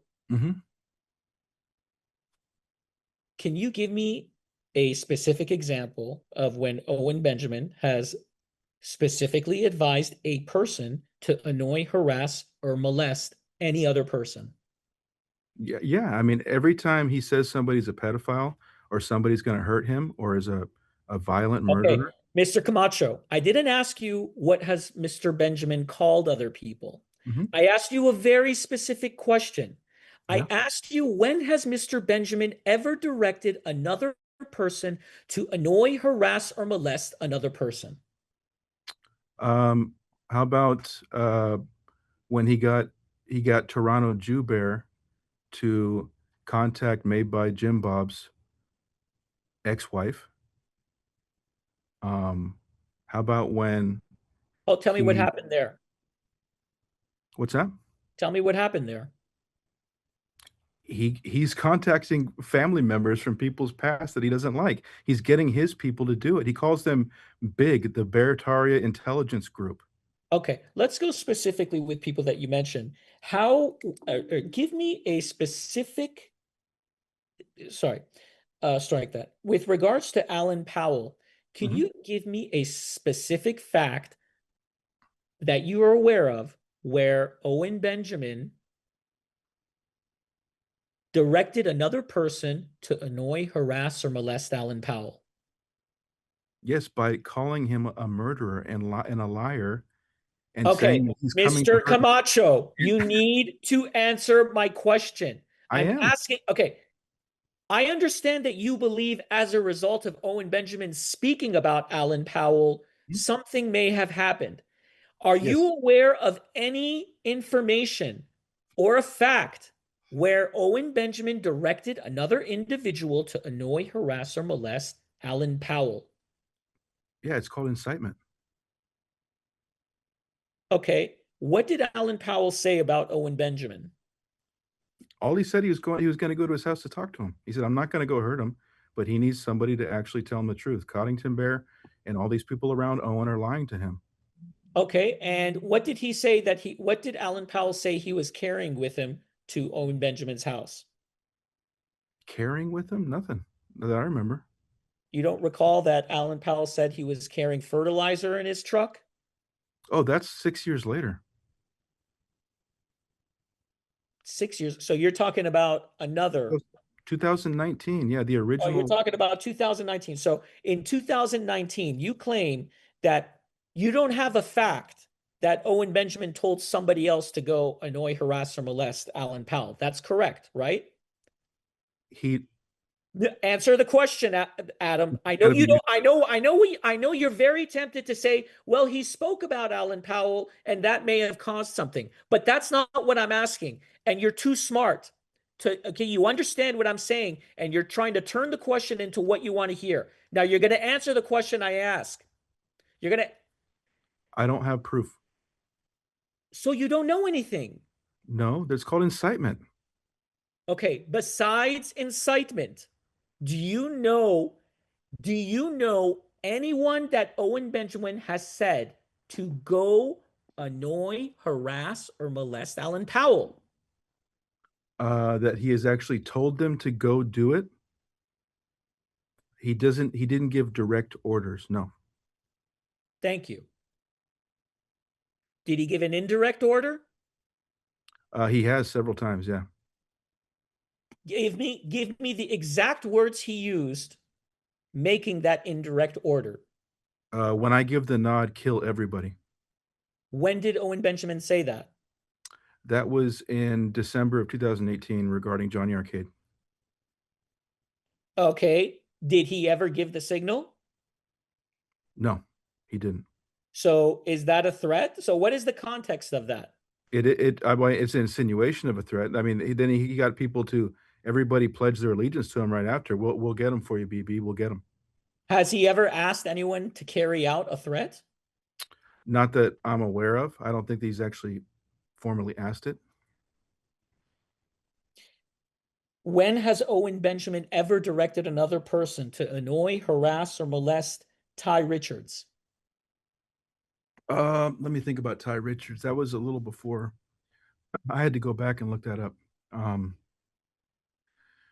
The Ty Richards thing, just basically inciting people is what it is. With this calling people pedophiles, calling people basically when you know that somebody is pretty crazy, when you hear the word pedophile, people want to do something to these people. Okay, so you're not aware of any specific threat or direction for someone to hurt Ty Richards made by Owen Benjamin. Is that correct? Not direct. So what is your indirect? So do you have knowledge of an indirect threat? Yeah, it's basically lying about people and then inciting other people to do something for him.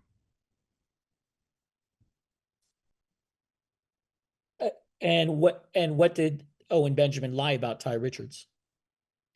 Uh, about Ty Richards, it had to do with the poster for his comedy special.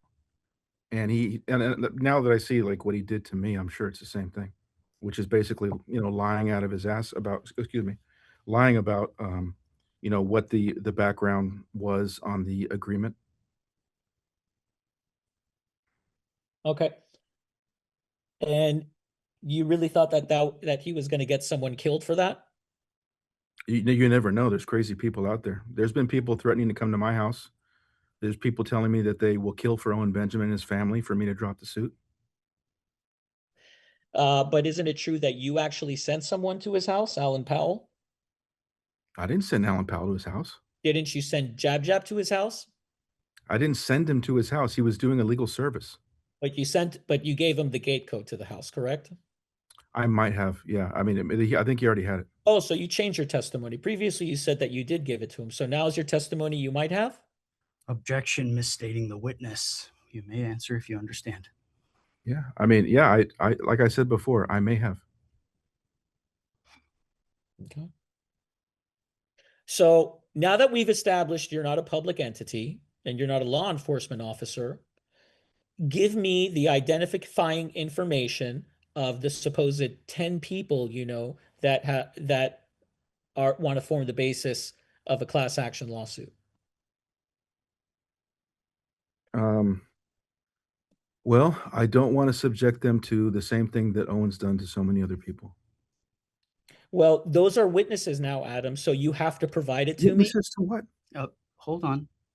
You're Objection. obliged to provide this information to me. Okay? You need your whole Stop Owen is based on the allegation of a land scam. Now, you have not been able to identify anyone besides Liz Moldovan and another phantom person who have requested a refund. So I'm trying to find out. It's important to me. If my client is doing something wrong, I want to be the first person to know about it. Okay? I want to talk to these witnesses who believe that you say are scammed. Who are they, Adam? I need their names. I need their information because I want to help them and I want to reach out to them. This is objection relevance. It's the relevance. This is the whole case, counsel. If you would like to void dire and establish how it is relevant to Mr. Camacho's breach of contract claims, then you may do so. Sure. The cross complaint is based on defamation. Your client has accused my client of a crime, namely running a land scam. So I'm allowed to inquire about any evidence that he claims he has regarding that, especially as it pertains to the identification of potential witnesses, which appear to be all phantom. Mr. Camacho, give me the identifying information of anyone who you believe wants a refund for Beartaria campground. Okay, I will give it to you for discovery, right? Like I don't No, you want give to it to say me right now. I'm You not got to saying give it in front of Owen Benjamin. I'm sorry. it. It's been 2 years. You haven't even given us any discovery. You owe us the discovery now. You don't get to decide it. Yeah, I'm sorry, but I can't do that. Where is the list of people that you have that supposedly want a refund? I will give it to my counsel. And where would you have that on a Word document or what do you have that on? I believe it's a Word document. Yeah, I'll give it to my counsel, but I'm not saying it to Okay, Owen Benjamin. what is Sorry. in that Word document?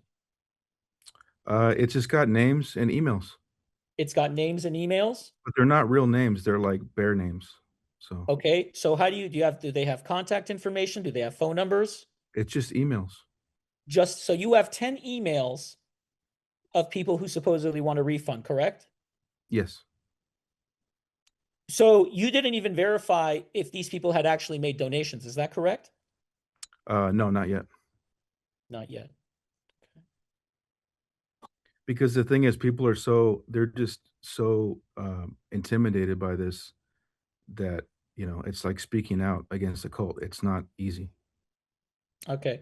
Um, are you going to give me those emails now, or am I going to get it later and I'm going to suspend the deposition until I get that list? Then we'll come back here and you'll pay for it, Mr. Camacho. So I'll give you a choice. If you want to get that list right now and give it to me, we could spare yourself possibly another deposition.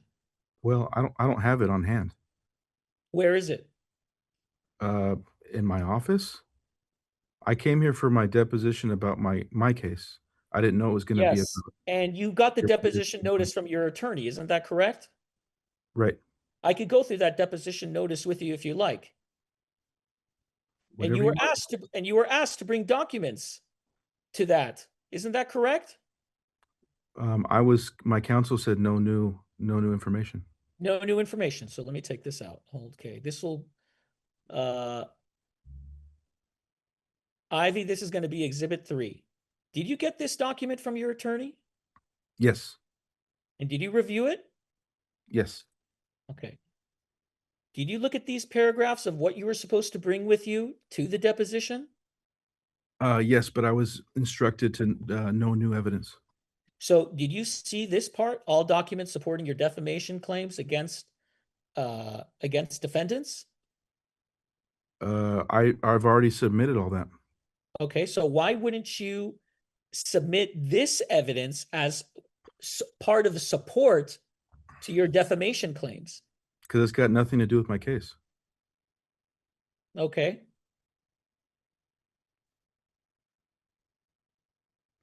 You understand that it has to do with defendant's case. Sure. I don't know that it would be, but if you say so. Mm-hmm.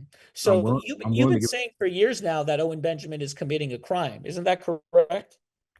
Years? I'm not sure if it's been years. Okay. But so basically, the sole evidence you have that he's committing a land scam is from Liz Moldovan and 10 other emails who you're not sure whether or not they even made donations to Beartaria campground and didn't get their 2 weeks there. Isn't that correct? No. What else is there? His own words in my documentaries. Check out my documentaries. What else is there? Tell me what's on the documentaries. You can't answer a question like that, Mr. Camacho. You got to answer the question. Okay. It's just obvious with what he's done that it is a scam. Be specific. Well, like I said before, he promised one thing and he bait and switched it for several days. He put the Are land. you aware of any person that has been denied 2 weeks to go camp there? Yeah, everybody that he has basically defamed, Name one destroyed, person. destroyed, and kicked out of his. Mr. Camacho, answer my question. Name one person who is denied camping at Beartaria campground. One person that has been denied. Let's say Kung Fu Bear. Who's Kung Fu Bear? He's an ex-bear that donated. What's his real name? I don't know. Do you have what contact information do you have with Kung Fu Bear? Instagram. What's his Instagram handle? Laurel Classics. Please spell it. Laurel, like Laurel Canyon, and then Classics. And where does this person, what's his real name, Kung Fu Bear? I don't know. Okay. How many times have you spoken with Kung Fu Bear? Just by messages. How many messages do you have with him? I don't know. I couldn't tell you. And what did Kung Fu Bear tell you? He just said Owen's a scammer. Tell me more. What specifically did he say? We talked about the same thing I was just telling you. $400, 2 weeks camping for the rest of your life. So what did he specifically tell you how it's a scam? Or did he just say it's a scam? He's watched my videos. He agrees with what I say. Mr. Camacho, answer the question. What did Kung Fu Bear say was the scam? Did he say it was a scam, or did he get specific? He said that it was a scam because Owen Benjamin promised one thing and he didn't deliver. That's the Specifically definition what? of a What scam. did Owen Benjamin promise and not deliver? 2 weeks of camping anytime you want per life. Doesn't exist. Do you have any proof that this person, allegedly Kung Fu Bear, reached out to Owen Benjamin and was denied 2 weeks to camp there? No. So you're speculating. No, that's what he so you're telling me that okay, what? Answer the question. I'm trying. You can believe something is a scam when it is. So if you knew it was a scam, why did you work for Owen Benjamin for 3 years? I didn't know it was a scam at that time. Okay, so you are relying on somebody you've never spoken on the phone with, Kung Fu Bear, correct? Yeah. Okay, and based on what someone on Instagram told you, that it was that Owen supposedly made a promise and didn't keep it, that it's a scam. Is that your only evidence regarding Kung Fu Bear?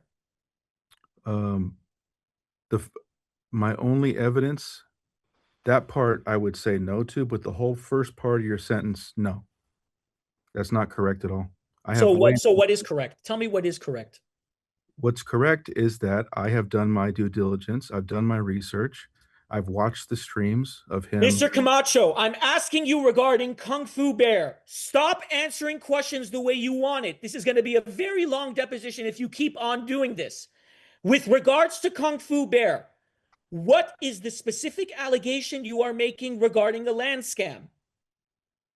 Regarding Kung Fu Bear, it is that Owen is a liar. He put all the land in his own name. Okay. He didn't have a board of trustees, and he bait and switched the terms for months. And there is no campground. Okay. Could you tell me verbatim what Kung Fu said? No. Why can't you tell me? I don't remember exactly what it was. Why don't you take out your phone, take out your Instagram, and tell me what he said? I mean, a lot of what we say is just that he's a moron, you know. But I mean, let's see here. I don't know which one it was from. Maybe it was Film Grain.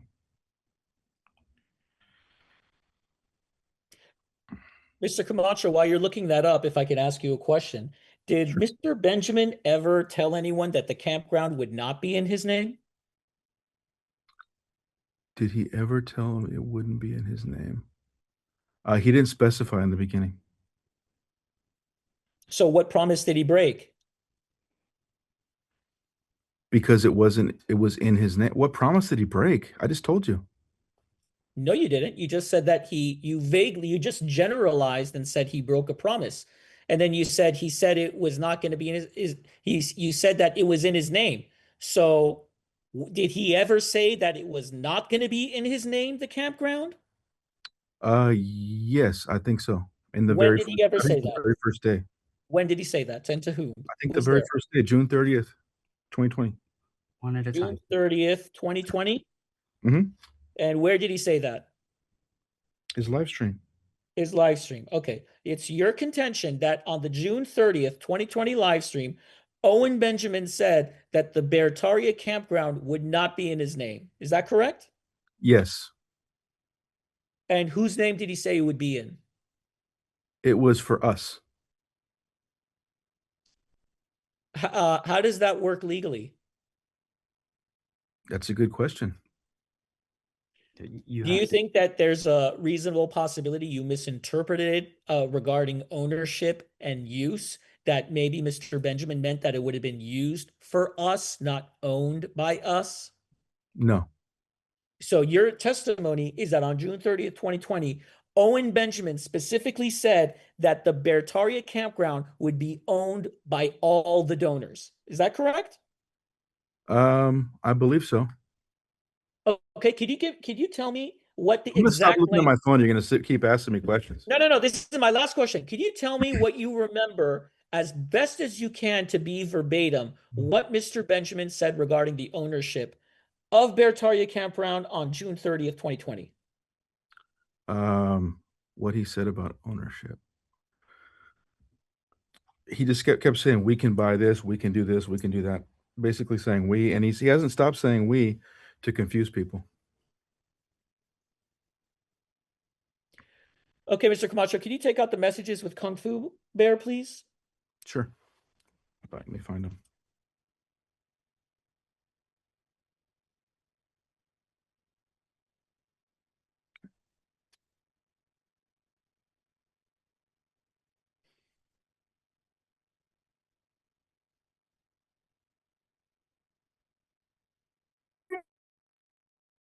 I have to go way back. We stopped talking about the land scam.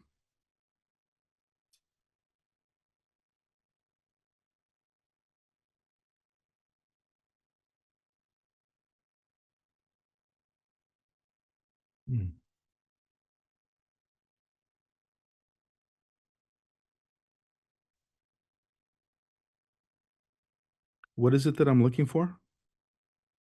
You had said that one of the 10 people that you're aware of that want to form the basis of a class action is Kung Fu Bear.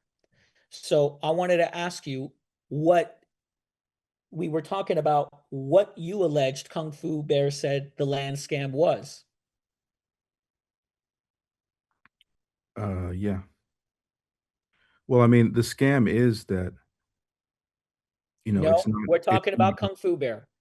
Well, I mean, it's a very, you're asking a very direct question of something. Yeah, I am asking a very direct question. Yeah, but What it's did very, Kung Fu Bear say about the land scam? I mean, here, let me go back to when he first started saying it.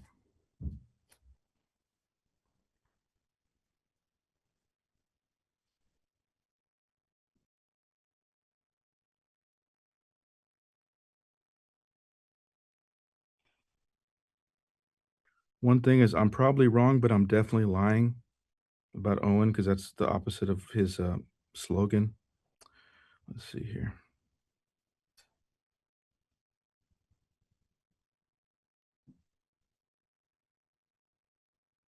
Oh, here we go. This is from Kung Fu Bear. This is, let me see the date, August 23rd, 2024. He says, guys, we can't have a trust because I don't trust our high trust community, okay?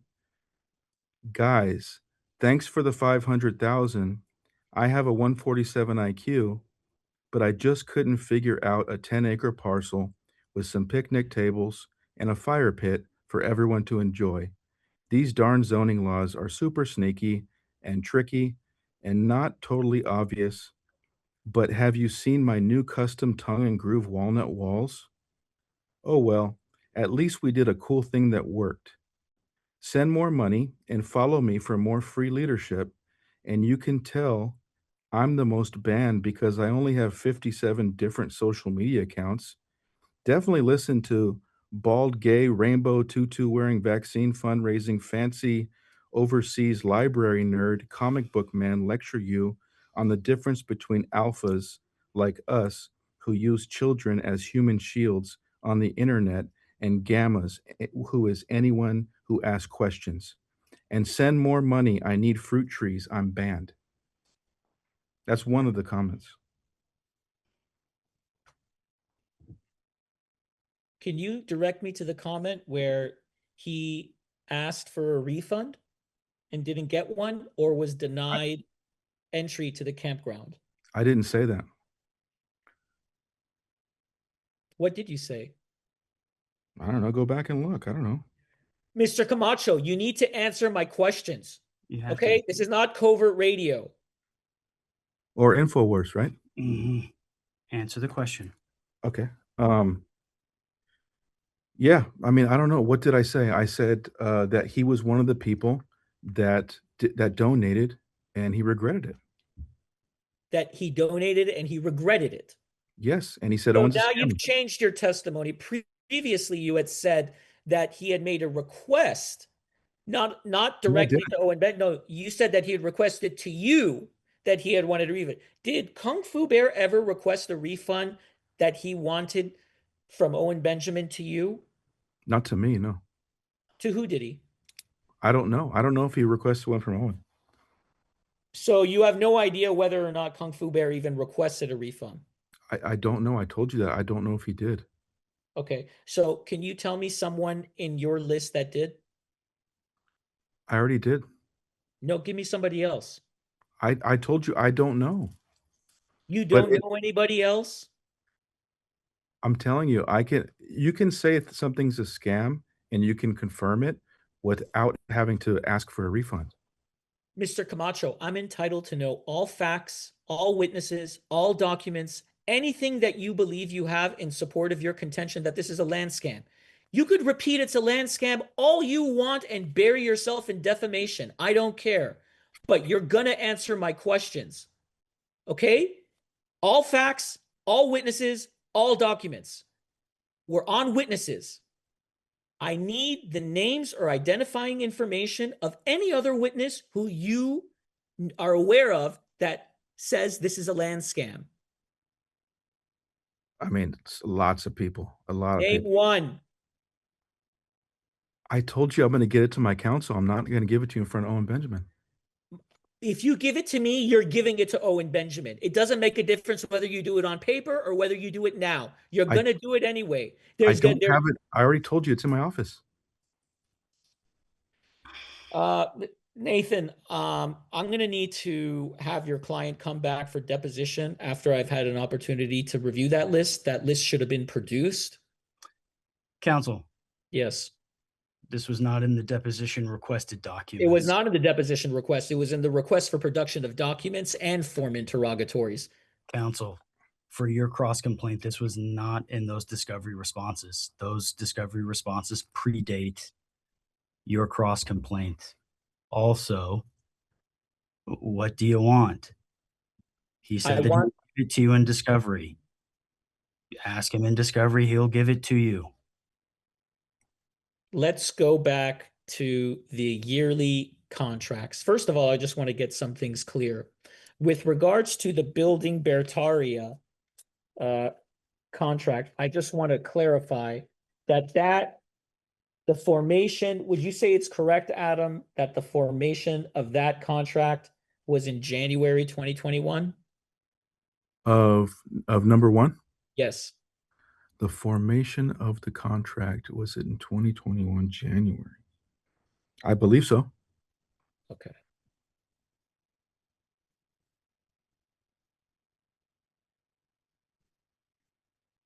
And building Beartaria 2.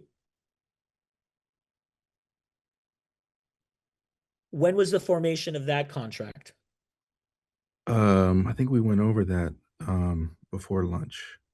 22 building Beartaria 2. It was before we started filming. Like I said, we started filming in like around 9/11.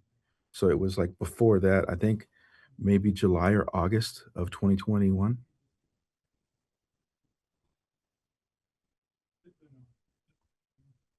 And building Beartaria 3.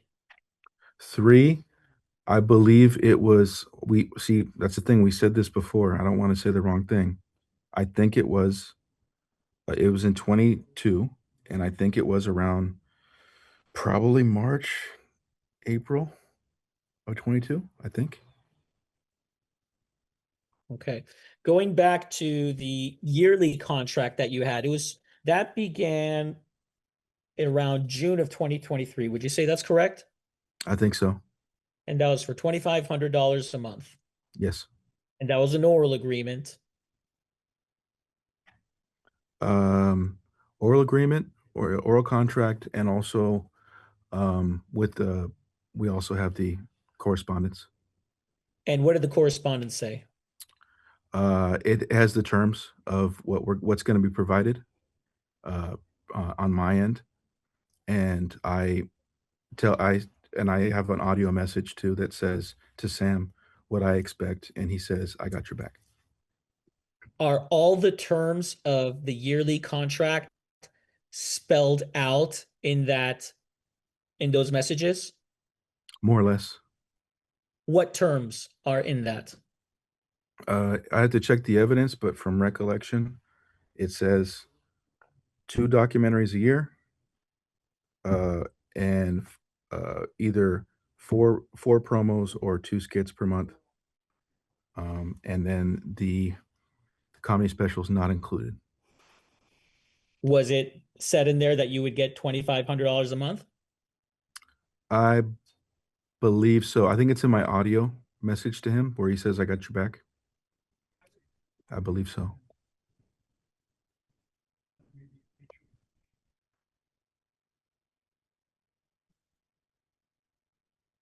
Okay. And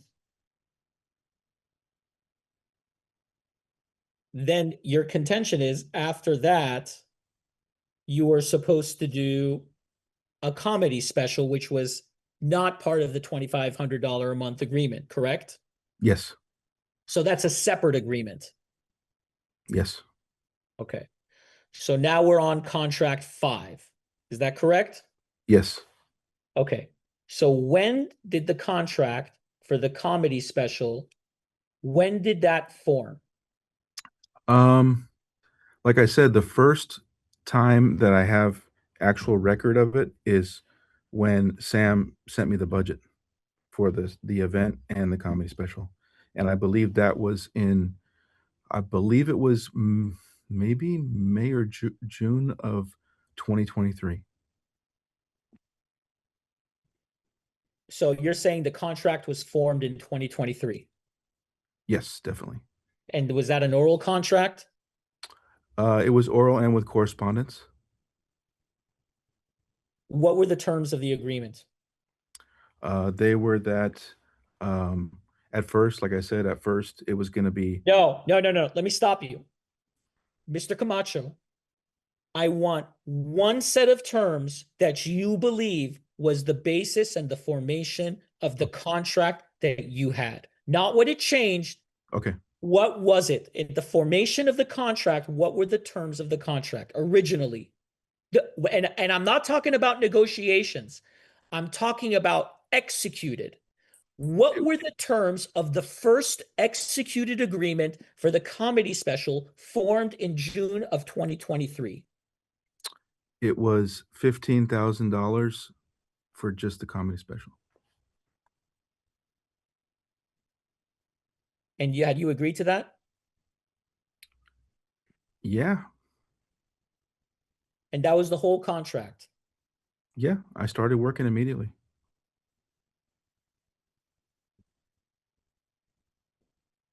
So what changed the contract next? Is when he said that I may have 20,000 for both, meaning 10 for the special.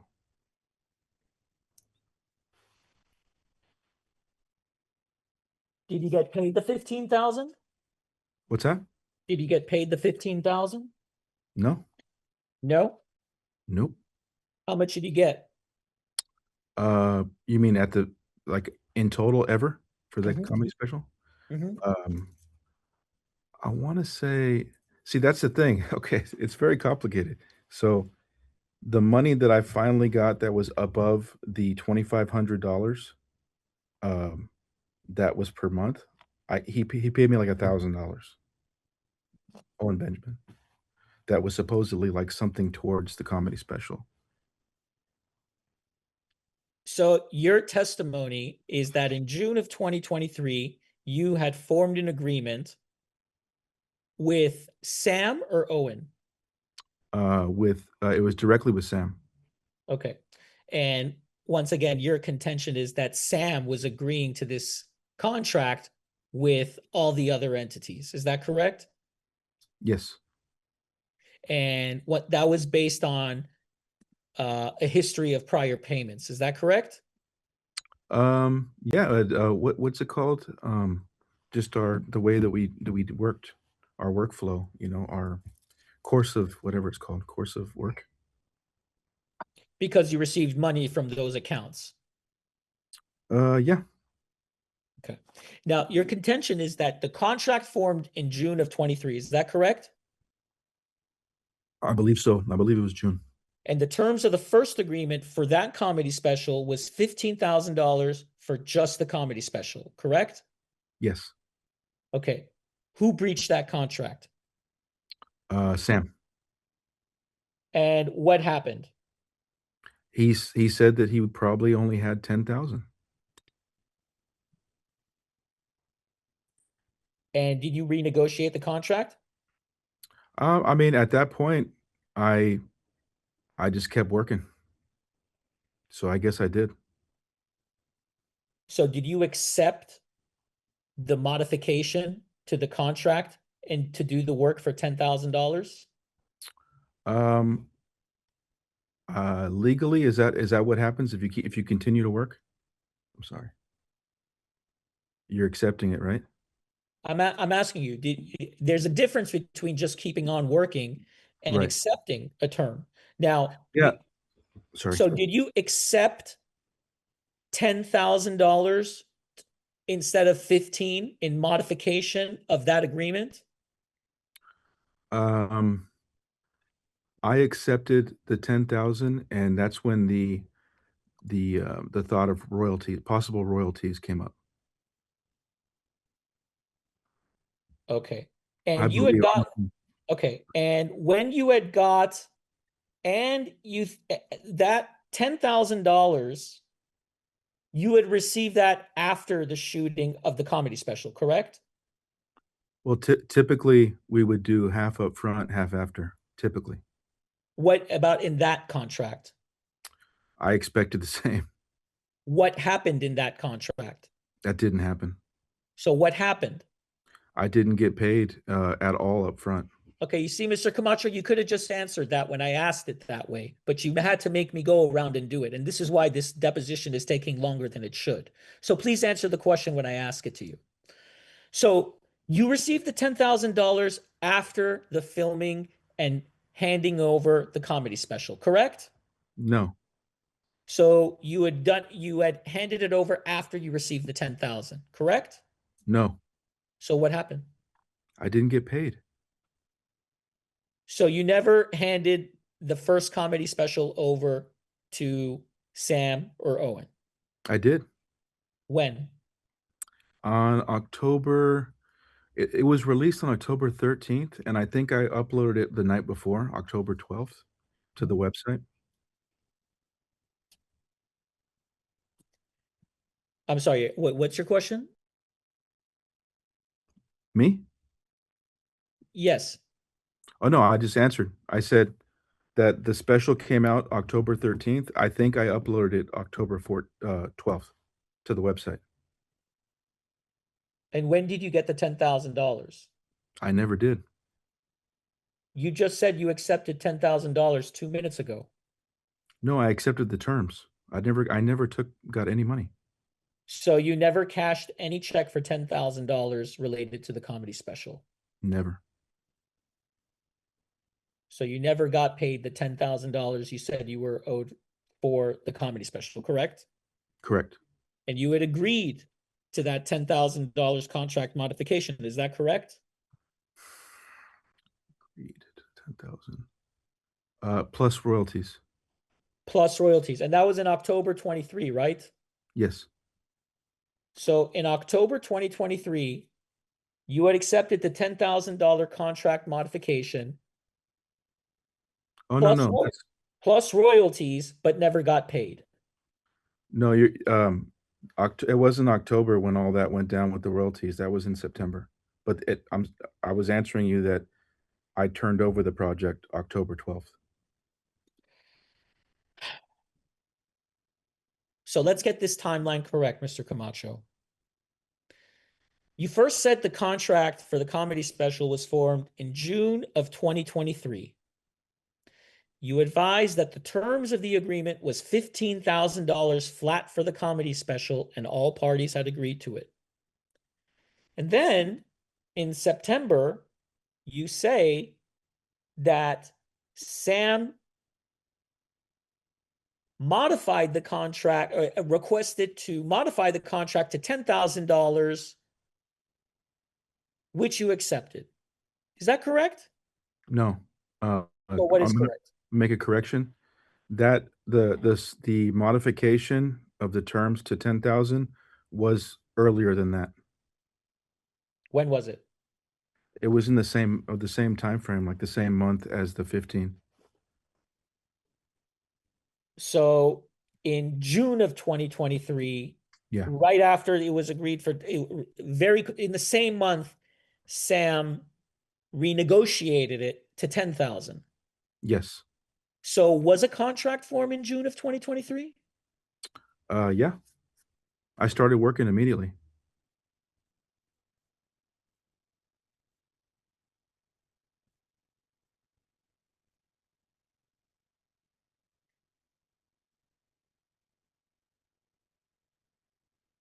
So wait, are you claiming that you did not receive compensation for the comedy special? I'm saying, well, I want to answer your question yes and no, but it just it's I got supposedly $1,000 from Owen in September towards it. Okay. What is the current terms of the contract that were agreed to by all party for the first comedy special? When they were breached by the defendants, allegedly? Is that Yes. okay. The latest was it was 20% royalties. And it was $2,500 payment. So your contention is the contract was formed in June of 2023. The initial agreement was 15K flat. Is that correct? Yes. In the same month, you allege Sam requested a modification to 10,000 and you accepted, correct? Yes. With the possibility of royalties. Did Sam agree to royalties? He said he was going to bring it to Owen. So that wasn't something he agreed to. He said it was possible. Yes. Okay. So it was never offered to you. It was just a possibility, correct? No. So what's wrong with what I just said? Well, no, because then at that point, no, but then when we get to September, it was. Okay. And then when did it change to 2,500 a month plus 20% royalties?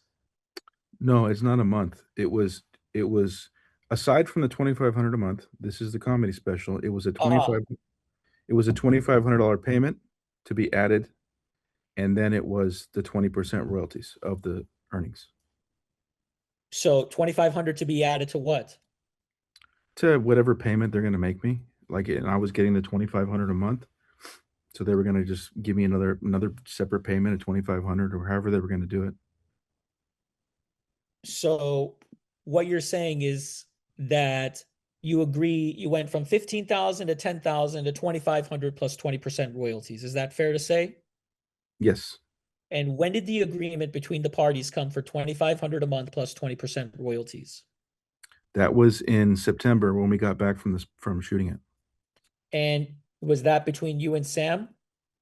It was first between me and Sam, and then, like I said before, Owen lowered it. He attempted to lower it to 15%, and then that's when I sent Sam the text saying I'm getting fucked because, that's what I felt.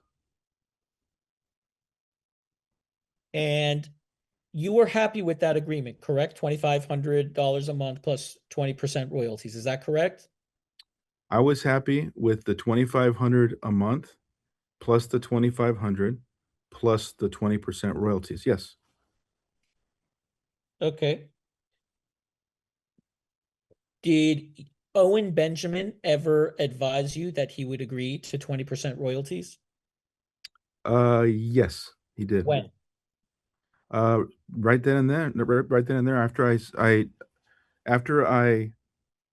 I need spoke. a date, Mr. Camacho. When did Owen Benjamin It's in the orally? exhibit. I think it's the same day. It's in the exhibit. I think it's the same day. He goes, I talked to Sam. I said, I'm getting fucked. He says, call Owen. I call Owen. And then he comes back and says, okay, back up to 20% instead of 15. And you were given that contract, correct? For 20% royalties. Is that correct? No, that was a oral, just like we've always done, oral with correspondence and payment. Okay. You understand that that contract, even though it may have been oral, it had to be reduced to a writing. Do you understand that? No. Okay. So, okay. When you say royalty, what exactly do you mean? Royalty has to do with percentage of sales. Is that gross receipts, net profits, per view, per sale, a percentage of donations, or something else? Percentage of sales, I believe it to be gross. I What believe it's gross. of what revenue streams? Just wherever it is, like it's gonna be. It started out it was gonna start out and go to this special website for the comedy special What called website? noblesavage.com, I believe. And when you said, wait, back to what you said, royalty, what did you mean by it? Be specific. Gross receipts, net profits, per view, per sale, a percentage of donations, or something else? From what I understand, what the deal was, it was just complete 20% of sales. And who told you that? Sam and Owen. And for how long would the royalty run? I don't know. And what triggers it? Release date, delivery, distribution, monetization? Release date as soon as it was released. And where were you when the promise was made? The promise was made. Where was I? Like, let's see. I got to think back. When the promise was, I was at my house, I guess. Can I have the date and approximate time? Can I look? Can I look at the exhibits? Because there's an actual. Okay, approximate time. I want to say it was early September, so it was right when we got back. Um, Labor Day was I think it was on the 1st. So these correspondence were that first week of September, I believe, like maybe the 6th or 7th of September. Mm-hmm.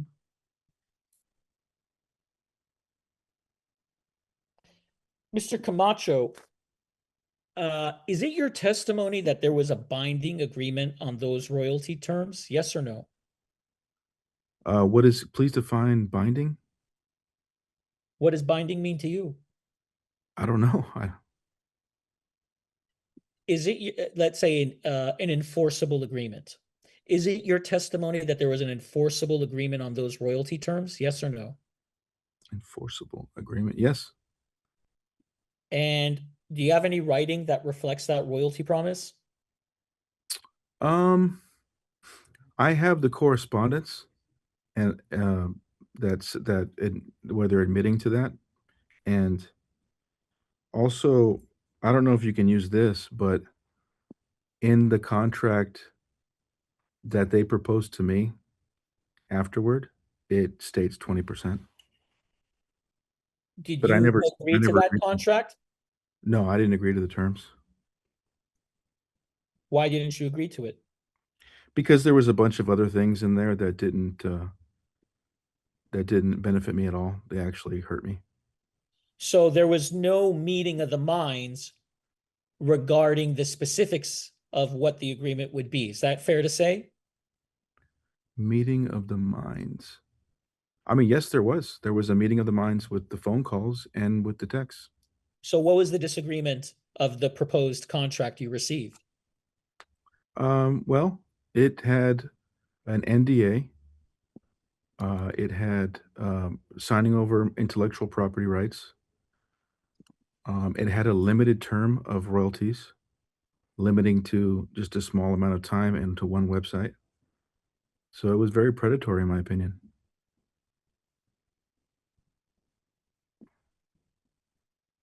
Okay. So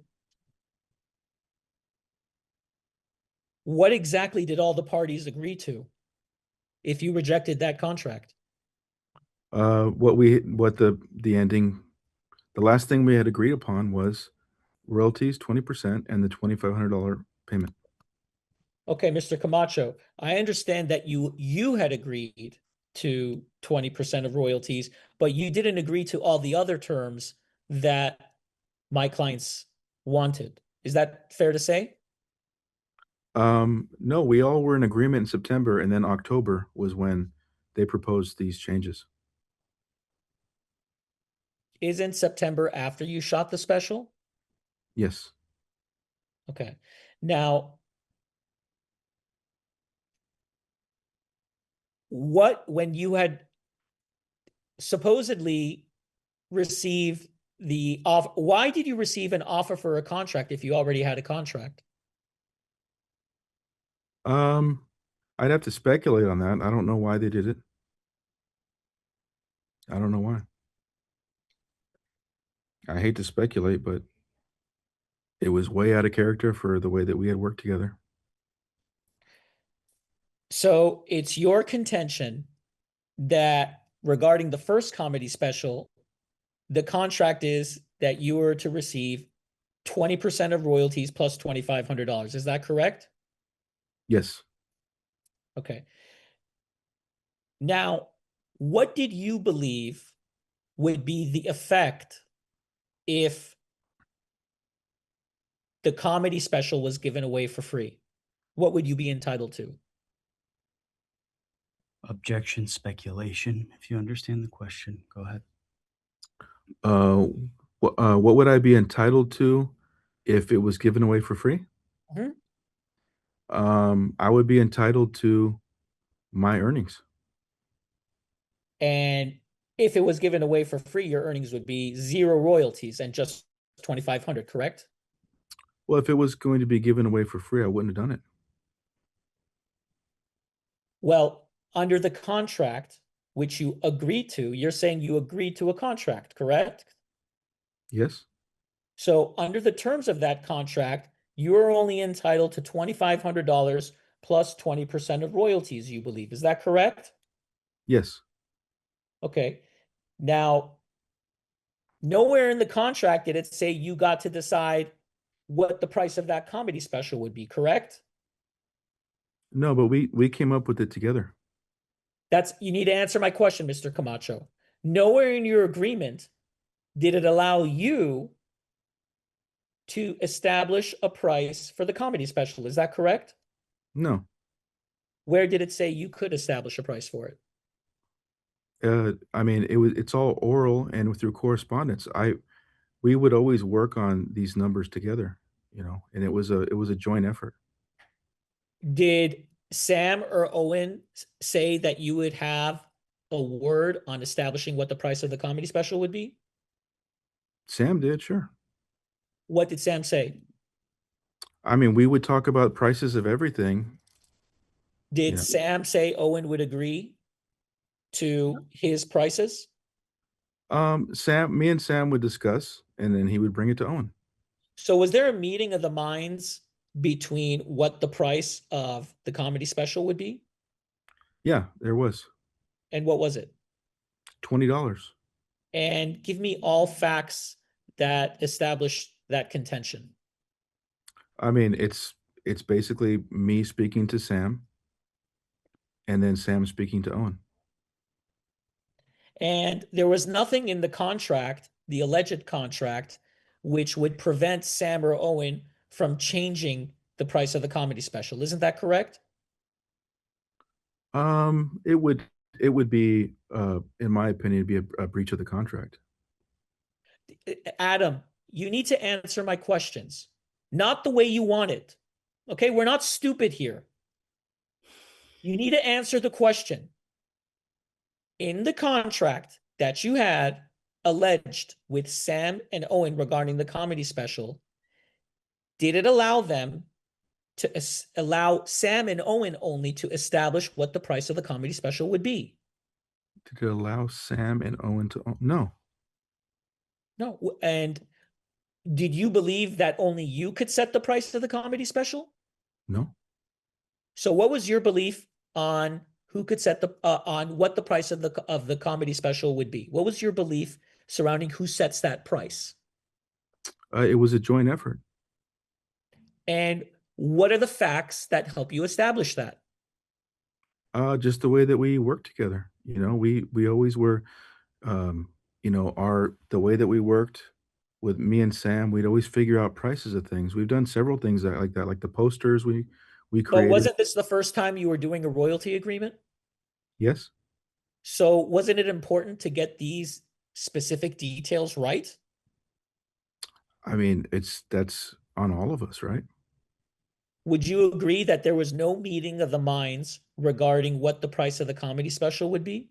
No. So what was the meeting of the minds regarding what the comedy special would be?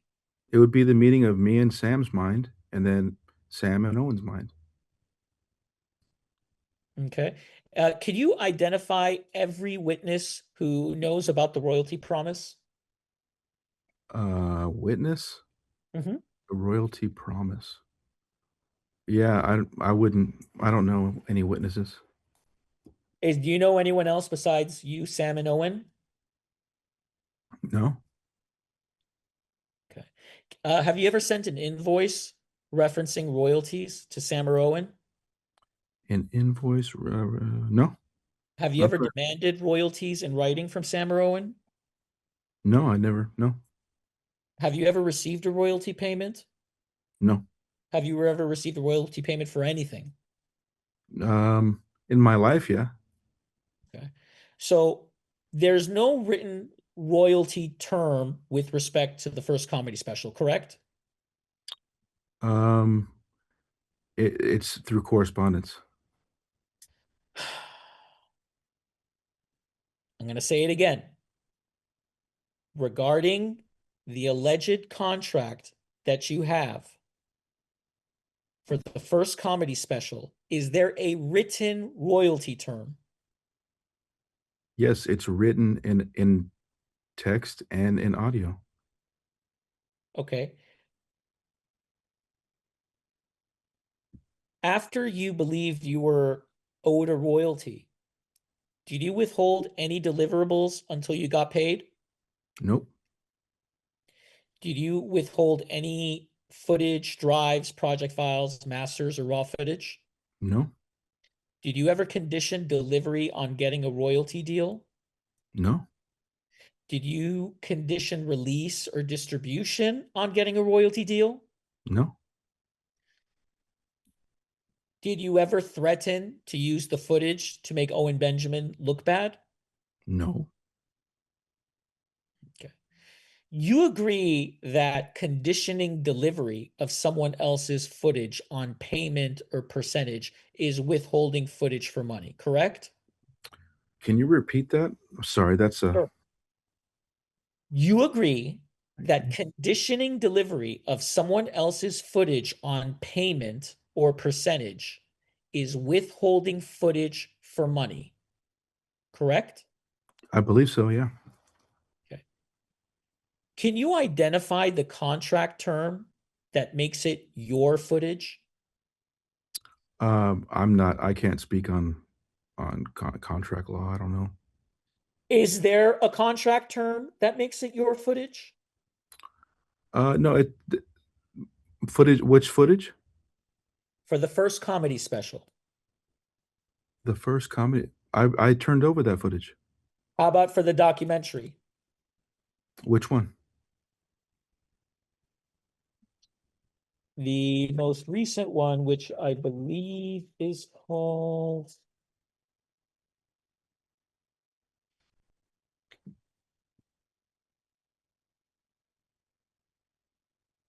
Is it Noble? Noble Savage. It's the one based around the comedy special. Yes. The one of the footage that you're holding. Are you claiming you don't know what footage you're talking about? I'm talking about, Adam?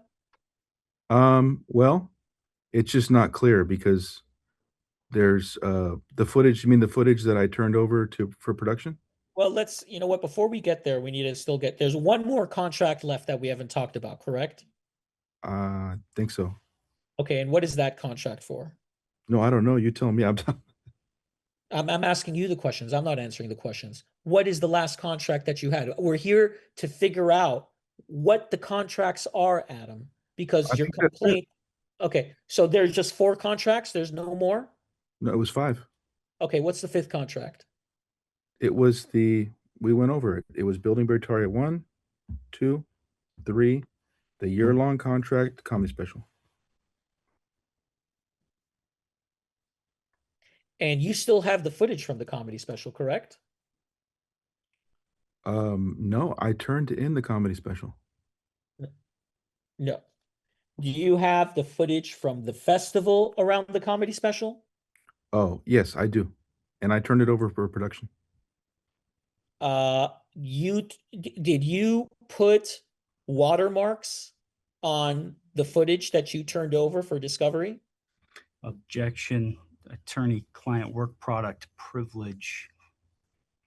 Oh, that's fine, Nathan.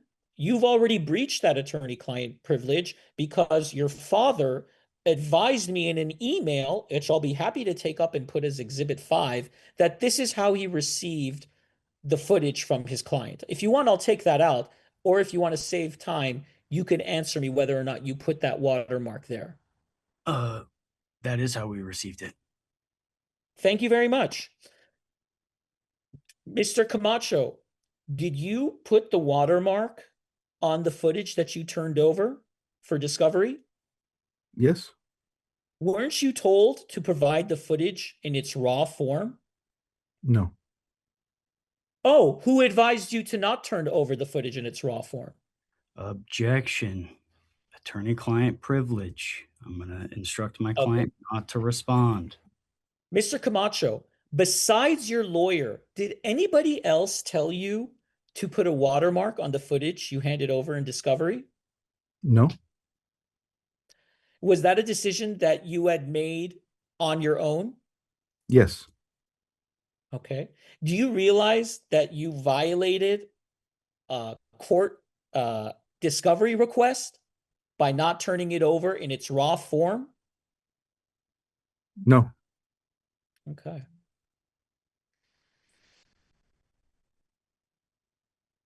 Okay. Mr. Camacho, do you believe that you own the footage from the festival? I can't make that claim. That's for the court to decide. What do you believe? I don't know. I don't know at this point. That's why we're here. I'm asking you, so you don't have a position on whether or not you own the footage or not. Not legally. I'm not a lawyer. I don't know. So have you spoken about selling the footage to any third party on any podcast? I mean, a podcast isn't. Have you discussed selling the footage to a third party with anybody? No. Okay. So if I have video of you talking about selling it to a third party, that would be a made up video. Is that correct? No. So it exists. There exists video of you speaking about selling the footage from the festival to third parties, correct? It's a podcast. Mr. Camacho, do you want me to ask every question 7, 8 times so we can, I mean, do you ever want to answer a question directly, correct the first time? I know your lies. Believe me, about every question I ask you, I already know the answer to, and you lie every single time. But I'm going to continue. Mr. Camacho, who do you believe owns the footage of the festival I am not at liberty to say.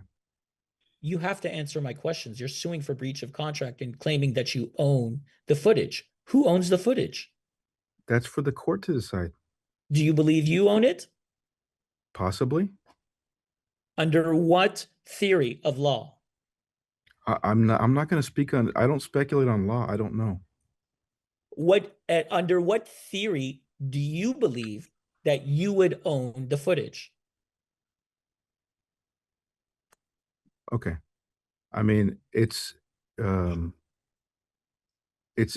industry standard, you know. No, tell me. Explain it to me. If you shoot something, it's your property. That's what So why was Owen Benjamin paying you? I wasn't paid. So you believe that because he didn't pay you, you become the owner of the footage? I don't become the owner. I was. Explain that. I get paid for finished product as a deliverable, not for raw footage. Okay, so did Owen Benjamin hire you or you hire Owen Benjamin for the comedy special? Owen hired me. Were you the hired help? I was the producer, director, editor, cinematographer. Yeah. Who was supposed to own the footage after you were done filming the comedy special? As always, the finished product deliverable that's paid for goes to them. So Owen Benjamin would have been the beneficial owner had he supposedly not pay you. Had he paid you, he would have been the owner of the footage, correct? Of the final product, yes. Okay. Or Not just the final footage, but all the footage, correct? no, nope. No? So you would have been the owner of the extra footage? The raw footage, yes. Oh, where was that term ever agreed to? You never explained that, Mr. Camacho. Let's go back. Did you get release forms to own that footage? Release form, no. So with the previous contracts, do you also own the raw unused footage? Yes. Under what agreement? That's just the way that we've been doing it. Didn't you just say that once the principal pays, the footage becomes theirs? For the finished product deliverable, yes. So what you're contending is that it's an industry standard for the unused raw footage to belong to you. Yes. And you're saying that Sam and Owen and all the other entities knew under the oral agreements they had with you that you would be able to use the raw footage for yourself. Is that correct? Yes. And that's for all the contracts. Is that correct? Yes. So in a Hollywood movie, for example, does all the extra unused footage, does the camera guy get to use that? Objection, speculation. If you understand the question, you can respond. No, it's fine.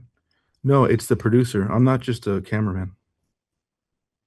So but doesn't a producer usually mean someone that pays for things? Not necessarily, no. What does a producer mean to you? There's different kinds of producers. Okay. Do you think that Owen and Sam knew at any time between 2020 and 2023 that you had ownership of the raw and used footage? Yes. Sorry. It's speculation. Yeah. Objection, speculation. No. Answer. Yeah. Yes. Okay. So you've done about 6 interviews with a guy named Covert Radio. Is that correct? I think so. About 6, probably. Okay. And did you ever ask him to take down any of the interviews? I asked him to take down one.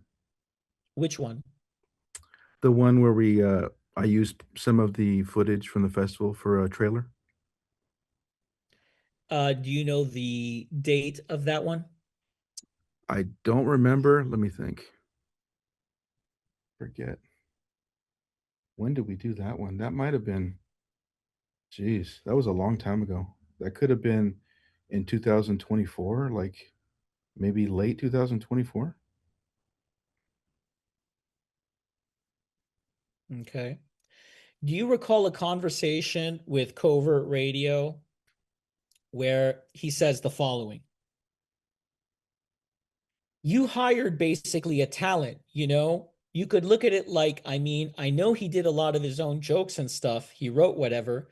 You tried to inspire him. You were like, get off your ass, do something. Watch some old footage of, Richard Pryor. I remember you said that. So here's you, you're the director, you're the producer, and you're the editor. And now you have a hired talent to make, all of your work that you put into this come true. Do you recall Covert Radio saying that to you? I do, yes. And do you agree with that statement? Not really. Okay. Your answer to that was yeah. Do you recall saying that? Yes, I did. And Covert Radio replied and said, why aren't people looking at that? Do you remember that? Yes, And you said, yeah. Do you remember that? I do. Yeah. And Covert said, why would they just automatically think Owen owns it? He's just hired talent. Yeah, And you said, yeah, you remember that? I do. Yeah. Yeah. Interesting. So why is Owen not getting paid if he's the hired talent? That wasn't me speaking. That's Covert Radio. But didn't you agree with what he was saying? I mean, it's a podcast. So you were lying to the audience. No, it's a podcast. It's not legal testimony. So everything that Owen Benjamin says in his podcast is a contract, but everything that you say is just entertainment. Is that what you're saying? That's mischaracterization.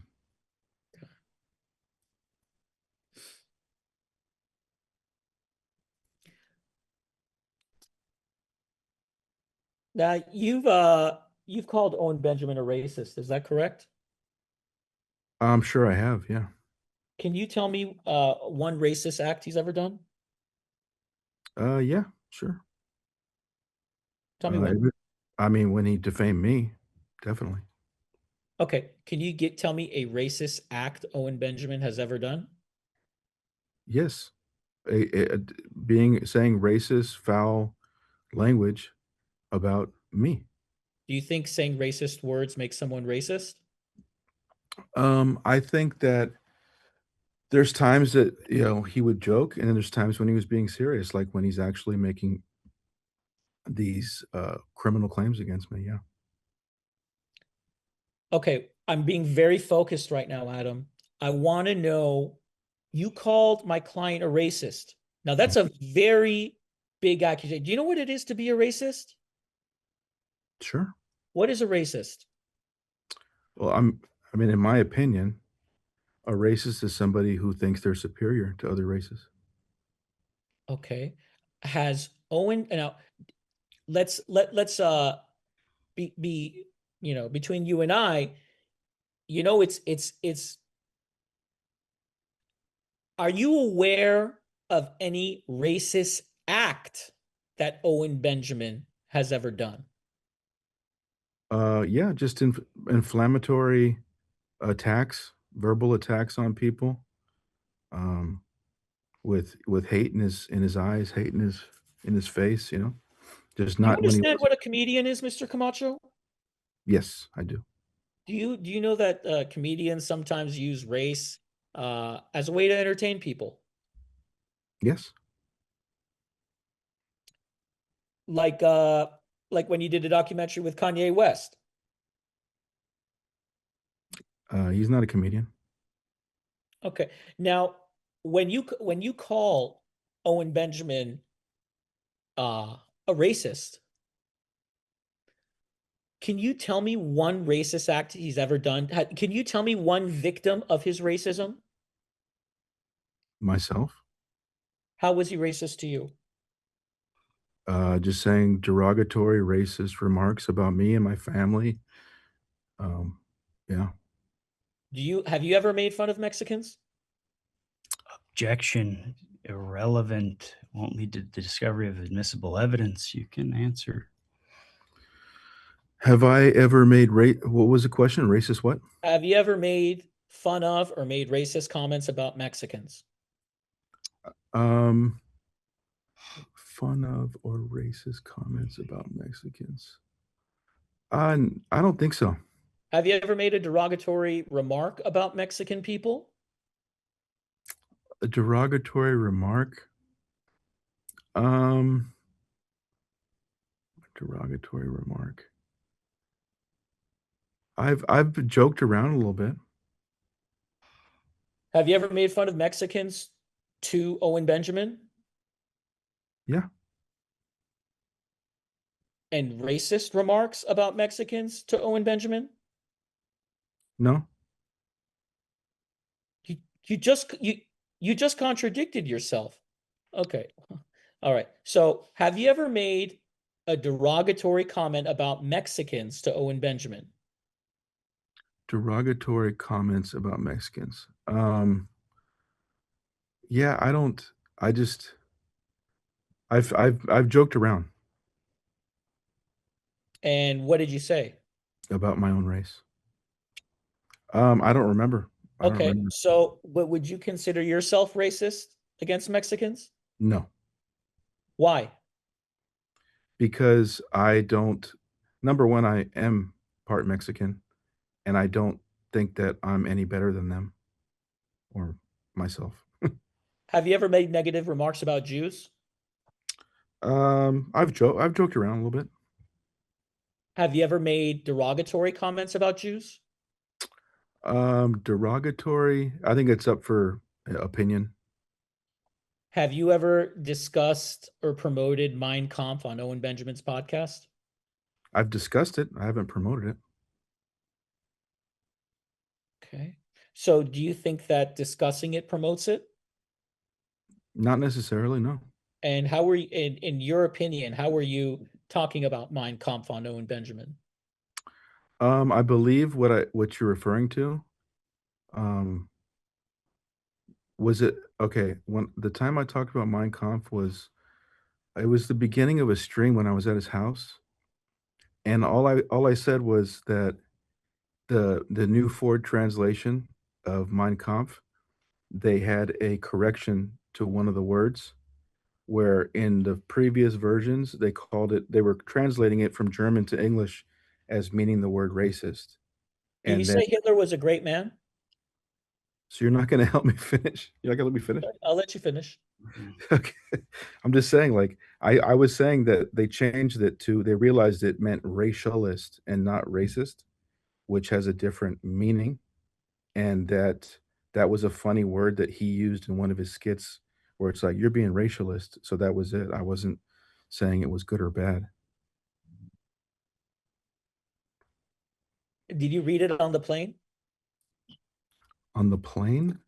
Uh, Possibly. I was listening to audiobooks, possibly. Okay. Now, would Owen Benjamin make similar remarks about ethnicities like you did to him? Like I did to him. What do you mean? Publicly to other people? What do you mean? Well, you said that you would talk about Mexicans.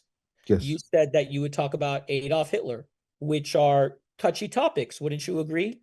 Yes. Okay. Now, you also said that Owen Benjamin is a racist, Yes. but you're not a racist, correct? Correct. Okay. But you've said you've made derogatory terms about Mexicans too, correct? Objection, misstating the witness. You can answer. Yeah. I have made a couple of jokes, but I don't consider myself to be superior. Have you ever called Mexicans stupid? Sure. Is that racist? Stupid? No, you could put that behind anybody. Have you ever said that Mexicans are retards? Possibly. That sounds like me. Is that racist? Uh, Not necessarily, no. Why is it not necessarily racist to say that? I mean, you could say it about any group.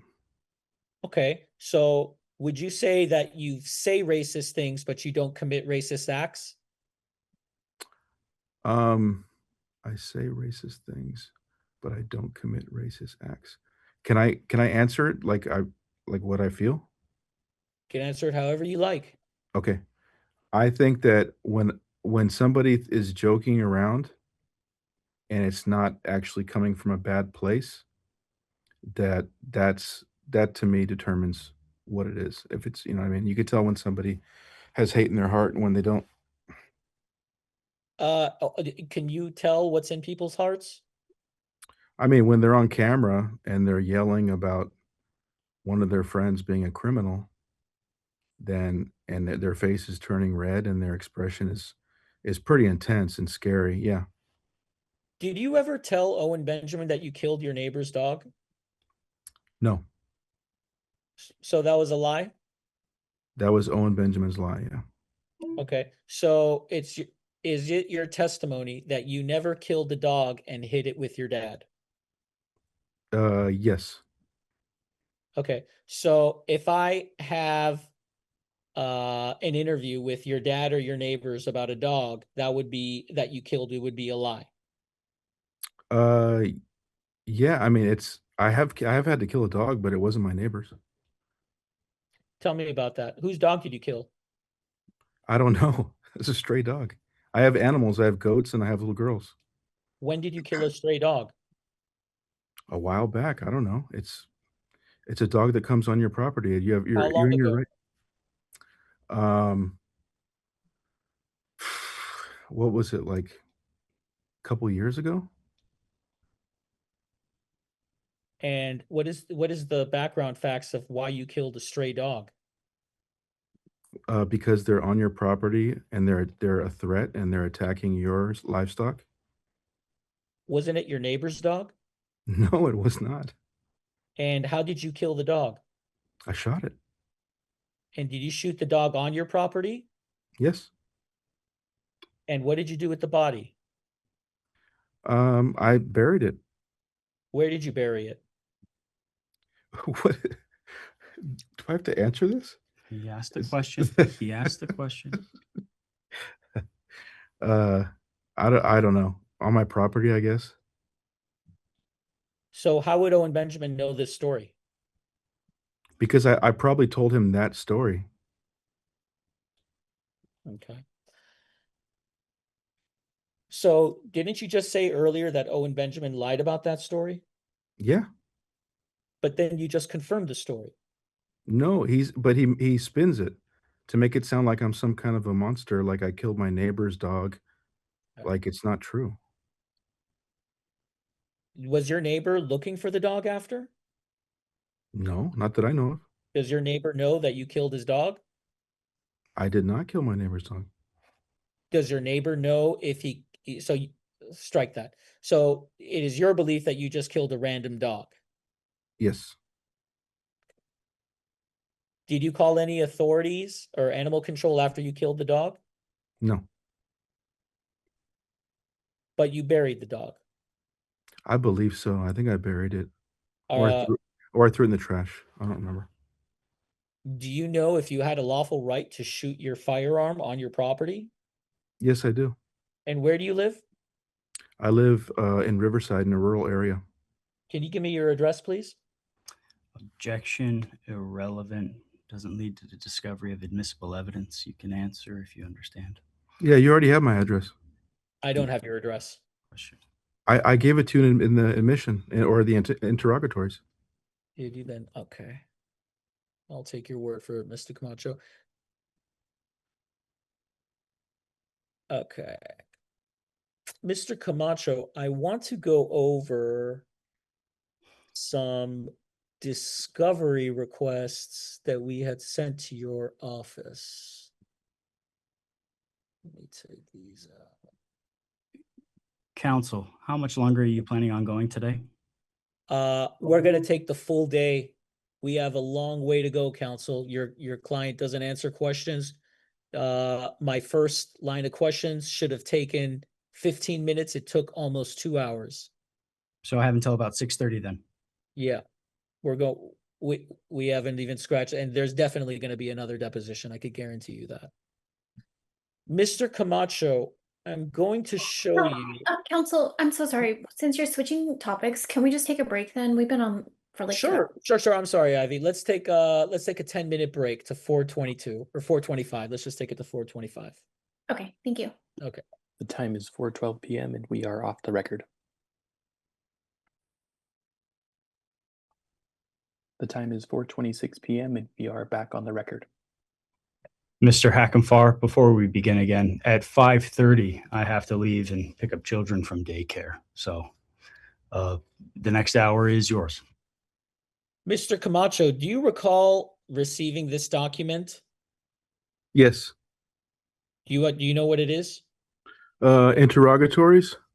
Okay. And did you read the instructions for these interrogatories? Yes. Okay. Did you read specifically part C that each answer must be complete and straightforward as the information reasonably available to you? Yes. Did you follow these instructions? Yeah. Okay. I'm going to direct you to this document now. I'm just for clarification, do you want to mark That or... one, this one I will, not that one. Okay, thank you. Okay. And Mr. Camacho, do you recognize this document? Interrogatories? Do you recognize this to be the responses to those form interrogatories? Yes. Okay. And here you are, you signed this verification, correct? That Yes. you've read the responses and everything in there is true. Yes. Do you understand that you signed this under penalty of perjury? Yes. To answer all the questions to the best of your ability. Is that correct? Yes. Okay. Now,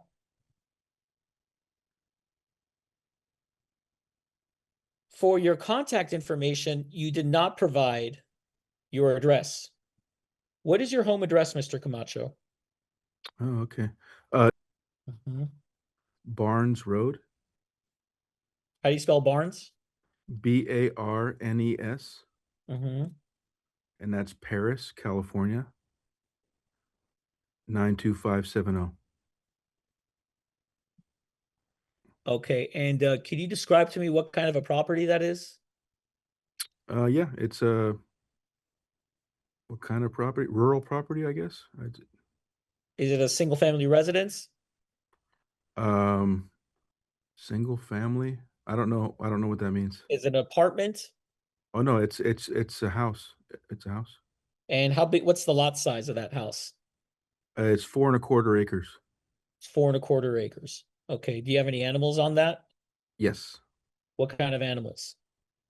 At this point, I only have 2 goats left. I got like 16 chickens, 5 dogs, a cat. Still, Okay. that's about it.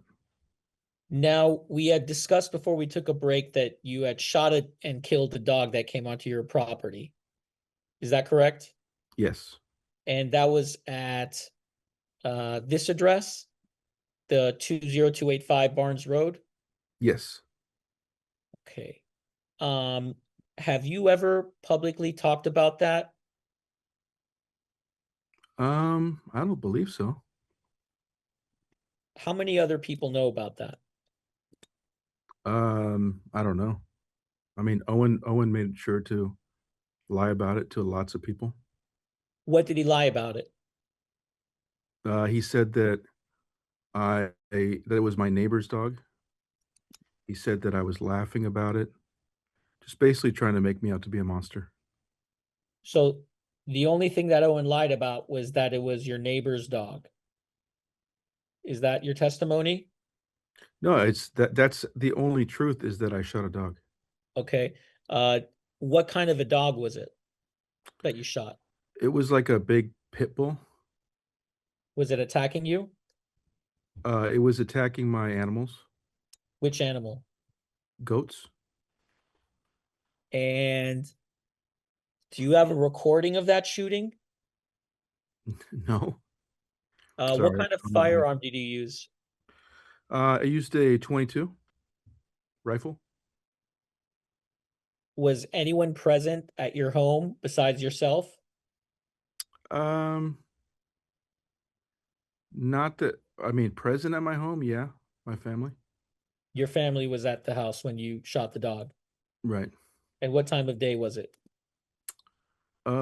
It was, I want to say it was, uh, probably around 7 p.m. Okay, was it in the front yard, backyard, driveway? Where was it inside in relative to on your property where you shot the dog? Oh, it was way behind the barn, like way far away from the house. Okay, where did the bullets go? Into the dog only, the ground, a fence, a structure? Into the dog, and yeah, I think that's pretty much it. Did it go through the dog? I don't think so. So your position, it was not your neighbor's dog, correct? Yeah, I don't know whose dog it was What basis do you have for saying it wasn't your neighbor's dog? because my neighbor's dog's still there. Did you notify animal control? No, Did you notify law enforcement? no. Did the dog lunge at you? Um, the dog was attacking my animals. How close was the dog to you when you fired? Uh, I, I don't know, like maybe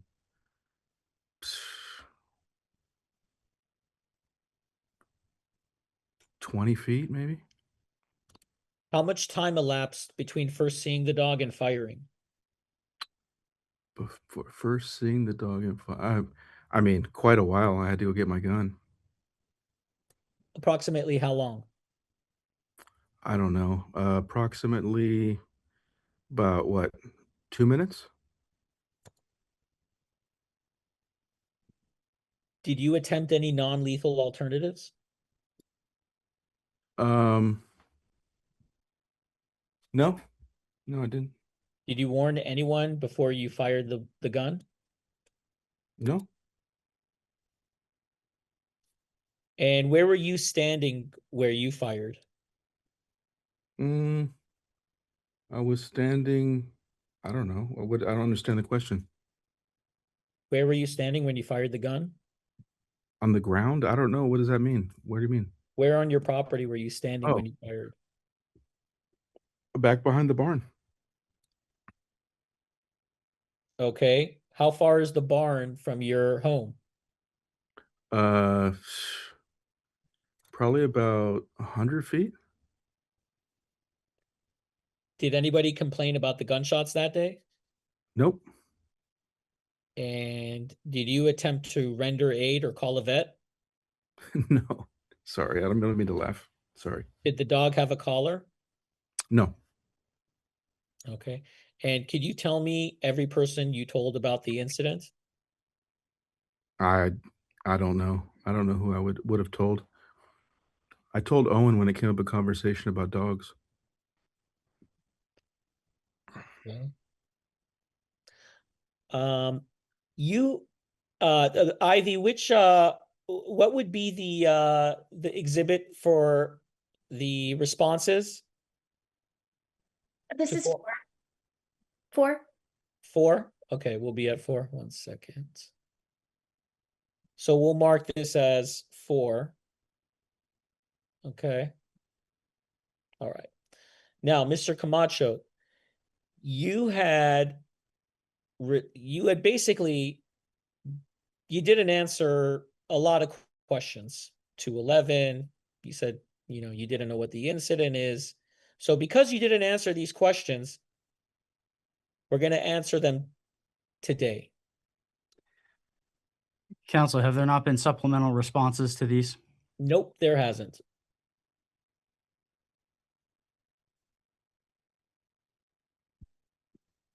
But if you'd like to get me supplemental responses before the next deposition, we could do that and save some time.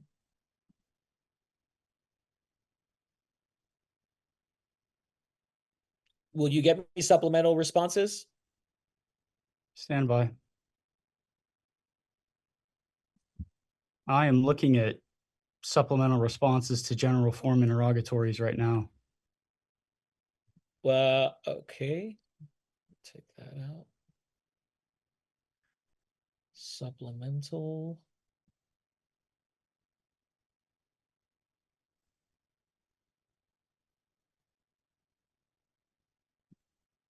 Okay. Let's take that out then.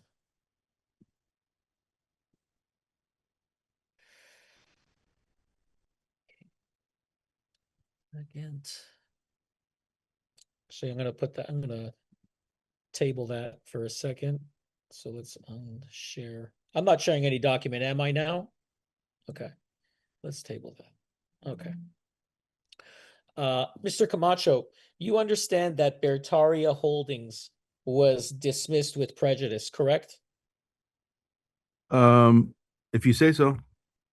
You understand that Beartaria Ozark Campground was also dismissed in this action by the court. Okay. As you sit here today, you're not claiming the court invited you to replead those dismissed claims, correct? No, they didn't.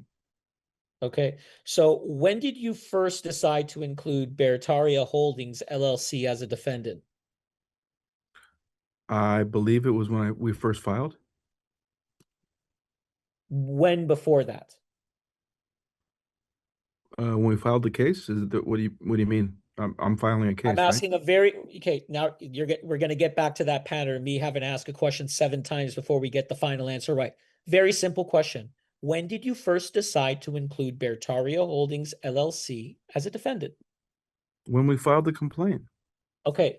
Obviously, you didn't decide when you filed the complaint, Mr. Camacho. We're not stupid. You had to do it before you filed the complaint because there's the time between creating the complaint and filing the complaint.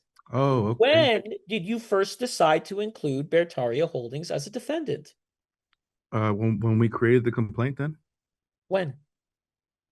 When we created the complaint, like What time? Give me a month and date.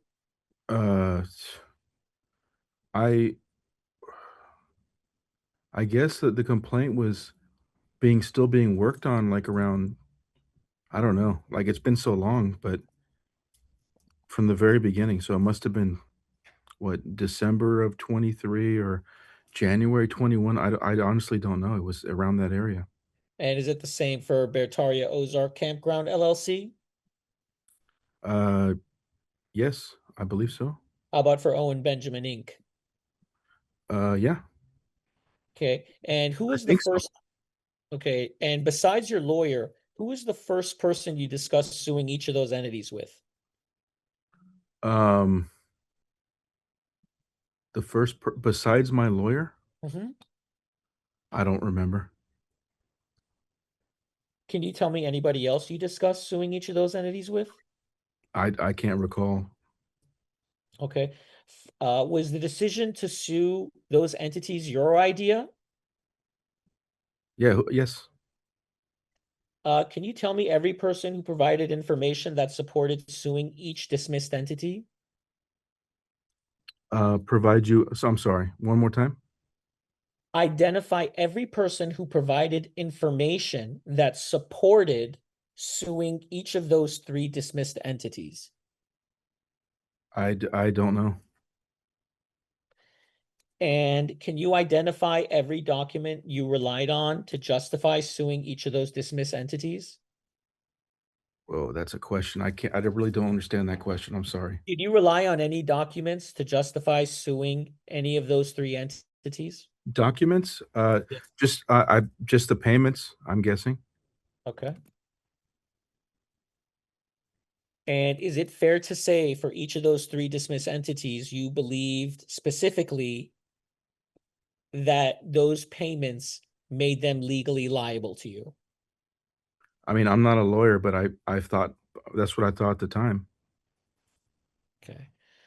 For Beartaria Holdings LLC, in other words, the only act you contend that it took to breach a contract with you was payment, lack of it. Is that correct? And also too that just knowing that it was connected to the other LLCs by when Sam told me. You just changed your testimony again, Mr. Camacho. How? Mm. Sorry. I asked you what you believe that those dismissed entities specifically did to be legally liable to you. And your answer was just the payments. Now you're changing it to the payments and what Sam told you. Yes. What did Sam specifically tell you? Oh, it's because I told you before. I'm sorry. It's that Sam was explaining to me about Beartaria Holdings when I was up there filming Owen, and he was talking about like where how we can get revenue to pay me for the monthly. So he had mentioned Beartaria Holdings. That's the only way I knew that it existed. Okay. And your fourth amended complaint alleges corporate registration details and governing member relationships, correct? I don't know. I'd have to- Before suing Beartaria Holdings, did you have any written contract bearing its name as a contractual party? No. How about for Beartaria Ozark Campground? Just I believe payment. And before suing Owen Benjamin Inc.? Uh, I mean, they were, that's involved in my contracts, right? I'm asking the questions. Oh, sorry. Well, I'm trying to say that Owen Benjamin Inc. paid me, and I, so that's why. Okay, so if you did not have a contract with either of those three entities, why do you believe you could sue it for a contract-based claim? Because I was under the impression that it was the top of all this structure of LLCs on the bottom and around and everything. And if you were to find out that these companies don't own each other, that would be a problem for you, wouldn't you agree? No, Why wouldn't it be a problem if it wasn't at, quote, the top of all the structures? because then it would just get stricken. What would get stricken? They would get stricken from the complaint, right? You mean the parties? Yeah. And you believe that you won't face any consequences for suing an unrelated entity? I mean, that's why you're gonna, that's why you have discovery, right? I'm sorry, I And don't. did anyone tell you before filing the complaint that suing these entities could be improper or unsupported? No, Did you ever consider suing only the individuals and the entity you contend actually contracted with you instead of adding multiple affiliates? no, Why not? because I wanted to see. I wasn't sure which ones, like as those other ones, how they were connected because everything's so secretive. So I figured that if you sue them, then the ones that aren't would get stricken.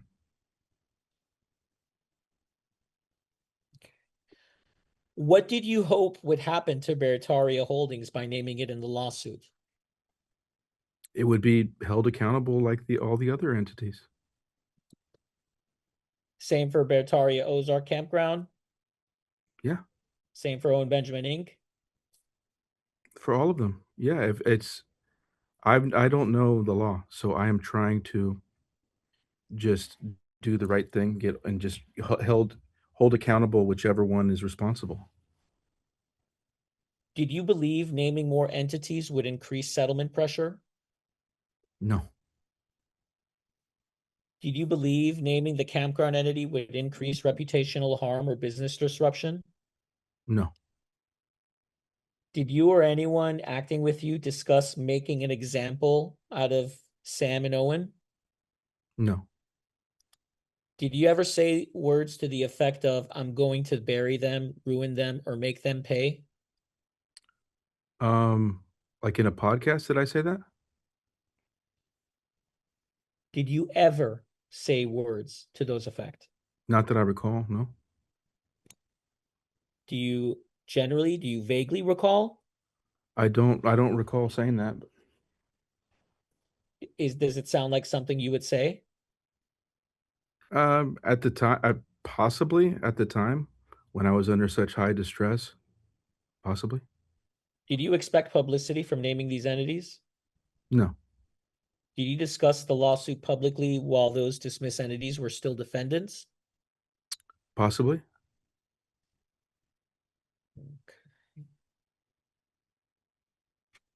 Okay. Let's move on to another line of questioning. 1 second.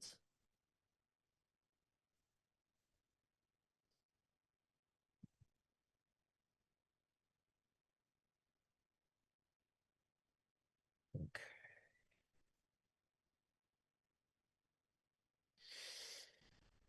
All right.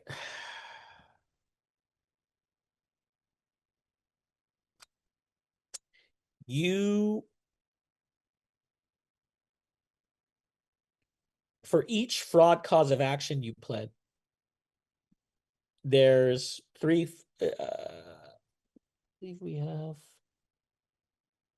4. We'll go through that one. Okay.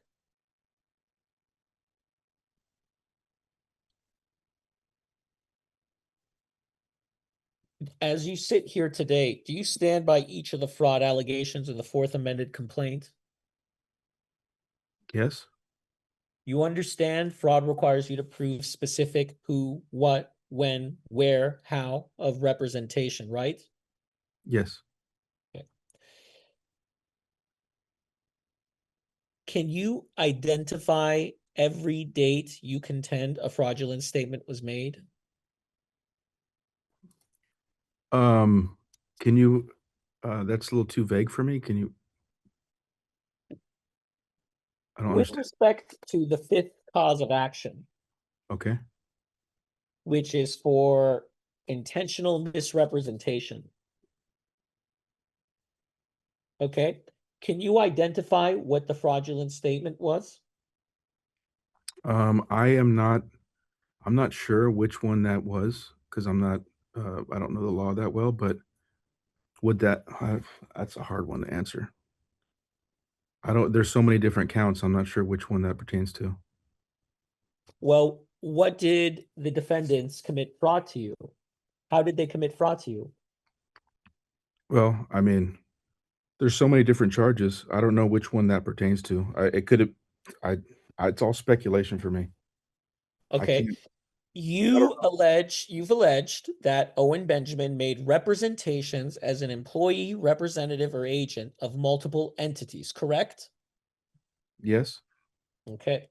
You've alleged Sam Mitchell likewise made representations as an employee, representative, or agent of multiple entities, correct?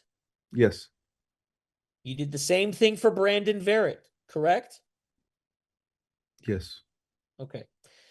For each person, Owen Benjamin, Sam Mitchell, and Brandon Verrett, can you identify each representation you attribute to them personally? Each representation. Is that in that's in the complaint, right? Yes, Can I see it? sure. Okay, because I can't remember all that stuff. Okay, let me take it out.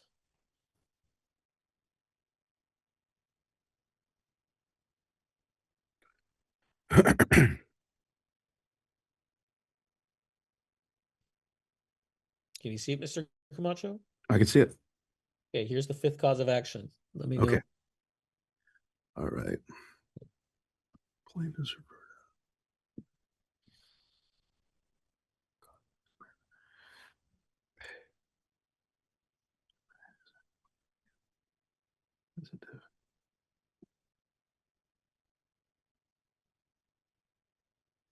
Yeah. You're moving and I can't. Okay, okay. Um, plaintiffs informed.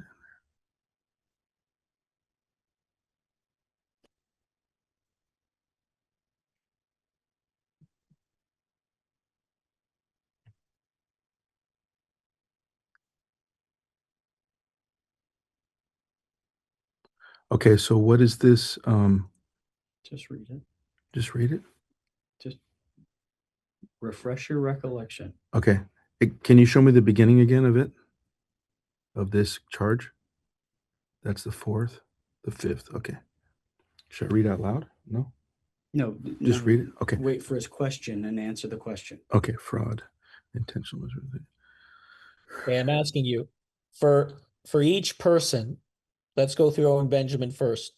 Can you tell me each representation you attribute to him personally with intentional misrepresentation? Representation meaning like the LLCs? No. Representation by, you're saying Owen Benjamin made an intentional misrepresentation. So I'm asking you, what is the representation or misrepresentation, as you like to call it, that you attribute to Owen Benjamin personally? Oh, okay. Well, God, I kind of want to scroll, but when it, okay.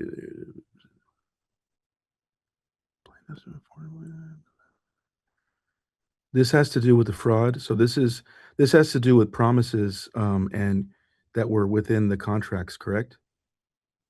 I'm asking you, Mr. Camacho. You're supposed to know this. Okay. Well, as you sit here today, can you answer his question? Yeah, I don't. This is hard to go through all of this and actually attribute every. So you're saying with Owen Benjamin, what do I attribute him with on this fraud action? Yes. Okay. Okay. It's just confusing to me, like which one is which. I agree. Because yeah, a lot of it is Sam Mitchell. That's the one that's actually promising, and his entities. So it's not exactly like when in the early on, it wasn't Owen Benjamin making the promises. It was Sam. So that's why. Is there any representation you attribute to Owen Benjamin? Let's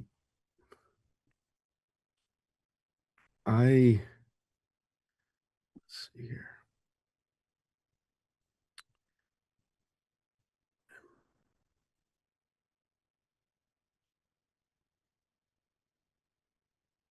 Can you think of any, Mr. Camacho? Early on, when it comes to like the first contracts 1, 2, and 3, I was speaking only to Sam. Like I wasn't speaking to Owen.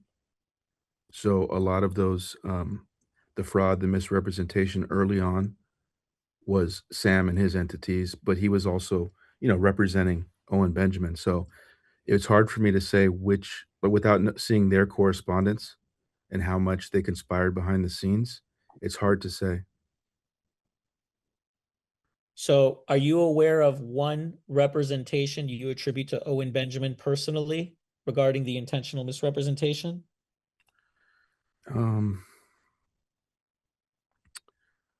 It's a yes or no question.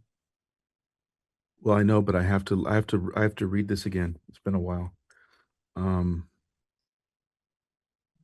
Can you, okay, plan is affordable. This page doesn't have any actual representations on it. He would have to scroll down Okay. to see it. Okay. But you're supposed to just remember. He's asking you, what do you remember? Oh. Well, when it comes to like misrepresentation, early on, it was mostly Sam because he was the one that was actually promising and not delivering. And I don't know how much he conspired with Owen to actually do. Okay. What was Sam's representations? Like I said before, he's promising me future work. He's asking me for cheaper prices because of that, and it just wasn't coming. It didn't come. And what is your basis to claim?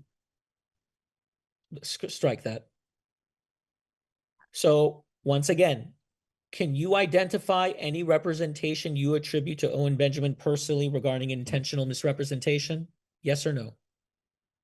Um, at this moment, I just don't I don't know what I would say to that. I really don't.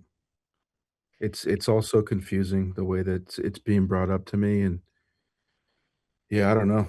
I think I've answered. Okay.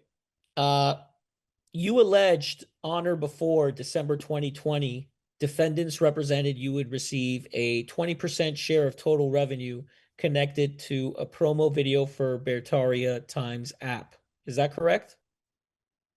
Where does it say that? Paragraph 93. 93.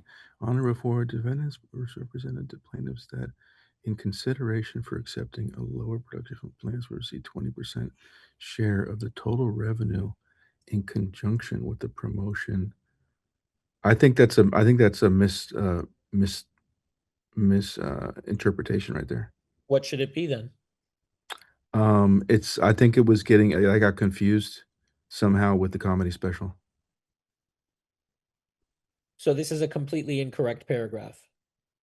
Let's see. Plaintiffs would receive 20% share of the total revenue in conjunction with the promotional video for the Beartaria Times. Yeah, I don't remember that. Okay. And then you say you allege that on September 20th, 2023, that defendants represented the plaintiffs that in consideration for continuing to produce, film, write, and edit the comedy special, plaintiffs would receive 20% of the total revenue and $2,500 bonus for extra hours worked filming the comedy special. Is that correct? Yes. And who made that statement? That was Sam and Owen. Was that oral or written? It was oral and it was in correspondence. Have you provided all written documents to your attorney regarding those statements? Yes. And what were the exact words used? Let's start oral. Oral. When it comes to the comedy special, let's see. It was the text from Owen. Like I said before, the text from him saying that I was going to get 15%, and then it came back and he said 25% or 20%. So that's what that was. And then the oral was from Sam. What did Sam say? What was the exact words in the oral? Oral was that I would get 20% and the 2,500 at that Okay. point. Okay. Do you have invoices reflecting the lower fee and the regular fee? Invoices, lower fee and regular for which project? For any of them? For the comedy special? Not invoices, no. They're just correspondence and budgets. A budget. So was the lower fee actually paid? No.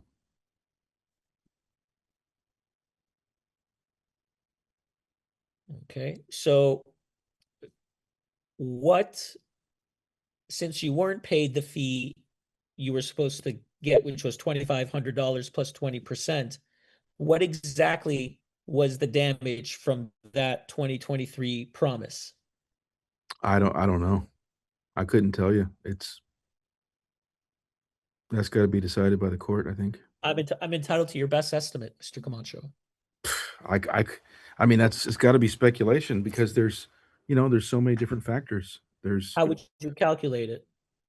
um, I mean, of course, there's the money that wasn't paid. Then there's the royalties that weren't paid. Then it was the projected royalties. Then it was, you know, and it just, yeah, any loss for the just the. I guess you wouldn't really bring in defamation at this point, right?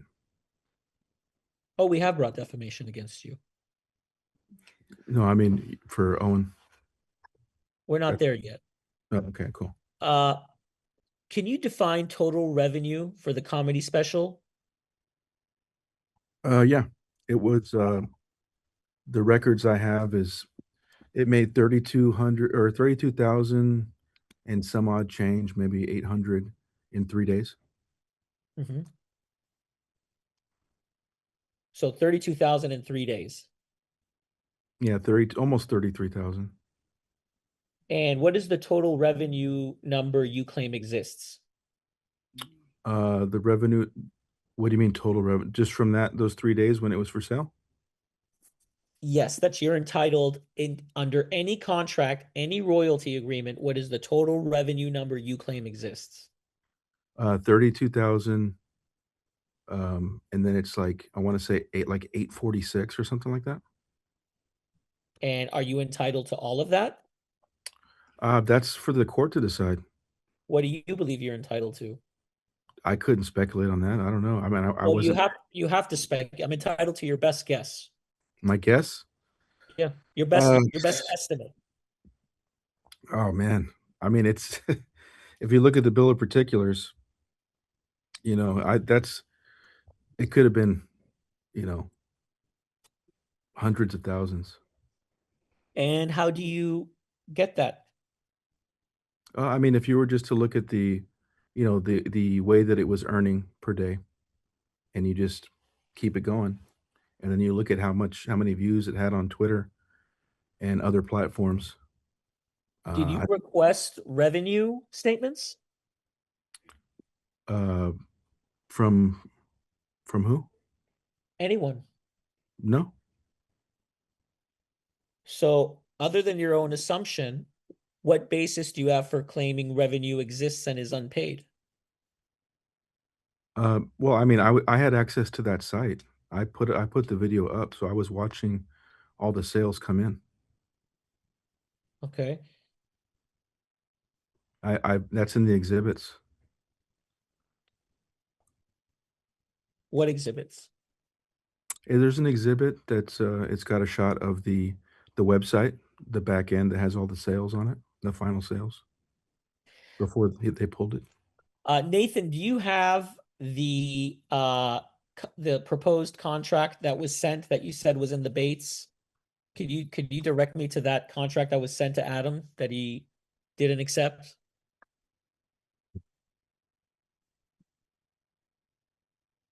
Your clients have not provided this to you? I don't have possession of it. Can you advise where that would be in the Bates? Stand by. There's almost 800 pages.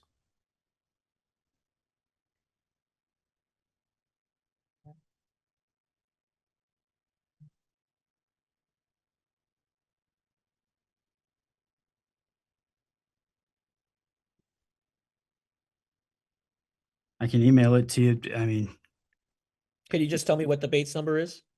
not at the current moment. There's over 800. I don't. Okay, then you could email it to me 20 then, minutes. please. We have 20 minutes or so until I have to leave. If you have more questions, I'm gonna get on that. I'll do that right away. Okay. Mr. Camacho, you are the manager of Marshall Science Media LLC, doing business at Phil Graham Studios, correct? Yes. You control Film Grain's invoicing, contracts, ownership claims, litigation decisions, correct? Yes. You personally approved the allegations your lawyers filed in this case, correct? Yes. Okay. Can you tell me about one second.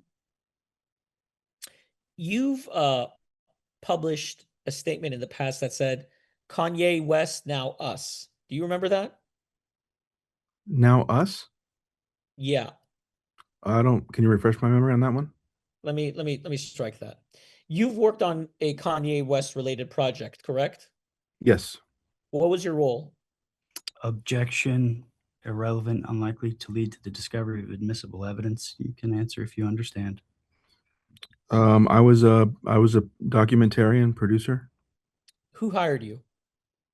Yeezy LLC How did you get connected with Kanye? through Owen. Okay. Isn't it true that Owen connected you with Kanye West? Yeah. Did Owen negotiate the terms of the contract with Kanye? No, Who negotiated that? I did.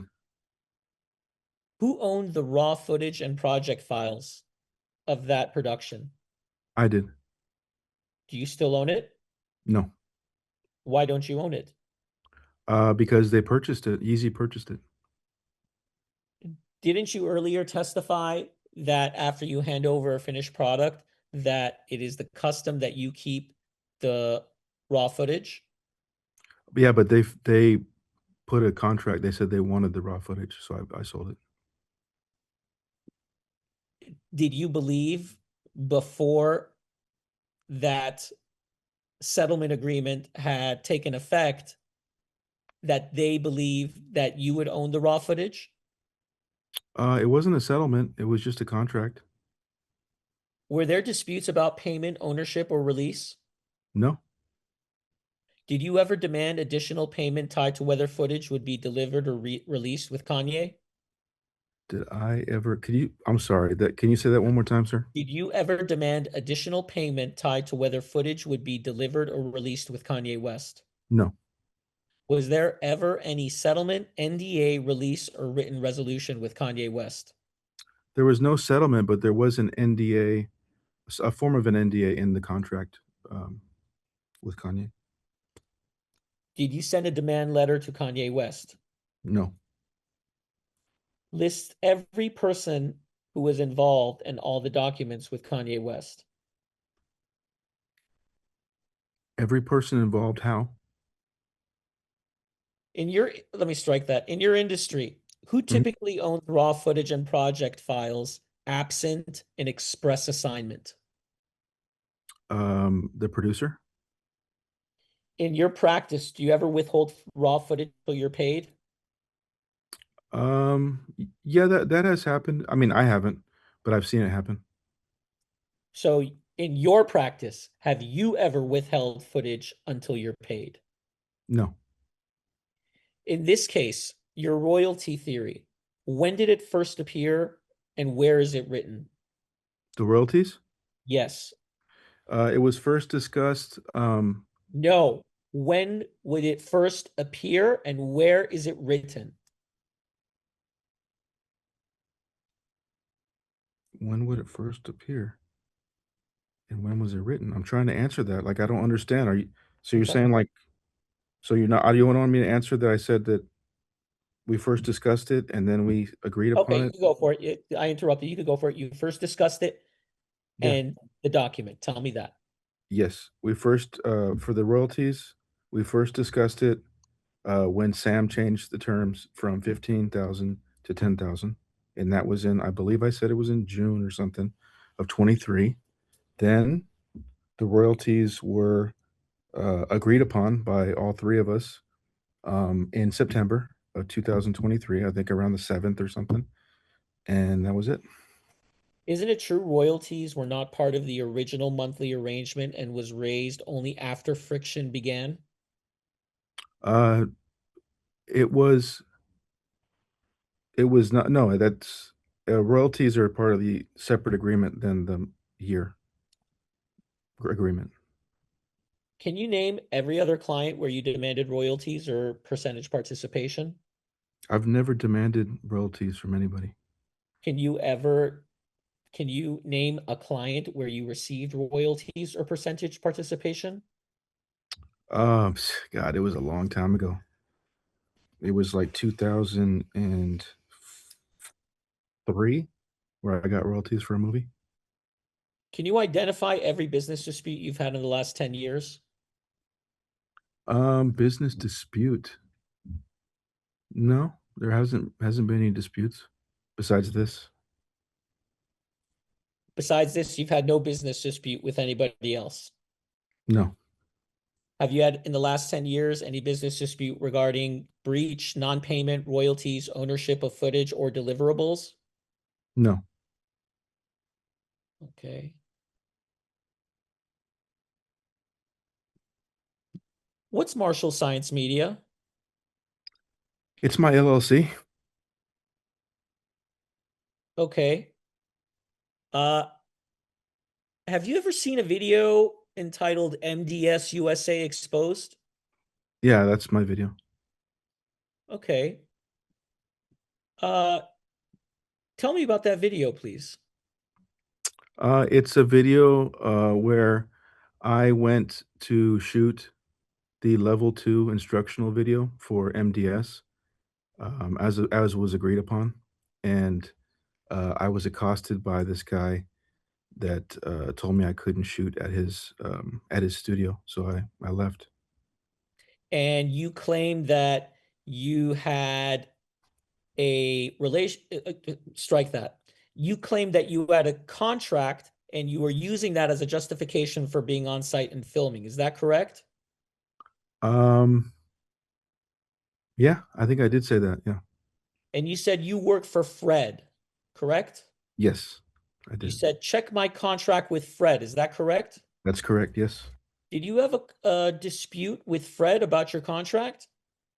Not really. I mean, with Fred, it was just he basically just without, telling me, he just basically signed with this other guy to have exclusive rights to him. And you decided to keep all the footage for yourself. Is that correct? I mean, it's my footage. And did you monetize it for yourself? Yes. Okay. Do you control the channel today? Yes, Who receives the payouts? I do. How much has the Or channel earned actually, since, not me. It goes to my company. and how much has the channel earned since November 2022? November 2022. I don't know. I mean, maybe like 1,500, something like that. How long has the channel earned since you've owned it? How long has it earned? I think around that time. I think it was around that time. Maybe a little earlier when I was getting some good views. Okay. You filmed that MDS USA exposed video yourself, correct? Yes. Okay. In the video, you say, quote, I have a contract. What contract are you referring to, correct? Yeah, I had a contract with Fred. Okay, who are the parties to that contract? It was me, Fred, and another guy. Who? He was a guy that I knew in Hollywood named his name was Didier Koskas. And who is DDA Costas? He was just a guy that I used to train martial arts with and work with. Is that contract in writing? Um, yeah, And do you have a copy of that contract? I can find it if you want it. Yeah. Okay, what are the deliverables on that contract? Sorry. What's that? What are the deliverables on that contract? It was for DVDs. I produced I think 6 or 7 DVDs for Fred and for other people. And what are the payment terms? We would split profits.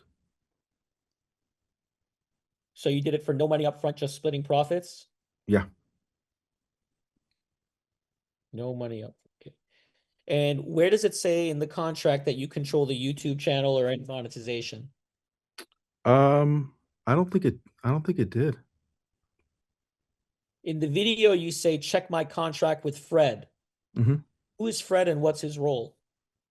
Fred is a self-defense instructor. And what's his role?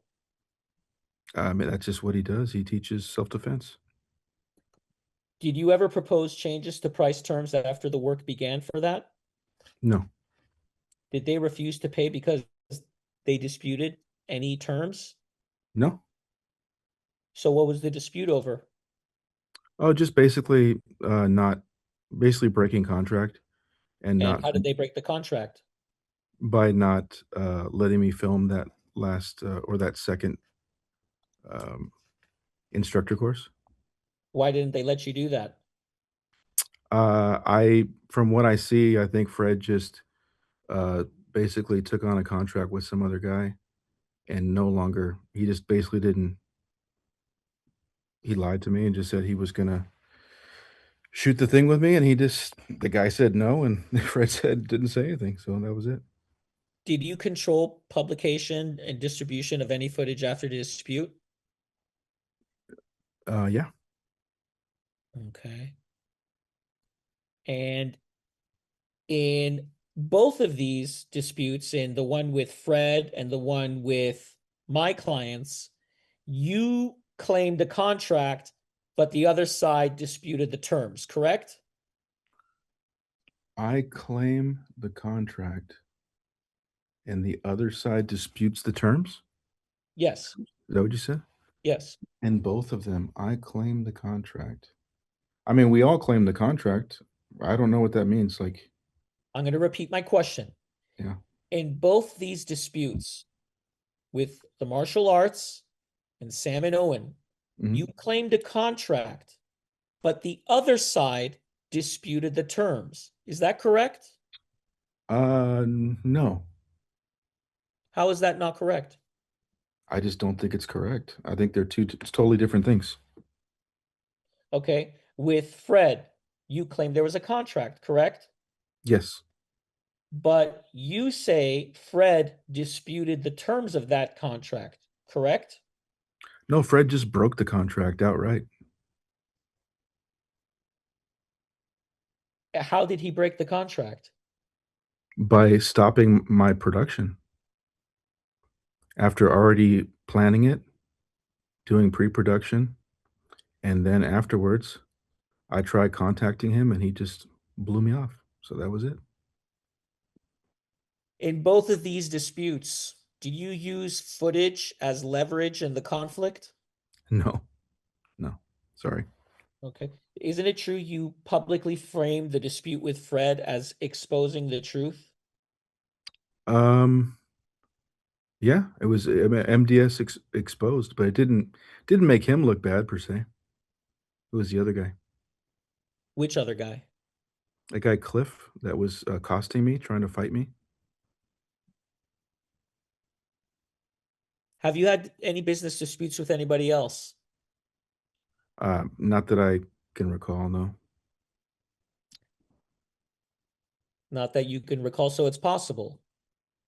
Possibly. I mean, I don't think so. Do you know who Henry Eugene is? Oh, yeah, Mark Henry? Who's Henry Eugene? He is a guy who I went to elementary school with that we reconnected on Facebook during COVID. Mm-hmm. And did you become business partners with him in October of 2020? Yes. Okay. And is it true that you started Film Grain Media LLC with him? It's called Filmstead. Sorry, Filmstead Media LLC? Yes. And you acquired multiple contracts and jobs from other businesses and medical centers in San Diego and Riverside County from October 2020 to May 2021, correct? No. No, you did not. No, there was just one for, Tri-City. One for Tri-City. And approximately how much did you make from that contract? Um, I think we got paid like 18,000 or something like that. Mm-hmm. I think. I don't remember. And did you withdraw $16,000 from a Chase business checking account that you had shared with Henry? No. Okay. Uh, did Eugene attempt to obtain work you agreed to complete in 2020? Yeah, he got the Tri-City job. Okay. And did he attempt to collect the work that you were supposed to perform from you? No. So what was the contract? What was the agreement you had with Eugene? My agreement Mhm. was basically we were going to make these videos for Tri-City. And did you make those videos? I shot them. Did you complete them? No, I never got the footage from him. So you shot them, but you never got the footage? No, he kept the footage. So So what did you take $16,000 for? I didn't. So it's your testimony that you did not withdraw $16,000 from the Chase business checking account ending Yes. in 3958. Yes. Okay. Let's see if I could get one more line of questioning in before we go.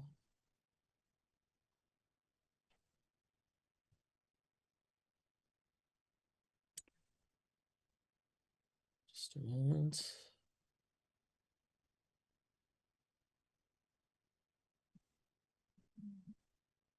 Okay.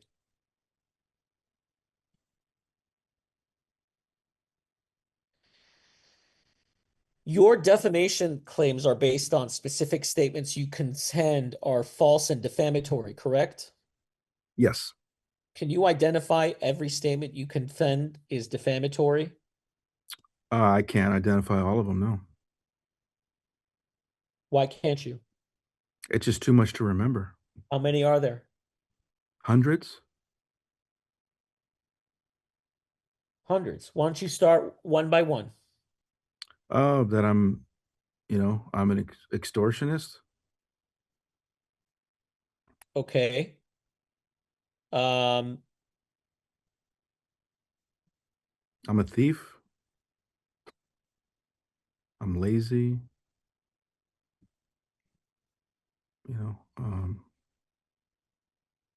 There's just too many. It's all in the complaint. Well, a lot of it is.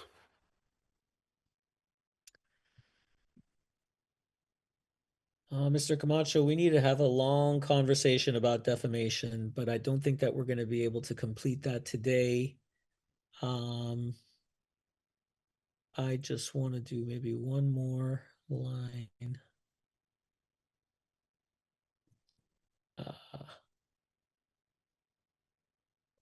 You said to Covert Radio that you have the hard drives, all the raw footage from 2021, 22, and 23. Is that correct? Yes, I think I said that. Okay. And why haven't you turned that over as part of your discovery responses that you're obliged to do? I was told to turn over from 2023 that was in dispute that's what I was told. Okay. And can you advise if you could produce that raw footage without a watermark as you're obliged to do? No, Why won't you do that? that's not what you do. I mean, when something's unpaid or something is not finished, you watermark it for security purposes. So you don't believe you own the footage, do you? I don't know. Well, you must know something. You're suing for the court to deem you have ownership of it. Isn't that correct? No, I'm suing for a breach of contract and defamation, not over the footage. Okay. Mr. Sardoni, we're going to have to suspend the deposition. I don't have all the documents that I was supposed to receive. And that was not provided. You're going to have to be more specific, counsel. Well, the contact information of the people that allegedly claim that there's a alleged land scam. Those were not requested, counsel. I'm sorry? Those documents were not requested, counsel. Those would be part of form interrogatories. No, Okay. they would not, counsel. That predates your cross. I'm gonna let me just do 5 minutes. I'm gonna take this 5 minutes. 1 second. I'm gonna take this 5 minutes that we got. Okay. Mr. Camacho, are there any other damages you attribute to any cause of action that we didn't discuss today? Yeah, there's lots of damages I think that are in the complaint that have to do with reputational harm and emotional distress, all that stuff. Emotional distress. Did you have any complaints or injuries regarding emotional distress at the time of the incident? Yeah, shortly after I did. Okay. Can you list all physical, mental, and emotional disabilities you had before the incident? None. None. So at the time of the incident, did you sustain any injuries of the kind you're now claiming damages? I was hospitalized. I received medical attention. When were you hospitalized? I believe it was shortly after. I think it was that weekend. So it must have been like October 17, 18, 19, 20. I think it was like the 20th of October, I think. Have you been involved in lawsuits in the past? No, Have you ever been deposed? never. In the past 10 years, have you made a written claim for workers' comp? I don't believe so. No, I don't think so. Okay, so what are your damages to your mental, physical, and health? You mean like not like financial? Sure, tell me what your ailments are. Oh, I mean, I just emotional distress, completely. Anxiety. There can be anxiety. There could just all the harassment. How many medical providers have you seen from any physical, mental, or emotional disabilities you've sustained? I didn't have any disabilities. All I had was, I was hospitalized by one place. Oh no, I went to two, I think. So are you seeking any ongoing medical treatment for any damages? No, I haven't been back to So any. you were hospitalized for one night, and that is the entire basis of your physical, mental, and emotional distress. That's when I had my attack. Yeah, that's when I had my attack, and I was prescribed something, and How yeah, long were you prescribed that? for a month. Okay, and do you have any permanent debilitative condition as a result of that? Medical conditions? I haven't been diagnosed, but I'm just, being, harassed, stalked and defamed is not. It has caused me a lot of distress on me and my family. Okay, well, I haven't been diagnosed to get with it. into that in another deposition, Mr. Camacho. Okay, I would like to get into that in another deposition, which we will have. I'll schedule that with your attorney in the next month or two. But I thank you for coming today and being here. So with that, if the court reporter could wrap it up, and we'll just do if you want to go per the code, Mr. Sardoni, we could go per the code. I have no objection. The time is 5:29 p.m. and we are off the record.